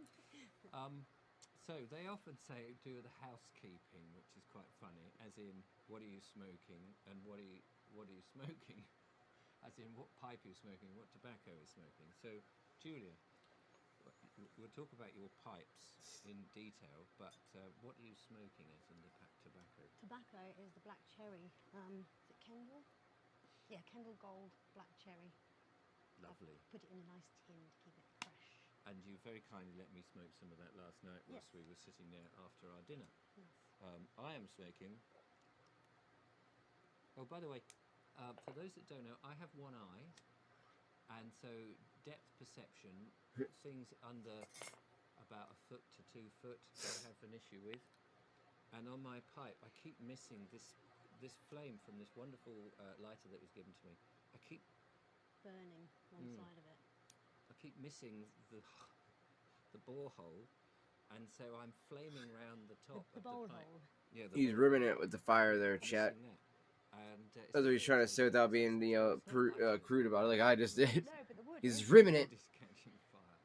It's because I can't quite, two eyes have that. Sweetie, move your finger a bit. Yes. Anyway, Anyway, I'm smoking what's called a talisman. I think it's a Dublin shape. I'm learning all of this as we go. It's a beautiful pipe, and it was given to me by a chap called Andy. So thanks to Andy for that, and it's a lovely. I do actually quite like this. It's very delicate. But I'm smoking Sherlock Holmes, and again, I do what I tend to do is I have Another Peterson of nasty Dublin blend. message from the government, which is subliminal messaging. And- probably far worse psychologically than the crap that goes in. Yeah, so Not that any. not that there's any crap in our stuff. So Peterson Sherlock Holmes, which I do enjoy, but I have to be in the right mood really for that. Anyway, enough about me, because this is really about Julia and her pipes. That was a little bit hot. Because I want to ask, so first of all, let's find out, what pipe are you smoking? I'm smoking. It's very lovely. But just to point out, I tend to go for the miniature, the mini pipes, because well, small hands, small, and Petite. I'm an infrequent pipe smoker. Right. Unlike yourself, Yes. because I smoke cigarettes, roll-ups rather, Yes. additive-free roll-ups. This one is not as mini as my other ones. Just as a anyway, point being, this one is a pear wood one, and it's got very gorgeous crushed turquoise inlay around it. They are really nice, and you can buy them on Etsy. I love That's where it. she got hers. A gift to myself for congratulations, you've filed your divorce papers. So I was like, do you know what? I'm going to get myself one, because up till that point, I'd only used this one, which Richard very kindly had bought. Which is a Yes, very it's beautiful a little straight- pipe there. Straight mini apple.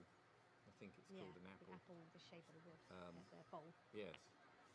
So you lashed out, and I was a bit dubious, wasn't I, about applewood, because I thought, it's only briars, briars and meerschaum is what I'd been smoking in the past. And you got that off Etsy, somebody off Etsy somewhere. Oh, smoke rings. Very, very rubbish smoke ring, but yes, I got it off Etsy from a fellow in Ukraine. I think it was Sherwood Yep. Pipes on Etsy. Sherwood Pipes. That's the name of It's the amazing. Etsy I love store. it. I mean, Beautiful. you don't see I looked it many up too, pipe Chad. smokers walking down the town. Every now and again I'll see someone, I think, oh no, it's a vape. It happened to me yesterday. I was like, never mind. I And was you going to think talk to you, but not that. there's something rather magical in common if you find another pipe smoker, because we're kind of a rare breed. But I'm beginning to realise that I'm not quite as eccentric as I thought I was. And of course, on YouTube, there are a lot of people spread out and giving the merits of pipe smoking and the joy and sharing that with other people. And younger people are taking it up, which is absolutely brilliant. Yeah. So when we see people like Chris making the pipes, and by the way, his pipes are just exquisite. Yeah. And I just thought, So I need a flannel to dab your chin every time you was like, and I drawl because I would love to be able to have a skill like that, to do something in the real world instead of the nonsense that I actually do. It's not nonsense, but I think you'd be good at pipe making. But something like that would be fantastic. Anyway, so petite pipes. But how did you get into pipe smoking? Why did you switch from roll up backy to? Well, I haven't technically switched, but I took on the pipe as well. Mainly because there was a very lovely gentleman that started smoking his pipe, and I quite like the look and smell of it. It's quite nostalgic, even though I only knew one of my granddads. But none of them smoked pipes. I never knew anyone smoked pipes. But Her all smoked hookah. She's from Saudi Arabia. Walking past old pubs and stuff, it used to smell like pipe smoke as well as tobacco smoke, cigarette smoke. And I mean, I've only been doing this for about a year now. I've come back after 30 years and realising it's not as dangerous as people thought. In fact, and I've spoken about this, about nicotine receptors in our body, and the nicotine is actually very good for you.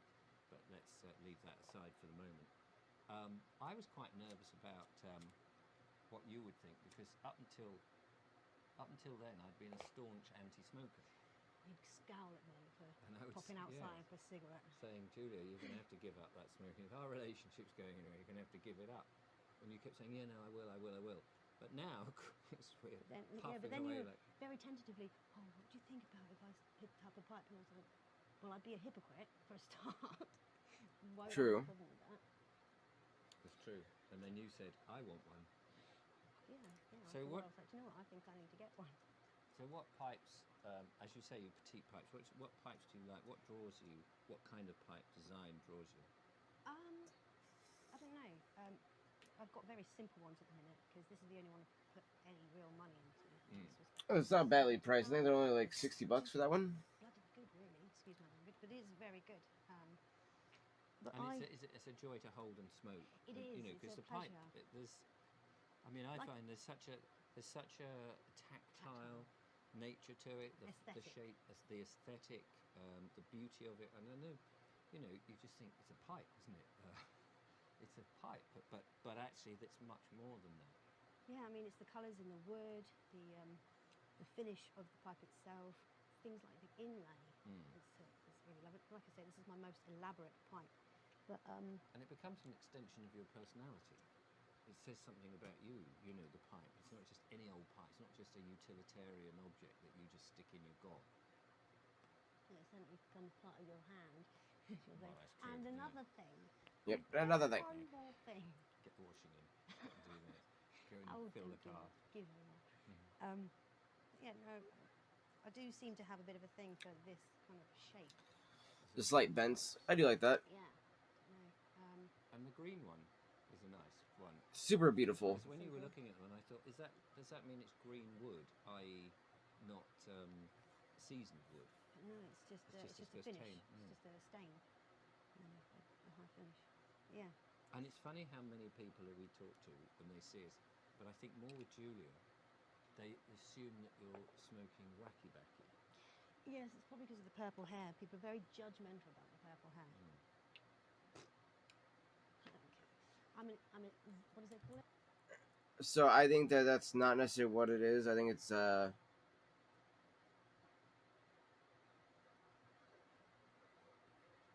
I got it too from some people around here.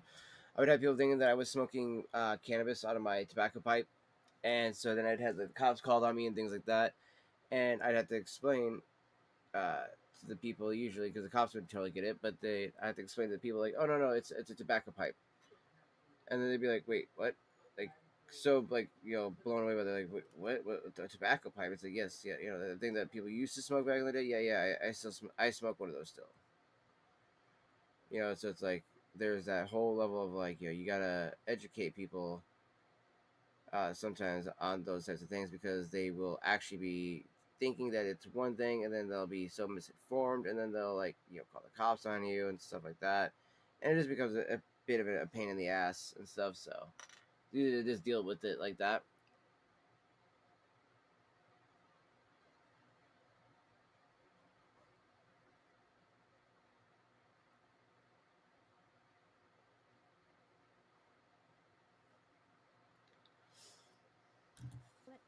Zennial or elder millennial. I've not heard So Zennial. I'm on that little border between the Gen X and millennials. Right. So I'm an elder millennial. Because she's a little bit younger than me. you may not, because you probably just thought I was, I don't know, 21, 22. And don't look a day over. no, mentally maybe. Mentally, maybe I love that. We've got these two and this one. And my other two little ones, these are even littler. I mean, they're so Cob petite. pipe. They are real pocket pipes, aren't they? I love the amber-coloured stem on them. It's just so cute. And Yeah, don't drop it. I did that with my meerschaum the other day, and it went cascading on the floor. oh, I know. And that I thought, one's oh, no, it's a little gonna bit more smash. than £2.99 like this one. I think this one was like £1.99 or something ridiculous. They're cheap and cheerful, but I love them. But pocket pipes. Yeah, Exactly, And little they pocket can go in pipes. your handbag, yes. and you can bring them out. Yeah, obviously, the bowl's not as big, doesn't take as much tobacco as most of yours, but I don't usually buy that much. And when you smoke your pipe, what do you tend to do? I mean, when are you smoking it? When you're relaxing? Yes, when I'm pontificating. Mm. Yes. It's not something I do in a rush, that's for sure. No, that's the whole nature. Because having a fag, it's still something I'll do in a rush. Like, oh, I've got a couple of minutes, quickly have a fag. So, do you take the smoke down? Oh, it was very difficult at first not to, because it's just habit, Yes. Put it to mouth. Oh, no, too much, too strong. See, not being a smoker, of course, and taking up pipes, obviously, it never felt right to take it down. It's that puffing and feeling it in the mouth. I mean, I know some people then take it out through their nose and what have you. Yeah. That's not really been my I experience. But occasionally do that, but I don't like the sensation of the smoke in the nasal cavity. no. So, I hope you're seeing the smoke, because normally I try and backlight the smoke, which is why the light is behind me, so you get the elegance and the beauty and the ethereal quality of the smoke, which I think is part of the experience. yeah. It's when I smoked outside, we went on a walk, didn't we? And I was smoking a pipe. When the wind blows this way, my Riverford box has just when the wind blows this way, and it takes the smoke behind you, I often can't feel that I'm actually. I need to see even my peripheral, and with only one eye, I only have the peripheral that way. I need to see the smoke. It kind of is part of the feedback loop of smoking, because it's. I don't know. You can smell it, but when the wind is blowing, it's like a pointless exercise.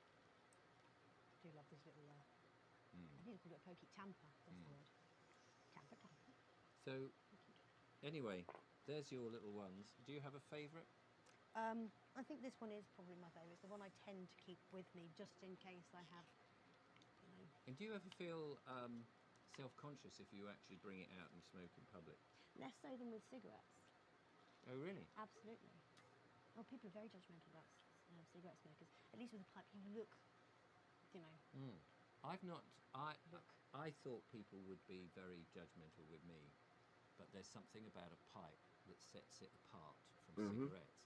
You know, cigarettes seem to be like a filthy habit, but a pipe, it is on a different level. People have accepted that, and I don't know why that they would do the same. You know, delineate between the two, but it's something rather. I don't know what it is. It's not classy or whatever, but it does. This little last part of this bowl chat has gone on forever now. It's because people remember granddads and the old ways, and it's associated with a time that life was better.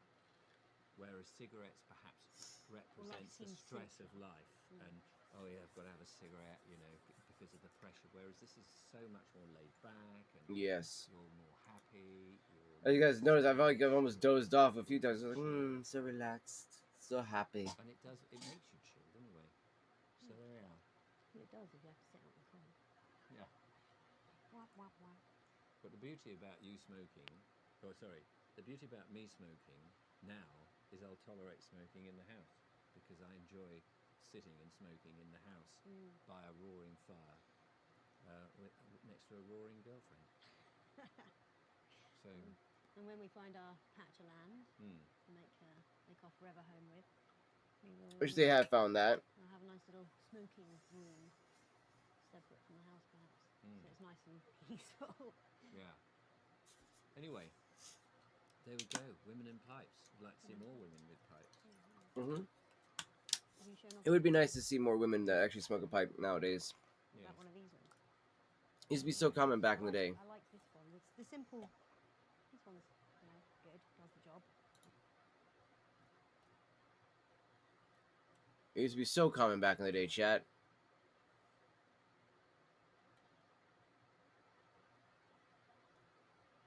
This is one of my favorite ones right here.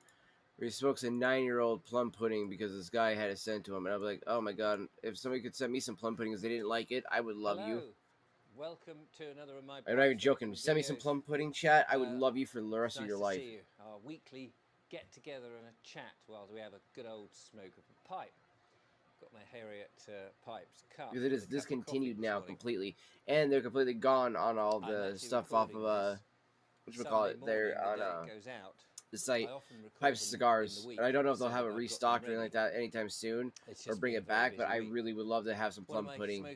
Either the barrel aged or the other one too. Let me see. I have a box here. I want to tell you about what's in the box and also some other bits and pieces. I just love pipe tobacco so much, chat. There's not enough time in the day to smoke. What is the pipe? This is a pipe. It's a 1970s pipe, I think. It was part of a collection that I was given, and it's a Talisman, London made. I'm telling you, there's not enough time in the day to smoke a pipe. Smoked it before. I like to smoke way too much. On the channel. And I know I do, but that's okay. Is, what is the tobacco I'm going to smoke? I'll get to that in a second. Because I really do enjoy smoking like that, chat. You can see that I am not in many of the usual places that I smoke my pipe, like downstairs in the front room or in the kitchen or anything like that. I was hoping actually to do this from the land that Julia and I have just purchased, and it's all gone through now. We've actually got it. It's ours. But we've been so busy with other things, just haven't had a chance to do it. So this is the first moment that I've actually had a chance to record something.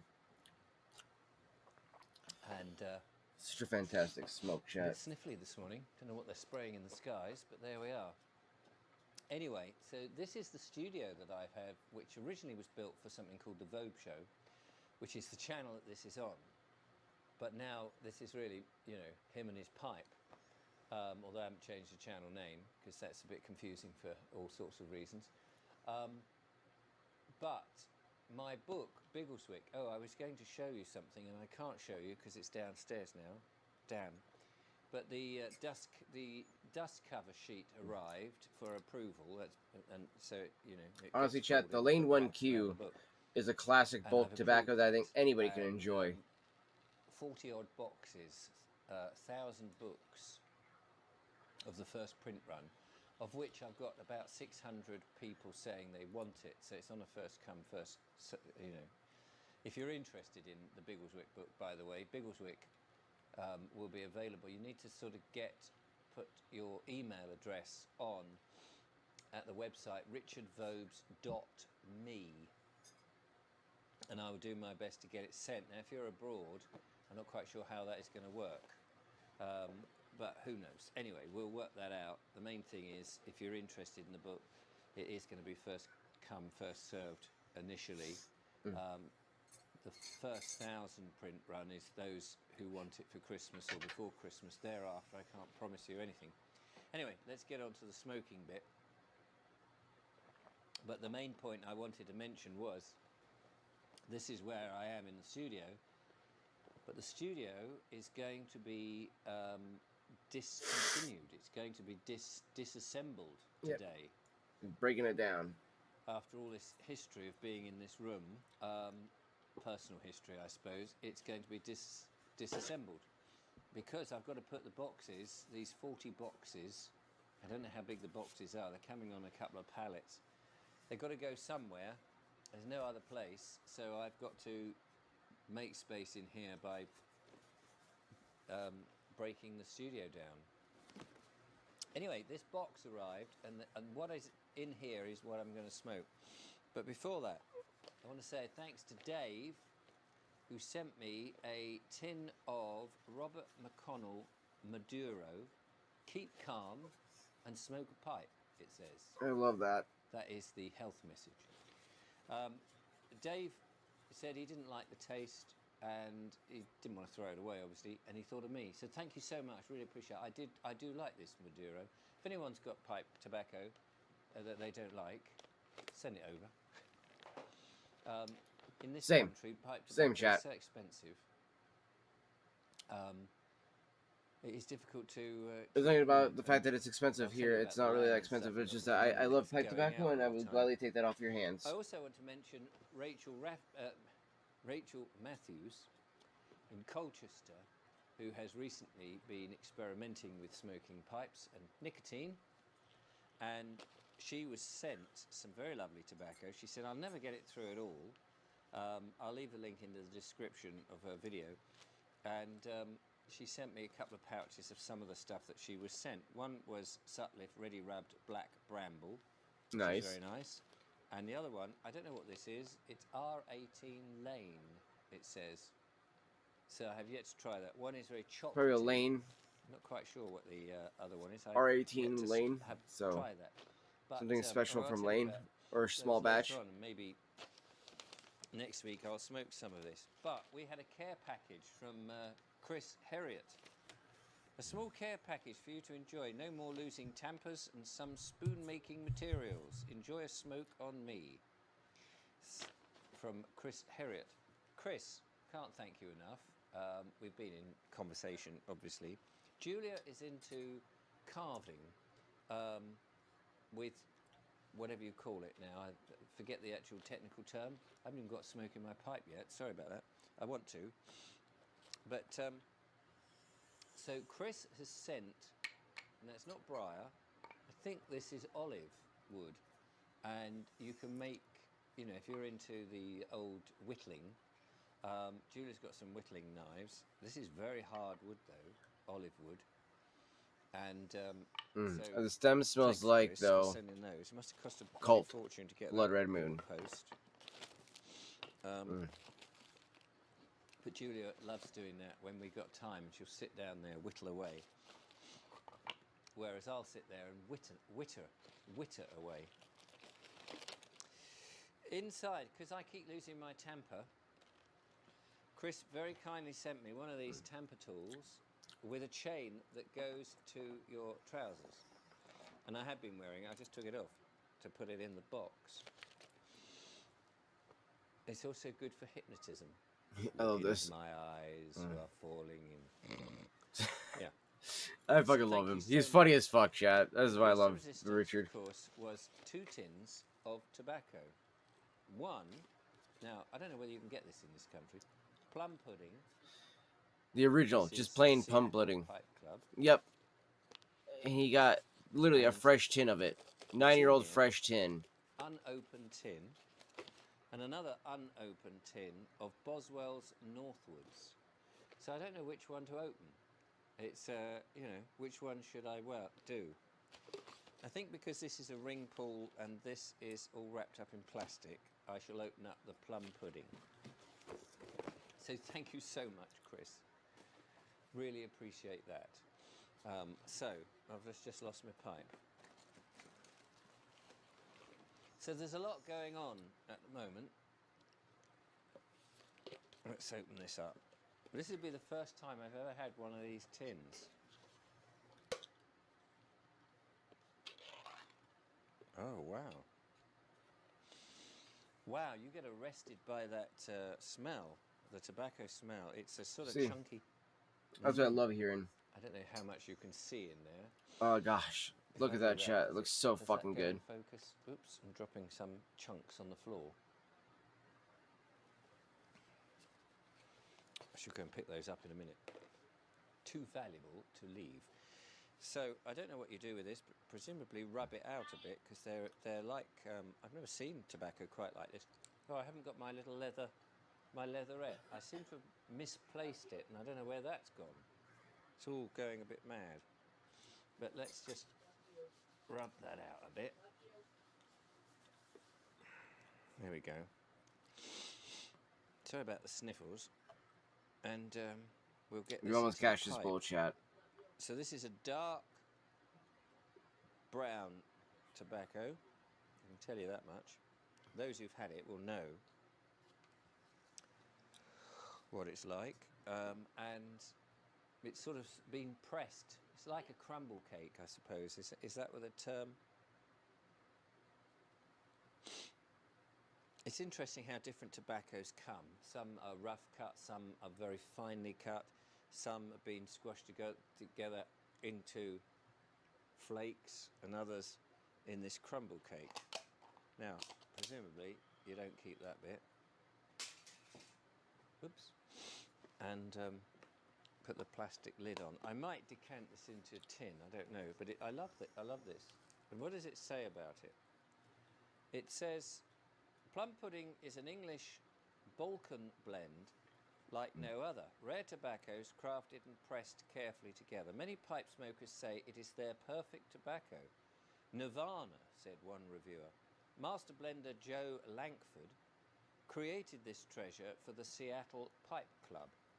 Our perfect tobacco. Legitimately. Delicious, smoky, spicy, positive. Another reason I want to try it, chat.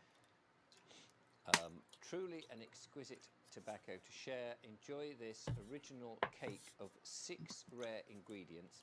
Latikia rather, joins with Turkish Orientals, Virginias, Cavendish and Perique. Crafting the most sought-after small batch blends in America since 2007. Thank you so much. I know, right? The way yes, it looks. I forgot to mention. It's like that's what everybody always says This too, is Fox. from Is everybody always says that it looks like tea with 2016. those tins and So stuff like this that. is I an can't wait to aged see something like tobacco. that. I would love to get I some mean, plum aged like this pudding. when they put it in. But this is nearly 10 years old. Yep. I feel a bit guilty now about opening it. I should perhaps No open the shit. other one. But never mind. Anyway, we've got to get on. So, thank you so much. All right, we're gonna Chris. cash How out kind that is chat. that? That is really special. That was the last of the lane 1 queue out of the Romo Raposo. I just have a tiny bit left out of the German Briar now. And there it goes. Left to smoke. What does he think about it?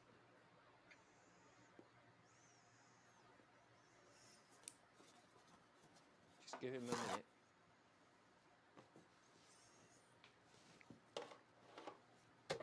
I just need my tamper now. Oh, it's come off the... Oh, that's Julia's. This is Julia's. Whew. She has yet to put hers on the chain. I sprayed all that out.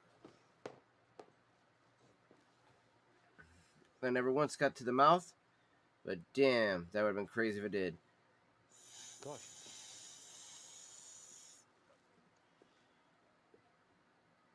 Just because of how It's a very nasty that would have mild tasted. blend, But holy crap, did I save myself from a mouthful of Very crap. aromatic in its own way, and not aggressive. It's very lovely. You could smoke this all day.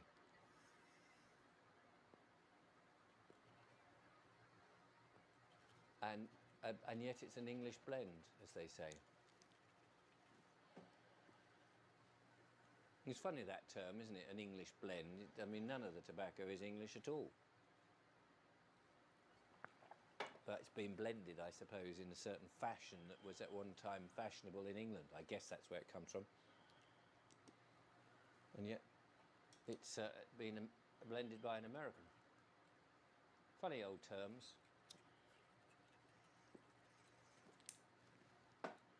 I'm not quite sure how much to pack this in the pipe. But that's lovely. Like no other tobacco I've had, actually. I don't know how easy it is to get more of that, especially as it's aged 10 years. This is the problem for some of us in England, with all the rules and regulations in there. This guy cracks you up. I know, the same here, Bob. That's why I love this old man. Richard is one of my favorites. Yeah, that's nice. Thank you so much, Chris. I really wish I could get some of that plum pudding that he's smoking on right now. It's a 9-year-old tobacco. You can't even get it anymore. I was trying to get those barrel aged and those other ones of it, and they were already sold out by the time we were able to get like all those tobaccos we got. It was like, oh no, they're all sold out by now. I was like, what? It's a lovely thing. Now I know a lot of people frown on people smoking and things like. Oh yeah, the Winter Wonderland flash sale. So yeah, they got like Mississippi River rum barrel age. So I'd have to do something like their Mississippi rum is what I'd have to do. Which thankfully it's now down to $19 versus the fucking $30 it almost was. Yep, they have Down Yonder. They got regular Mississippi River. Is a flake. So is a Mississippi River is a blend that's hard to put your finger on. There's a ton of complexity in this crumble cake created by the Club Masters blender Joe Langford. Especially selected matured red Virginias and carefully stowed black Virginia form the base, to which some exotic Orientals are added. Then comes a hearty amount of Acadian Perique and a touch of Cyprian Latakia. The soft cake crumbles apart easily and packs and lights these readily. The flavor is markedly sweet and tangy with a good amount of mellow spice, and the hint of Latakia adds body, giving it a lush amount of feel and complexity. SPC Mississippi River, Seattle Pipe Club, Mississippi River quickly became a favorite among the pipes and cigar faithful, and it is a continued high volume of sales have proven that its blend is a modern day classic. If you ever tried it before, this is a roller coaster ride for your palate. You should give it and get some immediately. If you're one of the many fans of the blend, we don't have to convince you any further. So there's that. Down Yonder is another one. This is just a pure Virginia. This one I really do want to try. This is the one I did really want to try as well, but it's also really expensive too. But if you tried straight Virginia tobaccos, but then you don't seem to do it for you, you should give Seattle Pipe Club Down Yonder a try. The tobacco is made of a Brazilian Virginias that have been toasted until black, then pressed into a crumble cake and sliced. The slow dark stoving method draws a smoky sweetness from the leaf by caramelizing the sugars, resulting into a tobacco that will deliver an experience that's similar to the sweet, smoky flavor of Scotch whiskey. If you haven't tried stowed Virginias before, you won't want to pass this one up. So yeah, and that one looks like fucking little bits of steak. Like, man, it looks so fucking good. Again, I fucking love tobaccos. I'm not gonna lie, chat. Going back to the roots of where I once started from with being a smoker, I definitely have gone right back into it. I'm like, you know what, I do really love my tobaccos. I do. But I only like premium tobaccos. I don't like cigarette tobacco, as I've always stated. Rainier, but oh my gosh, go away. Rainier Levant. This is an English blend, so it's Latakia, Turkish Virginia. So Joe Langford has found memories of some of the blends at legendary tobaccos from Jacquard and Sons. One particular favorite of his was Levant Mixture, and he missed it so much that he decided to develop his own tribute to it. Introducing Seattle Pipe Club Rainier Levant. This is a rich, fragrant Balkan style blend made of zesty, rich red Virginia, earthy, spicy Turkish Orientals, and plenty of Siberian Latakia. So yeah, that's all there's left of it, chat. That's all there's left of it. There used to be the other one, as I was saying earlier too. So, and if you go look at like 10 tobaccos, right? So, and Viparati is, I do believe, a vapor mixture. Burley, Perique, and Virginia. So it is a vapor, but it's mixed with a little bit of burley, though. One of our master blenders' favorite pipe makers is Italian impresario Luigi Viparati. One thing he learned early on is that Luigi loves Virginia Perique blends, and he asked our master blender to try to make something that would remind him of his favorite, Escudo. He began by finding 3 different types of matured Virginias, each with a slightly different flavor profile. To that, he added a fair amount of zesty Perique, but it was lacking some body, so he found a fire-cured Burley with a rich but subtle flavor that added just enough depth and kick to round out the blend. H&M Marquis Viparati was quickly become one of our best-selling vapors and has been rated highly by our customers and folks at tobaccoreviews.com. If you're a vapor fan, don't pass up Viparati. Which, again, they'll call vapors in this a Virginia Perique blend.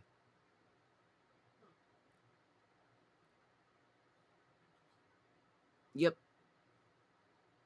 Let's see here. Back ordered, all of those. 3 Nuns is what C.S. Lewis used to smoke. That's a dark fired Kentucky with some Virginia.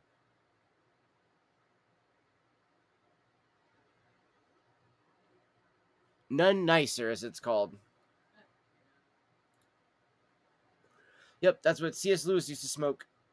The guy who created Narnia. It's on back order, though.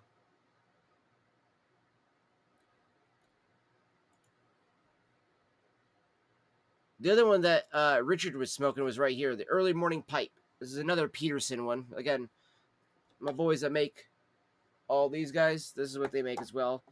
This is the Early Morning Pipe. It used to be a Dunhill one, the Dunhill tobaccos, but when Dunhill disappeared, Peterson bought up all their blends and started remaking them, chat. So, Peterson Early Morning Pipe Tobacco is one of the true classics. This blend starts with golden and red flue-cured tobaccos, which are matured under pressure while heat is applied, deepening the flavor. Choice Oriental tobaccos are added for spice, and just enough Latakia is incorporated to give the blend a smokiness. With a hint of leather, Early Morning Pipe is a mellow tobacco that smells that's smooth and delicious. A perfect choice to start your day off, but packing enough flavor to enjoy any time of the day. This ribbon-cut tobacco is lightly pressed and easily enjoyable. For a light English blend accompanied by sweet tobaccos, Early Morning Pipe is a superb Peterson selection. And then at nighttime, you have Nightcap. I love they got a clay pipe on it. It looks like, what's his face and stuff? Scrooge. It's got Scrooge's, clay pipe, his hat, and the little candle that he walked around with. Peterson Nightcap is one of the big 3 Peterson blends, and is far and away the heftiest of the bunch. There are excellent Virginias and Orientals in this Dunhill tobacco blend, no doubt, but the real stars of the show are the substantial amount of fine Latakia and the addition of dark, sweet, peppery Perique in this Nightcap. For a full-body smoke that's an ideal ending to a long day, this rich Nightcap tobacco is a superb choice to add to your Peterson collection. And then they got Sherlock Holmes,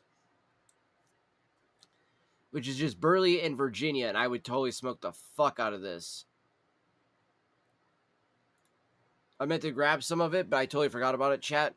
What you'll find in Sherlock Holmes pipe tobacco is a straightforward blend of select flue-cured Virginias from around the world with some rich Burley from Brazil.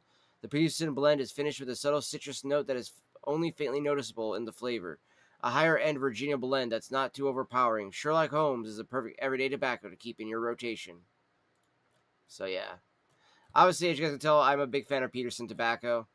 But, I mean, they have a fuckload to choose from, chat. There's like Peterson Flake. Sunset Breeze is another one that sounds really good. It's got amaretto mixed on it. Irish Flake, another one that sounds really good. That's the one I got right here, Sweet Killarney.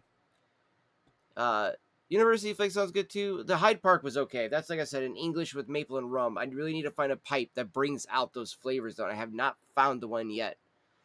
Early Morning Pipe, as we just showed you. The Connoisseur's Choice, that is right here. That is definitely a solid choice, honestly. Same with the deluxe mixture I got underneath it. The Royal Yacht is another one I want to try. There's a bunch of different flavors added to that one. The 3Ps. The 3Ps Perfect Plug is a firmly pressed brick made of a variety of Virginias and Burleys. Ooh, fuck. A deep and not overly sweet fruity top dressing is added before pressing with heat or 2 weeks. With heat for 2 weeks, holy shit. The result is a smooth yet robust tobacco. This is best suited to experienced pipe enthusiasts.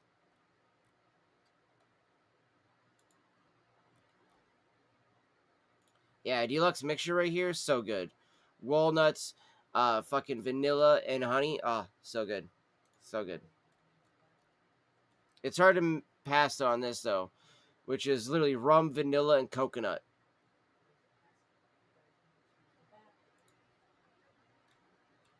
Oh, I don't have to use the bathroom.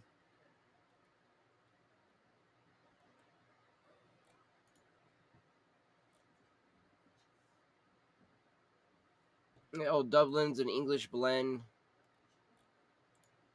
Elizabethan mixture is a Perique and Virginia. It's a vapor.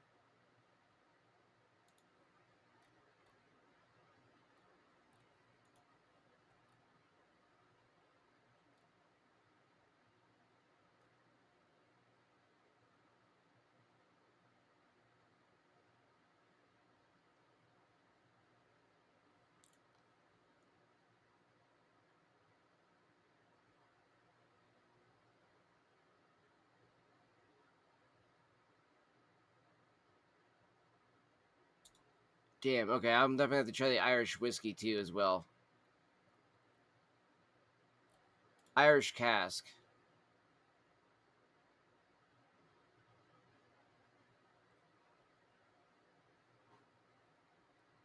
The unique additional step of aging the mixture in a sherry barrels. Ooh, made of oak lends an unusual nuance to both the flavor and the aroma for a unique, slightly aromatic experience. Irish cask delivers. Oh man, that sounds so good. And it looks so good too. Look how dark that is too, chat. Ah, so good. So good. So I mean, chat, this is some good tobacco right here. Appreciate that there's Stream Hub. Like that, of course, because they've been led to believe that it's extremely unhealthy. And cigarettes are different. You know, don't even think about cigarettes. It's pipe smoking is a different animal altogether. It's a unique thing. It really is. You know, you could say cigars are similar, but I think pipe smoking is even.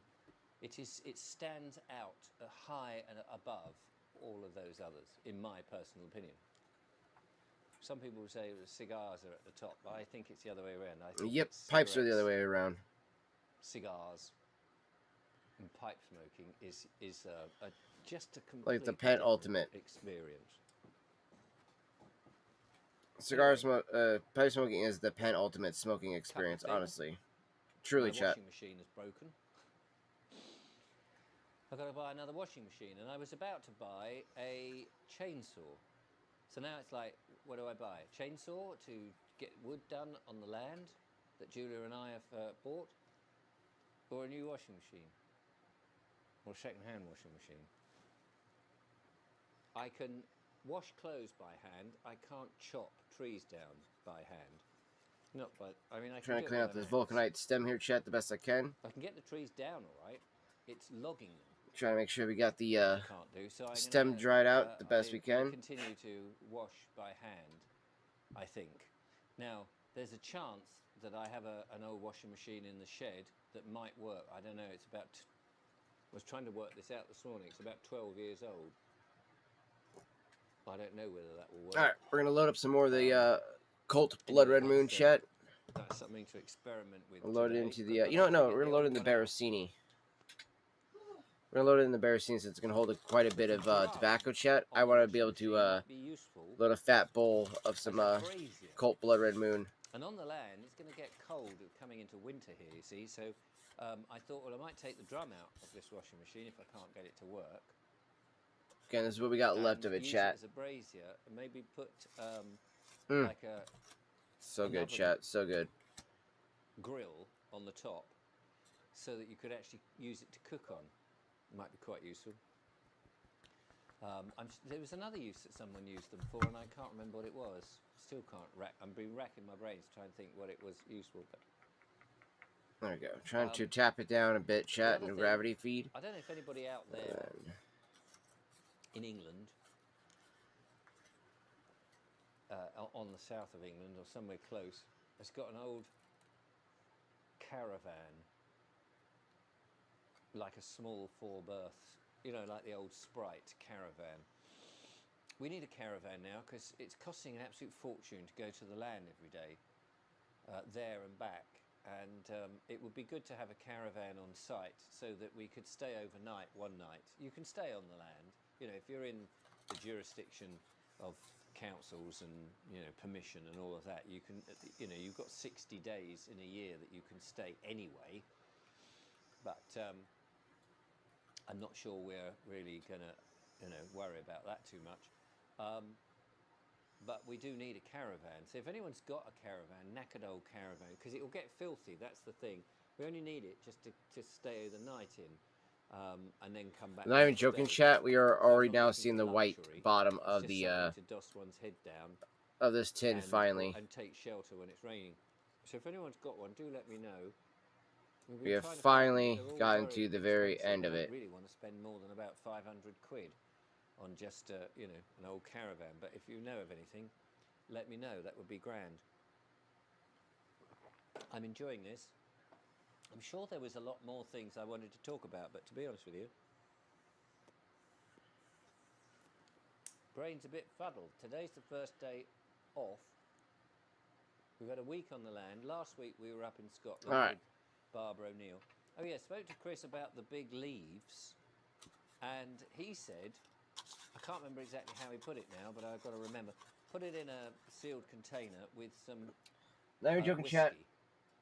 Not even joking. That is where we're at on the Cult Blood Red Moon. That is how fucking much I smoke of this. You know, do anything with them. To say that I love this one a lot is an understatement. Okay. It will absorb, and oh yeah. It takes probably a few weeks.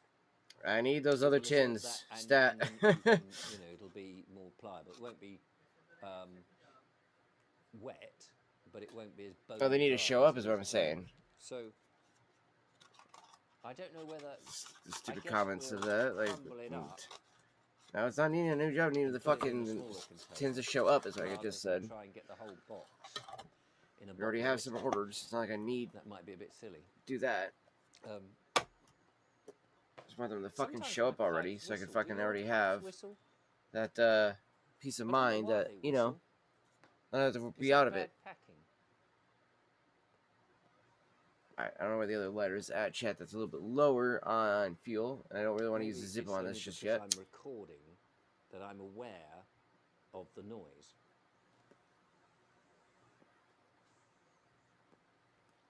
Yeah, this is very nice, this plum pudding. It's a very mild smoke. I need to walk out the room and come back in again and see how it's doing. How long have we done? 20 minutes. It's probably about long enough in today's episode. I hope next week to bring you from the land, maybe in the polytunnel, or possibly, if we get it made in time, a workshop. We need a workshop. We need a space again. This tastes so fucking good, chat. Cold, with a wood-burning stove, where we can do jobs, you know, inside on a bench. So that's one of the tasks this coming week. Last week was finishing off the pond and hanging a gate. And you'll see, it's not until episode 6 really, episode 1's gone out, but you'll see more of me and the lovely Julia smoking our pipes on the land.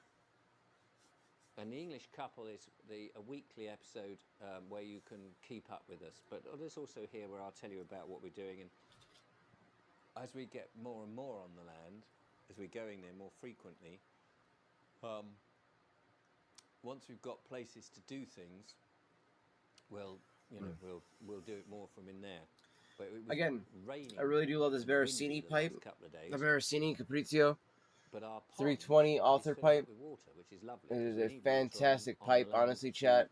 water But the plants. the biggest thing too So is that's that really its what it's airflow for, is it's a so kind of nice and reservoir. smooth. But it will be It makes it so easy to a smoke wildlife a big fat bowl attraction as like well. this. So that would be lovely to sit there in the spring, whenever, or on, you know, even in the winter, really, and see what kind of nature comes to it. It's not a big pond, but because you know, there's only the two of us and shovels.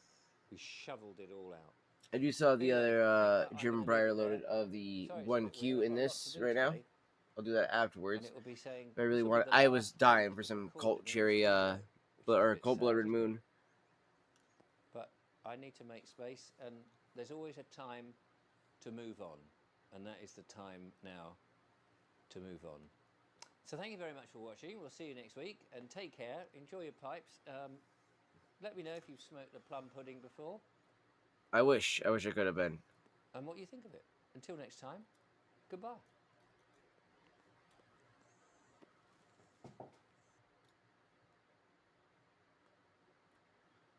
And the poor dude also hurt himself. At 62 years old, he's got to be careful. He hurt himself, and now he's been taking a break now. So we'll see if he actually does another video here soon.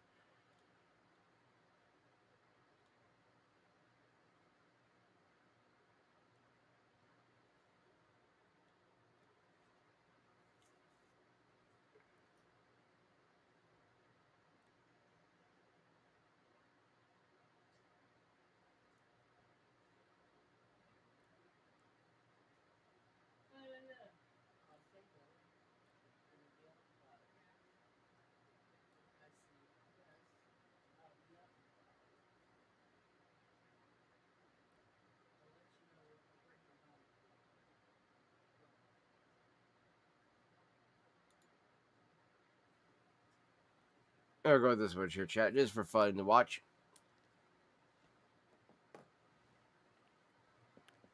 Well, hello again, and welcome to another of these pipe smoking videos, becoming a bit of a theme now. That was before he Well, called it him and his pipe. As they say, do the housekeeping. The housekeeping today is I'm smoking a little pipe, tiny little pipe, delicate little pipe that I got from a chap called Andy. And Andy, if you're watching, I And a know lot of you these texted me the guys, other I've day noticed saying, too, they'll "Can I only get smoke you a maybe few 2 or more 3 pipes pipe for bowls me?" a Which was day. very, I'm very smoking kind of 12 him. bowls a day, I think probably. 1970s. That's maybe a little overkill. It's got It's honestly more like, nice like 5 or centre 6. and made in Italy.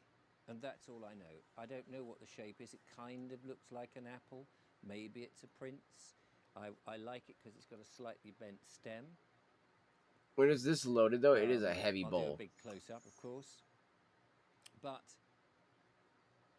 it's a beautiful little pipe. It doesn't take a lot of tobacco. I do like that. That is a pretty pipe. It's very lightweight.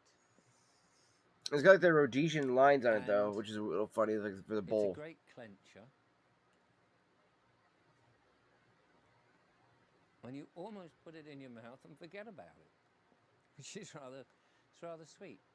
I haven't got a huge collection of pipes. I've been noticing on YouTube, of course, there are lots of people who do these pipe videos, and I keep looking at other people to see what sort of content they're doing and what they're talking about. A lot of pipe tobacco reviews, and a lot of people saying, "This is my collection of pipes." And oh my goodness, some people are just incredibly overwhelmed with pipes.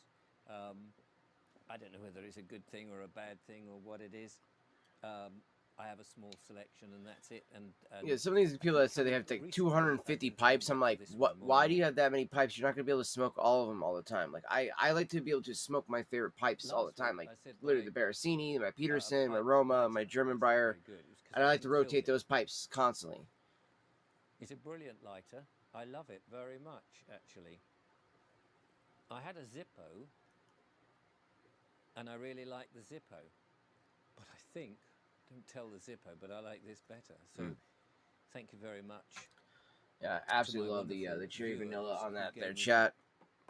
That is a So I'm absolutely smoking, I'm still stupendous smoking what I was tobacco. smoking last week, Like which is the fact that American blend we only have Colt's by, Blood Red Moon kills me I because they did make some always other forget the blends that name I of am the, dying what to are get they my hands called? on. So if anybody has Hogarth and parts of those Doodah. at I've all, covered it please, up now. please, by any means, send me some of that As you know, tobacco. I I will covered gladly up take it. the horrible message. So I've It is just scrawled a on there delicious American looking sets they blend. have there, of mostly of vanilla vibes. And I would And love to it's try chopped it, especially because tobacco. like how good their vanilla Anyway, is in their tobacco. Like they know what but the I fuck have they're been doing in when a it comes week to adding a vanilla. Every other company I feel like that's added vanilla, other mixing it than with my mixture, you know not mixing it Kernel literally and as Deal, in especially with reblending not it, only but just their vanilla, mixing but their like vanilla one and their pipe bowl maple. will be this because it's very Nobody does it like they do. smooth Nobody. and light. And then my mixture 965, Peterson's my mixture 965, which is a much headier, fuller bodied, it grips you by the throat Giggity. mixture. And what I have found this thing. You said it grips you by the throat. I was like, giggity. Oh, and I'm drinking a cup of coffee with cream. I do like real cream, like double cream and coffee. Delicious. Do a little nectar collector out of that. That's still got some like residue in I that talked one, about chat. raw milk in a previous one, didn't I? I like drinking with raw milk, but I had some cream to use up. Anyway, so I had this theory that you should buy a tin of tobacco and then don't open any others, don't let them go off, don't let them sort of oxidize or whatever it is they do, and go through them very methodically, one at a time. Ow! And so I've been trying that. I thumped on the bowl I have piece. been alternating because I found actually, although I like certain tobaccos or certain blends, I was getting bored after a while going. Exactly, you "Yeah, get bored it's with the just same one blend. And I've realised that that's why a lot of people have a lot of tobacco. Mhm. Oh my goodness, I mentioned this last time. People were giving each other tobacco, and I sort of said, well, it is extremely expensive in the UK. If you gave somebody, I don't know, 5 tobacco tins of 50 grams, that's 100 quid's worth, isn't it? So that's a generous gift. This is very generous. 50 gift. grams is only is $100 worth. And 50 I've been grams lucky is to an be given ounce. 2, and I'm smoking $100 worth for alternately. tobacco. Yeah, I'm sorry, that's expensive And over there in UK. I found that actually, variety is the spice of life. That's what he just said was $100 for about. You said if you gave somebody Express 5 that tins something as, I mean, of tobacco or 50 grams. I think he meant to say 50 ounces or 5 ounces. I think he meant to say. Even still, for 5 ounces, 100. Fuck that, dude. We don't even spend that much money for 5 ounces. Yeah, dude. Holy shit.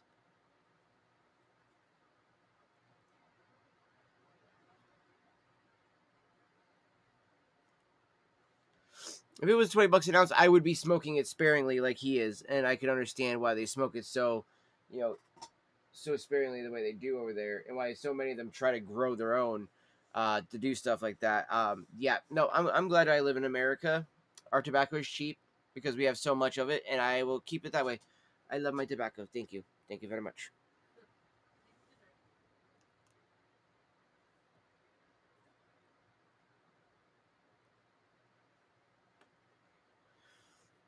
Like, we gotta look it up.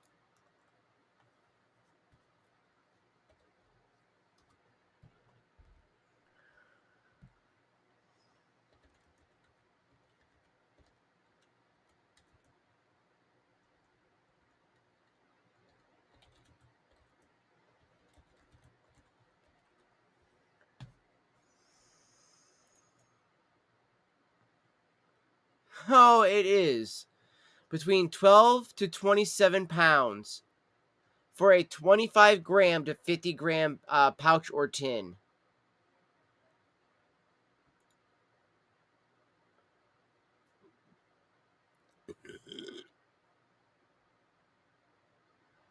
Oh, and then even the higher graded ones, 100 gram tins, $40, 40 to 47.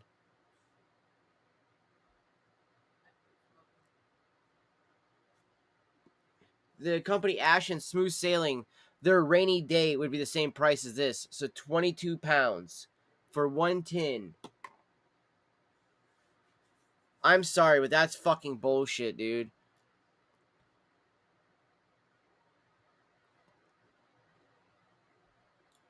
That's why I'm glad we have, like, ours is like, I'm bitching over here about 20 cents And added tax to ours. one of the things. So it's like $8, $4 for ounces around here. Yeah, like, okay, so like, so yes, if I go online, can I find ounces obviously like this that are more expensive? $13 for an ounce, like, well, nearly 2 ounces. Sure, but just like if I'm going to the store, let's see, a Cornell and Deal. Okay.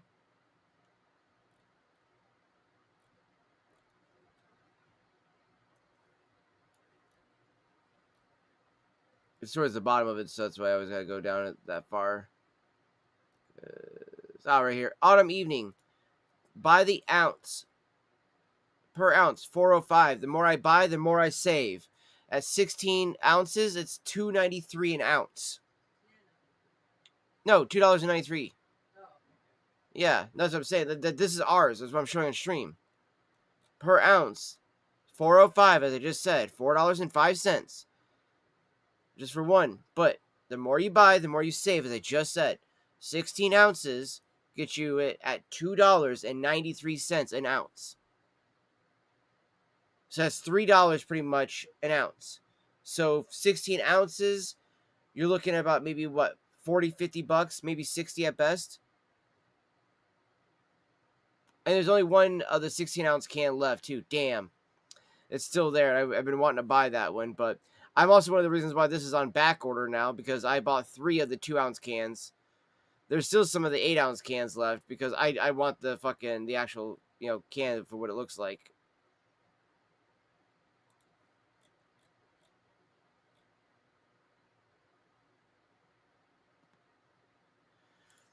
But yeah, so like Lane LL7, some creamy vanilla with caramel, right? This is a really good one. I would love to get this one as well. Some Lane LL7. Oh, I don't know. Fucking $2.92 an ounce. Oh, you want a pound plus a lighter? $41.50. So yeah, get the fuck out of here, UK, with your bullshit.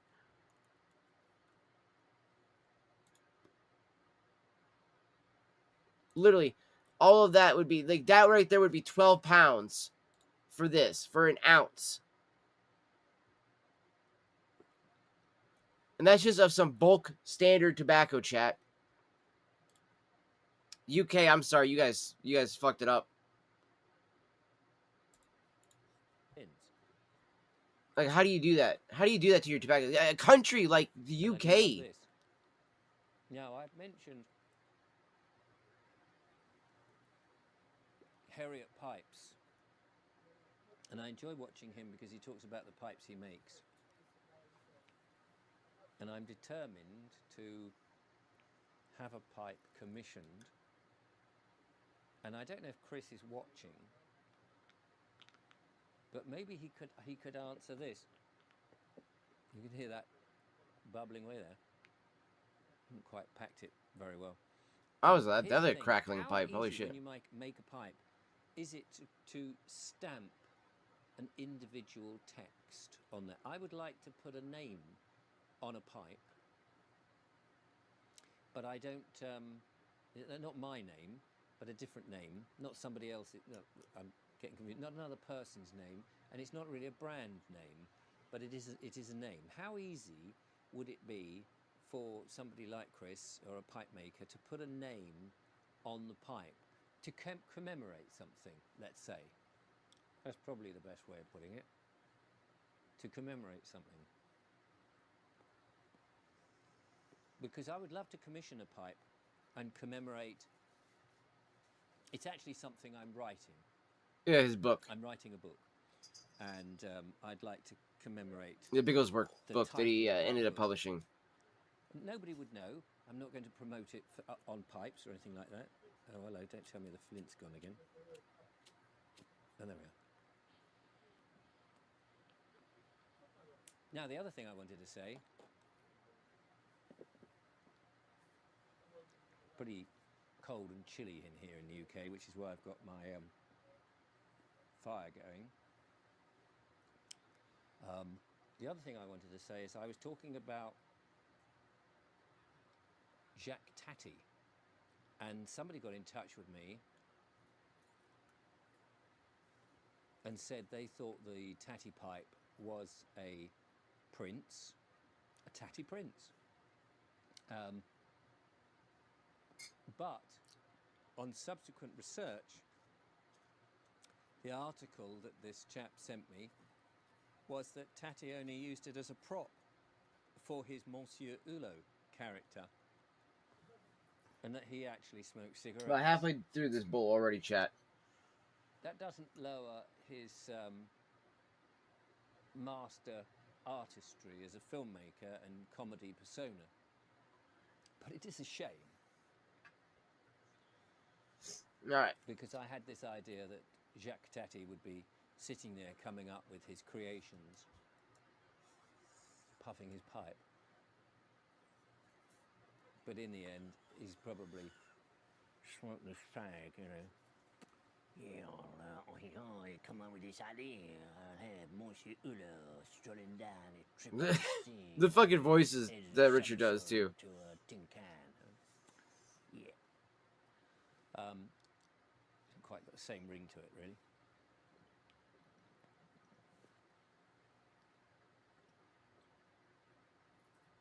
I bought Julia a pipe, as you know, and she's enjoying that pipe, Meerschaum. My Meerschaum I've been smoking, and it is slowly colouring now. And I had a Meerschaum, I mentioned this before, and I have not found it. I have not found it. But the thing about that Meerschaum was it was pre-coloured when I got it. And this Meerschaum is, well, it is now going into a sort of vague yellow. So it's going to need a hell of a lot more smokes, which is fine. Absolutely fine. I have a tin of black Cavendish to smoke, and I'm wondering, yet to be opened, and I'm wondering what blends I should get over Christmas. Now, a few people have mentioned a few blends, and thank you so much for that. People have mentioned the blends that I thought, like St. Bruno and Clan, I thought were, you know, common or garden, everyday, just a bit like your bland blends. But some people say, no, no, no, Richard, you've got that wrong. Those blends, they're here, and people still like them because they're actually really good. That's why I like And Prince I Albert. I mistook the fact that because they were popular, that they were a bit, you know, beneath me. So Pipe went out.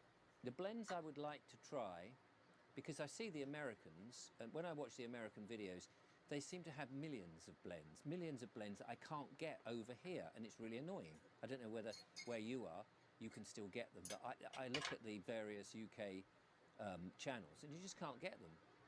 And you think, well, where do I get those from? That's gotta So be I rough think too. what I need to do is to go through some of the ones that you can get and try them out.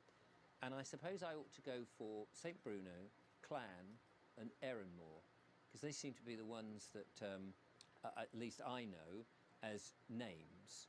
And then the more obscure ones, like like the American blend that I'm drinking, supping, enjoying, tasting, and all these others and the mixtures and things, and then to go for those. But what would you recommend as a Christmas The blend? moisture Not that has necessarily come out Christmas Eve, so hard what on would you this chat. recommend as a Christmas It blend is so glossy would and be shiny. the thing I should go for next? It's so hard to show it Or on would you camera, but it is recommend definitely that I don't go for the definitely big moist. names and go for something more obscure? I'm in your hands.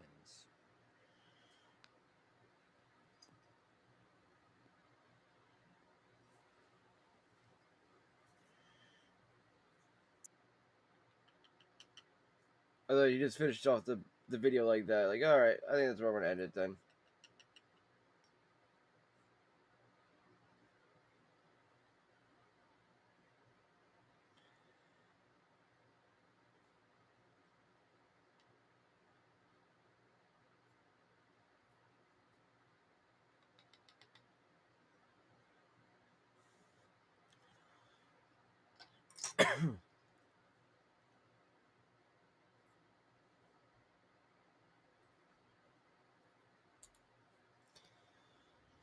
How many tins of pipe tobacco should you store? Oh, like this guy, the Sell Hobbiton Piper. He's a big fan of stockpile. hobbits and stuff like that. So he does all that.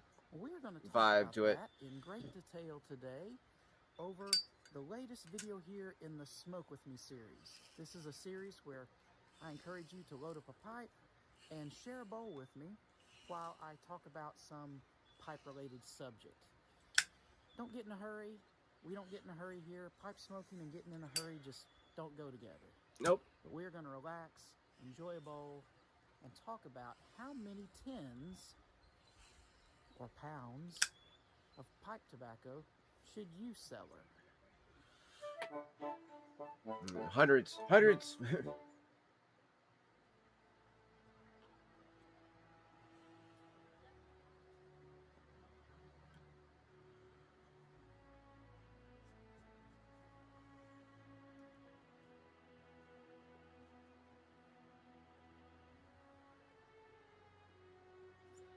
Welcome back, Pipers.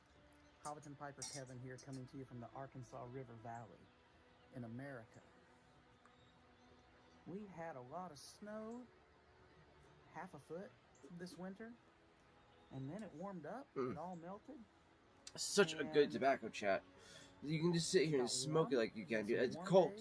Seriously, It's gotten cold again. I would love to get We're gonna have some more cold like a weather, lifetime like- supply of this tobacco But I right wanted here. to That gather with you today and some autumn evening. and talk about a subject that comes up fairly often.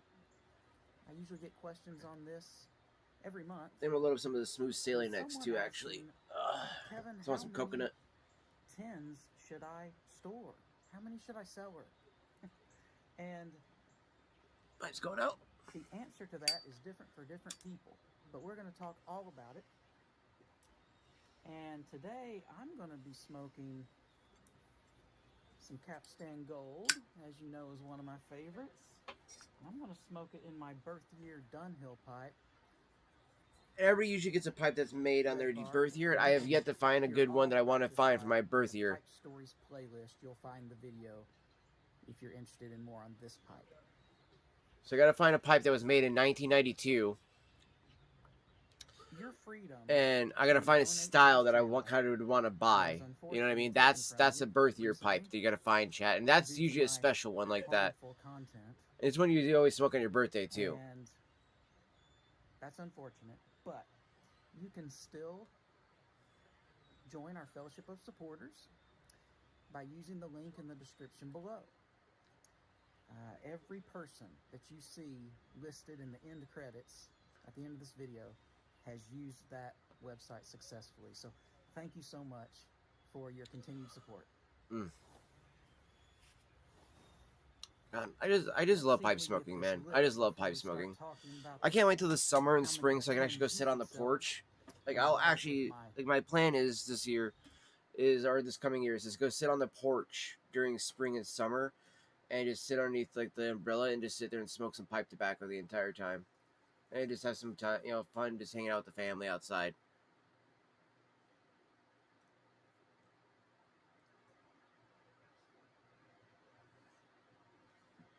Because we have a beautiful little outside setup.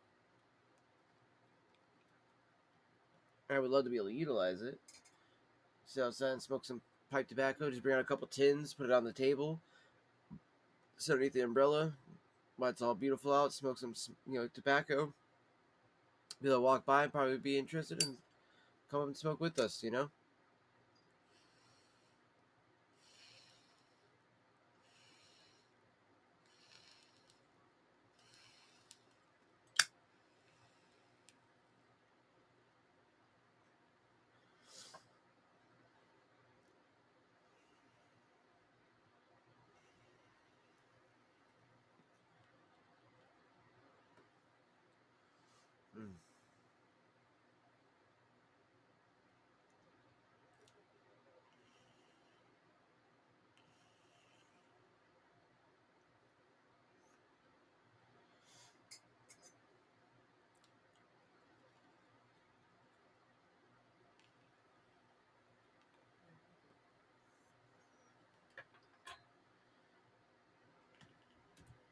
Am Corona Old Boy. I think it's called Chrome Pinstripe.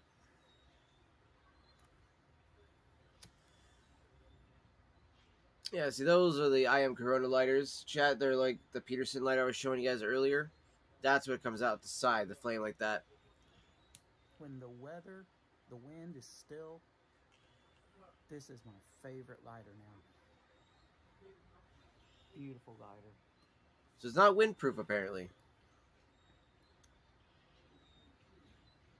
You can find my entire Smoke With Me series in the playlist section, where you can just relax and enjoy your pipe and have someone to listen to. That's what I like doing too, honestly. Things you're interested in. Exactly. That's why I like doing these videos with everybody as well too, chat, because I like sitting here and just talking about tobacco, talking about pipes, cigars, smoking in general, cannabis, video games, all that kind of stuff like that. And you talk about things like that you enjoy while you're smoking a pipe, and it's a very pleasant and pleasurable experience that's very hard to replicate in other ways. It really is.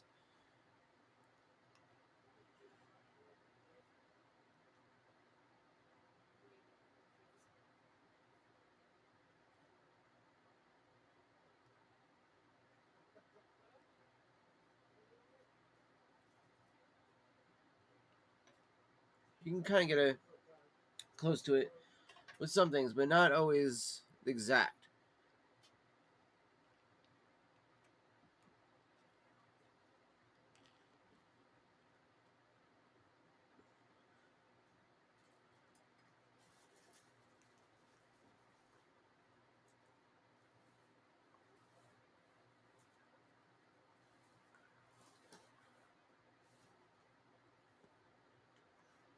Mm.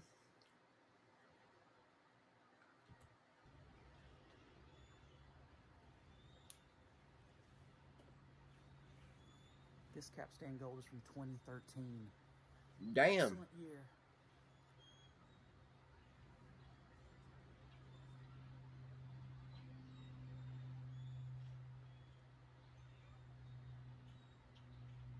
Pipe smoking is a hobby for some, a lifestyle for others, a combination of the two for many.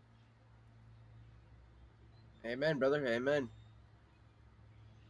But how much you are able to invest in the hobby is greatly dependent upon your disposable income. True that, This yeah. is not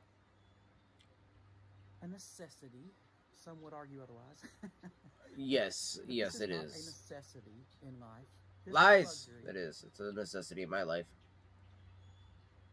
And there are other things that are going to take priority in your life.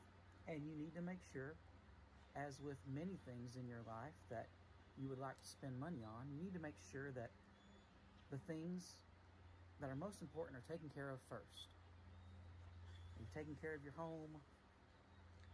This is doing true, well though. at your job, taking care of your home, taking care of your children if you have children, taking care of the needs of the family or of yourself.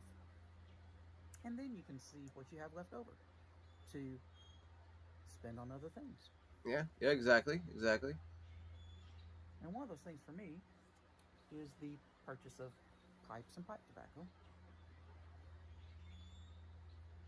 And at different stages of my life, I had different levels of disposable income. I'm getting a little bit older now and a little more stable to where I can make more purchases than I used to be able to comfortably. But I think I'm also more responsible with my funds than I used to be as well. So it's an interesting dynamic. This is true. Sometimes as you get older, you get a little bit better with your money, and sometimes you don't. He's only got 19K subs too, so it's not like he's making big fucking YouTube bucks either. But first, You know, we need to answer but the question. I guarantee he's why probably would got you some want to decent little bit of money making from these and stored it up. pipe tobacco in the first place? Because early on, I would buy some pipe tobacco and I would smoke it. And then I'd go buy some more and I'd smoke it.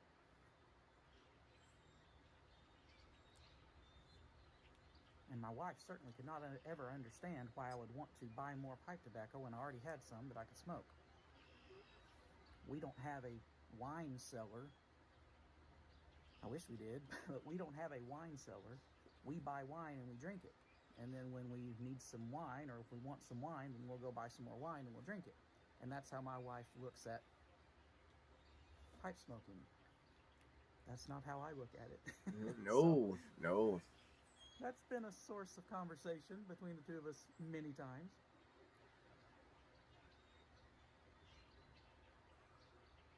But there's a couple of main reasons why you want to store pipe tobacco. Let's mention it's The smoking first with a one good is glass of wine, it's too. never going to be Ooh. cheaper than it is today. It's just not. It always continues to go up in price, and due to continued regulations and increased taxes and whatever it may be, depending on your area of the world, it's likely never going to be less to purchase it than it will be today. So if you buy today, you have some on hand. When you're ready to open another 10, you already have it. And if you go and look at the price today, you'd be like, whoa, I'm glad I got it at the price I got it at several months or years ago. So that's one reason. Yeah, true that, true that. Another reason is because many blends will improve over time. You see, these manufacturers, they have to sell this once they create it to make money. So, and it costs them a lot of money to store it themselves in large quantities. A lot of taxes, a lot of storage space. So they're going to create it and they're going to sell it. And it's going to be up to you, the consumer, to age it. And many pipe blends dramatically increase in quality and flavor profiles with some age. Many Virginia blends, you will see significant improvement in just a year or two. And then another big turning point maybe at year 5 or 6. Some need 10 years. And then you're like, wow, now this is great. This is exactly where it needs to be. Just needs some time to mellow out. Needs some time to meld together over time. And there can be great benefit in aging some of the pipe tobacco that you purchase. Smoking it down the road, it'll be even better than it was when you purchased it.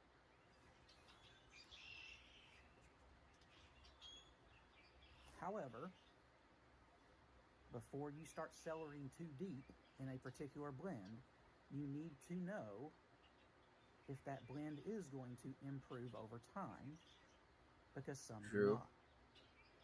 Some actually get worse. And I don't have a list for you to say, here's the ones that age great and here's the ones that get worse. I don't have that for you to present to you. Damn but it. I can say, as a general rule, that your blends that are primarily Virginia blends, particularly straight Virginias with very little toppings or casings, some Virginia Periques, these tend to age beautifully when stored properly. We're going to talk about that too. There's no use having all these tins if you're not storing them properly. If you're storing them out in some outdoor shed or in some garage that has big hot swings in the summer and big cold freezes in the winter, and your pipe tobacco is going through all this temperature fluctuation over the years, you're going to ruin your stock. You're going to ruin your stockpile. You've got to have it in a temperature-controlled environment. 65 to 75 degrees, like the inside of my house. Stays about 65 to 75 degrees year-round, depending on time of year, how much we want to run the heat, how much we want to run the air conditioning. But it's indoors. All my stockpile is indoors, and it's temperature controlled. So I don't have to worry about those big temperature swings ruining my tobacco over time. But I'm getting ahead of myself. Let's go back to these blends that may or may not age well over time. You need to know what those blends are. Because some blends, particularly aromatics, tend to struggle over time. And the reason for that is because these topping recipes, the flavorings that are added to these aromatic blends, they are created, by and large, to be great now, to taste good now. And unfortunately, as those sit for months or years, sometimes those topping recipes just don't age well. Some of them turn sour. Some of them turn almost rancid, and many of them just taste flat. They taste quiet. They don't taste as vibrant as they did when you first opened them. They don't smell as vibrant in the tin when you crack the tin. So, cellaring a blend like that deep in your cellar may be disappointing 5, 10 years down the road when you go to open it. Be like, well, that's not the way I remember it when it was fresh. Yeah, well, I plan to only sell this for just a few months. None of this will be years. I'll be planning to buy more and more and more over the course of my life. The big bulk stuff that I can, stuff like that, the English blends, those will be different. Yes, those will be cellared for years. But aromatics, no, I don't plan to cellar those much. Aromatics, I plan to use up right away. Something like this, though, like Sanctuary, I could definitely like get like a couple pounds of this and cellar that. You know, that's a non-aromatic. Around 2017, 2018, McClellan closed its doors forever. And all of the wonderful McClellan favorites were no longer available to purchase. And many of us mourn the fact that we did not stockpile, store those, purchase and cellar those. Yep. When we had the chance. Yep, I've heard about that because I wish I could have gotten into this with that time. Yo, how's it going, Shep? Good to see you, fam. Good to see you. Sutliff, the acquisition. We found out which blends were going to continue to be produced, and it was a very, very small number. And the rest of those, for now anyway, you just woke up? Oh, damn. No longer be available, and they were favorites of many. This is why I hate STG for that. Took stockpiling seriously when they had the chance. They have their favorites in their cellar, and they will be able to enjoy those over the years. Yep. So that is a third reason why it is wise to buy now, cellar, and stock up. Exactly. Again, you gotta be careful with the aromatics because they're not gonna last as long. So just enjoy them as best you can. But the English blends and stuff like that, non-aromatic blends, all those things like that, enjoy those and cellar them as best you can. Should you cellar? Well, that again depends on how much disposable income you want to put into it. But I will tell you what I did. All of it. I'm just kidding. Very little disposable income when I started, and slowly grew this over time. The first goal that I had was I wanted to figure out what my favorites were. You really need to know what your favorites are. In my opinion. Yeah, no, I agree with that. Yeah, 100%, Chet. Money to throw toward it, anything you want. That's how I found out about Colt. Like, you know, Autumn Evening was my favorite. You know, my Autumn Evening was absolutely my all-time favorite for the tobaccos. Right here. The bulk version of it so far. That's why I'm excited to try the tins are going to be already aged, kind of like a bottle of wine would be already aged. But think about it this way, like this is like going right to the vineyard and getting it fresh, right? And then you get the bottle of it later on at the store. That's going to be an aged bottle of it, right? So that's ideally what we're doing when we get a tin of tobacco versus the bulk. So I got bulk Autumn Evening right here, and this has been my favorite tobacco of all time outside of Colt. Just like, you know, just like my Peterson pipe was my #1 favorite pipe before I got the Barricini pipe here, which this is now #2 with Roma Raposa being #3. So these 3 pipes right here are the top 3 pipes for me.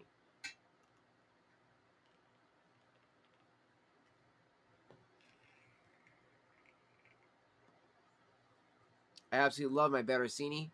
It is a fantastic pipe. But just like I loved this as #1, well, once I got to try the Colt Blood Red Moon fresh, yeah, that replaced it real fucking quickly.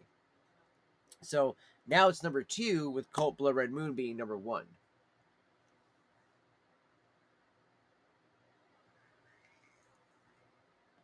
which that's what we're smoking on right now in the Barasini, a number 1 and a number 1. You know what I mean? To figure out what those blends are. I have a video on how to choose the right blends for you. Go look that one up and listen to that. Go through that process. And then, hopefully you'll kind of know what your favorites are.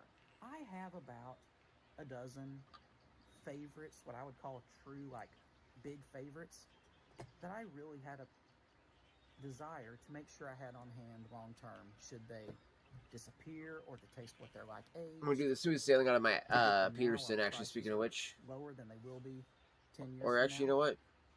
So, No, let's do it out of the Reposo, actually. I haven't done that one out of the Reposo much. I think only one bowl once. Dozen is with you, so make sure to subscribe. Hit the like button too, by the way, if you haven't already. If you enjoy the Smoke With Me series. I'm having a little trouble keeping this lit today talking. I didn't let this dry at all, and didn't think I would need to, but... Yeah, I just don't even care about drying out my tobacco much at all, chat. I'm willing to let it smoke wet.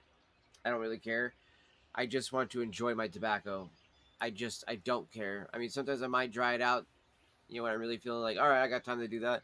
Otherwise, I just want to smoke. I just want to enjoy my fucking tobacco. So for those dozen favorites or so, my goal was to... I am gonna smoke some of these two up, these cows, but I really want some Prince Albert here too. I'm actually craving that burley. Like I said earlier, it's either between Prince Albert or So for Capstan Gold, for example, did that or my apple crumble. To do it all at once, and I acquired 10 of these. These are 50-gram tins. If it was a 100-gram tin, like this old Gowrie, my goal was to acquire 5. Seemed reasonable enough. Couldn't do it all at once. But over time, that was my first goal. Now, why? Why 10? Is it just because it's a easy number to remember? No. The thought process was, if these blends were to become extinct, if they were to go out of production, I would have the ability to enjoy 110 per year for a decade. That is a good idea. Wow, good idea, brother. Capstan Blue, for example, still in production. Smoke that as often as I want. I don't put that is something I am going to try to grab too. On myself when it comes to Capstan Blue. Yo, you've got to get over here on Rumble. Yo, I appreciate you being over here on Rumble as well, fam. I'm live on Rumble, Kick, and YouTube, and then we'll be live on Flashy coming here soon as well too, fam. So be looking out for that site soon. That's gonna be a fun one, especially with doing the authoring and the writing that I've been doing. Like, I've been doing a lot of writing, especially with this whole pipe smoking and stuff, right? I've been getting into cataloging things, and I kind of want to do my own pipe smoking book, right? Kind of like a nonfiction story about going into the joining into all this stuff like that. So, yeah, it's going to be a new site. It's going to be a very unique site, I'll put it that way. But I'm 100% excited for it. A lot of cool stuff. A lot of cool stuff in it.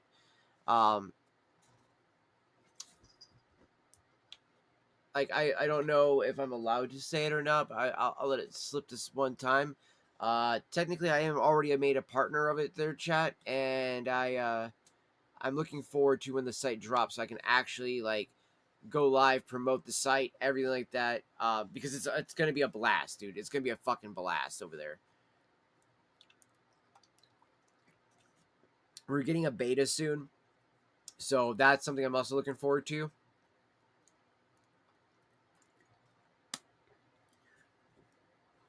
I don't know if the spots are closed. I know there is the owner on X was like letting the do signups on that stuff too. So again, I'm not supposed to say when. I'll just say that January sometime. Just know that January sometime. Okay, that's all I'll say. That's all I can say. I don't want to get in trouble for exposing stuff that I'm not supposed to expose. So. But I've literally been writing little like little things in these, right? So guys, these 3 little notebook things. I got one for cigars, the black one's for pipes, and this one's for pipe tobacco, the gray one, right? So then I also have the actual like review book. That's like an actual log book for like my pipe tobaccos and stuff like that. You know, so got that. But then I started actually like keeping a bit of a journal as well, documenting my experiences with the pipes, the pipe tobacco, smoking in general, cigars, all that kind of stuff, right? So it's my smoking journal. So, and especially as I've been hanging out with a bit of an older crowd at times too, because they're usually the ones that smoke the pipes the most and the cigars. They're the ones that were actually the ones that got me into wanting to do this, because they were like, dude, you should really, if you're going to be a pipe smoker, especially, they were like, you should keep a smoking journal. I was like, well, what the fuck's a smoking journal? They're like, well, a smoking journal is going to keep track of everything you've ever smoked, what kind of pipes you smoked, when you've smoked them, all these types of things like that, because it really helps you keep track uh, of the important parts of that. Like, oh, hey, have I smoked this, the cigar before? Have I smoked this, tin of tobacco before? Is it worth me buying again? That's the big thing you're really looking at it for, because then it saves you a lot of money in the end, by being like, okay, hey, I actually didn't like that, tin of tobacco that I bought, from XYZ company. So you know what? I'm not going to buy that one again. Oh, I didn't like that pipe that I got from so and so company, pipe maker. I think I'm gonna sell it, or I'm gonna give it away. So I won't buy another one from that guy. You know what I mean? So it's like things like that. So that's what a smoker's journal is supposed to kind of be a good vibe for. And I was like, and I've seen that a lot of people have taken their smoker's journal and made them into actual books. And so I was like, you know what? That's gonna be one of the ideas. We're gonna turn this into a book that I can actually publish. So making sure to make each bits of them actually more detailed and all this other stuff like that. And then depending on how I want to do it, will depends on like if we just release them as the book itself, or if we actually kind of like alter it and make some like stories out of it too. You know what I mean? Like just little short stories about those experiences. So kind of how a comedian will do about their life. They'll make their jokes about their life and some experiences they might have had. With their friends or family. So it's kind of around the same idea and same vibe. So, but I got a lot of hopes so for Flashy though, because like that's one of the things I want to do is like start publishing stuff like that. I could do that over there and start working on it, workshopping it with other people that maybe are pipe smokers as well, that might also end up using the site down the road. Again, I love that pipe smoking has kind of just made a huge comeback though in general. Like it's been something that like it was something that was super common way back in the day, and now it's finally making its own comeback, and I'm so fucking happy for that.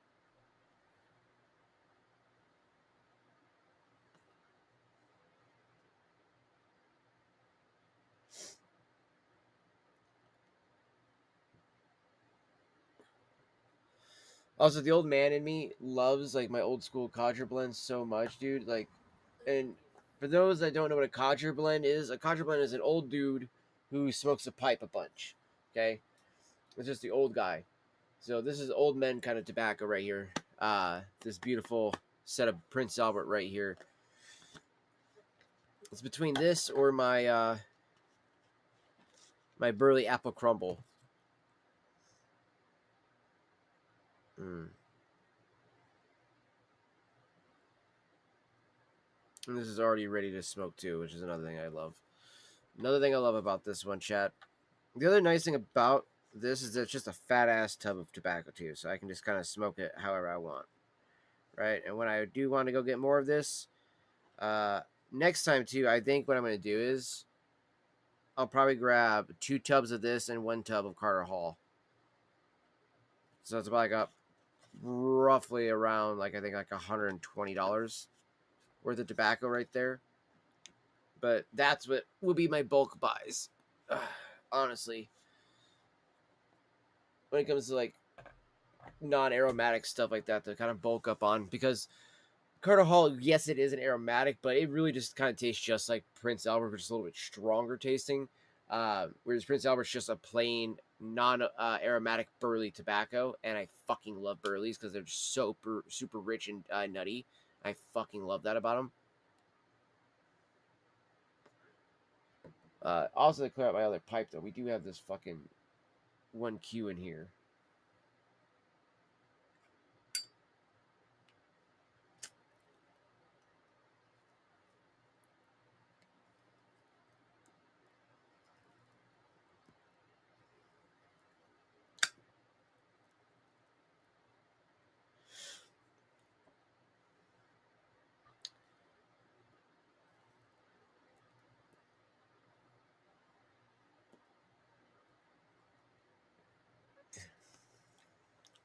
Before I get into loading up my smooth sail, this is the other problem sometimes too. Is like when you get down to the end of a jar like that, and you're about to fill it back up, and you gotta like get rid of the tobacco that's in it, and you have to sit there and load like multiple pipes. It does get a bit like, oh, son of a bitch! I wanted to load up my smooth sailing, and then I wanted to do some sweet killer neat. Then like I said, there's not enough hours in the day to smoke, chat. Not enough hours in the day to smoke for me.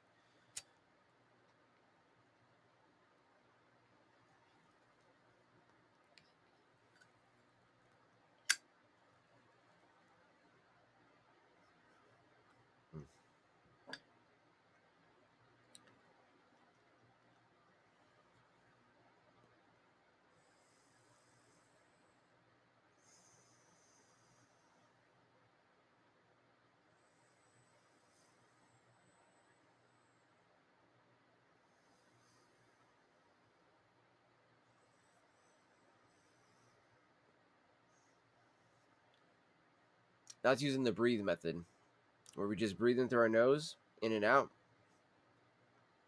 and lightly pull into the mouth.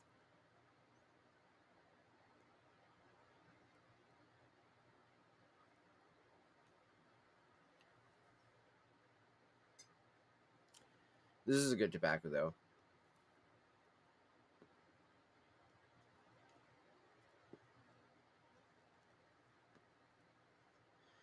It's a good basic starter one.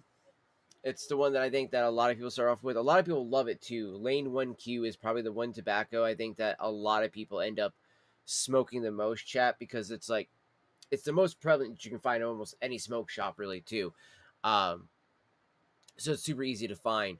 However, though, I will say one of the things that I love about Lane products is they got like the RLP6 caramel, chocolate, and vanilla all mixed together. That's a hell of a blend. It's kind of like my autumn evening maple, vanilla, citrus, and scotch. You know, uh, connoisseur's choice. You got coconut, rum, and macadamia nuts in that one. Oh, like I said, there's just so many good choices, man.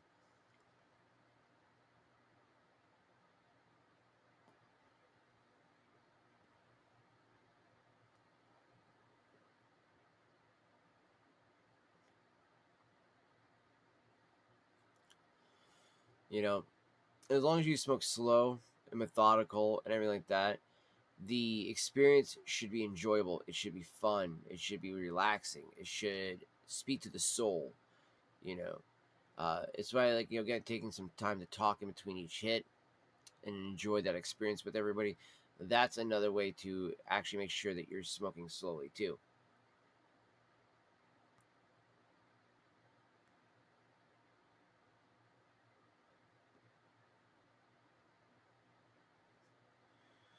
Mm. Very, very delicious. Very delicious.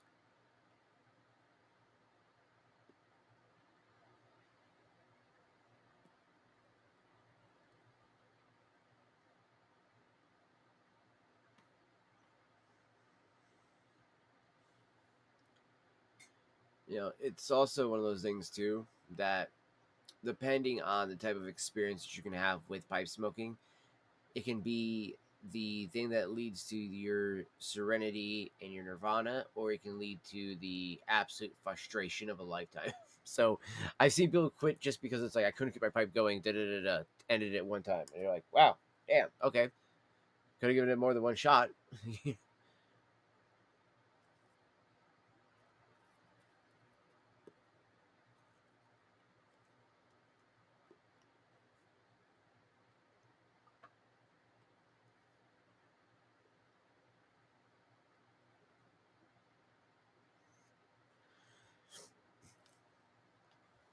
Mm.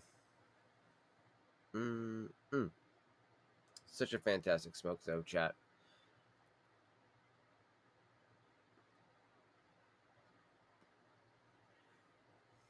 However, though, I think we're going to go ahead and wrap it up here, guys. It is already about 2 o'clock in the morning, and it has been about a 6.5 hour stream. So I appreciate everybody for stopping on through, guys. I love you all, appreciate you all, and I will see you all in the next one. Deuces, fam.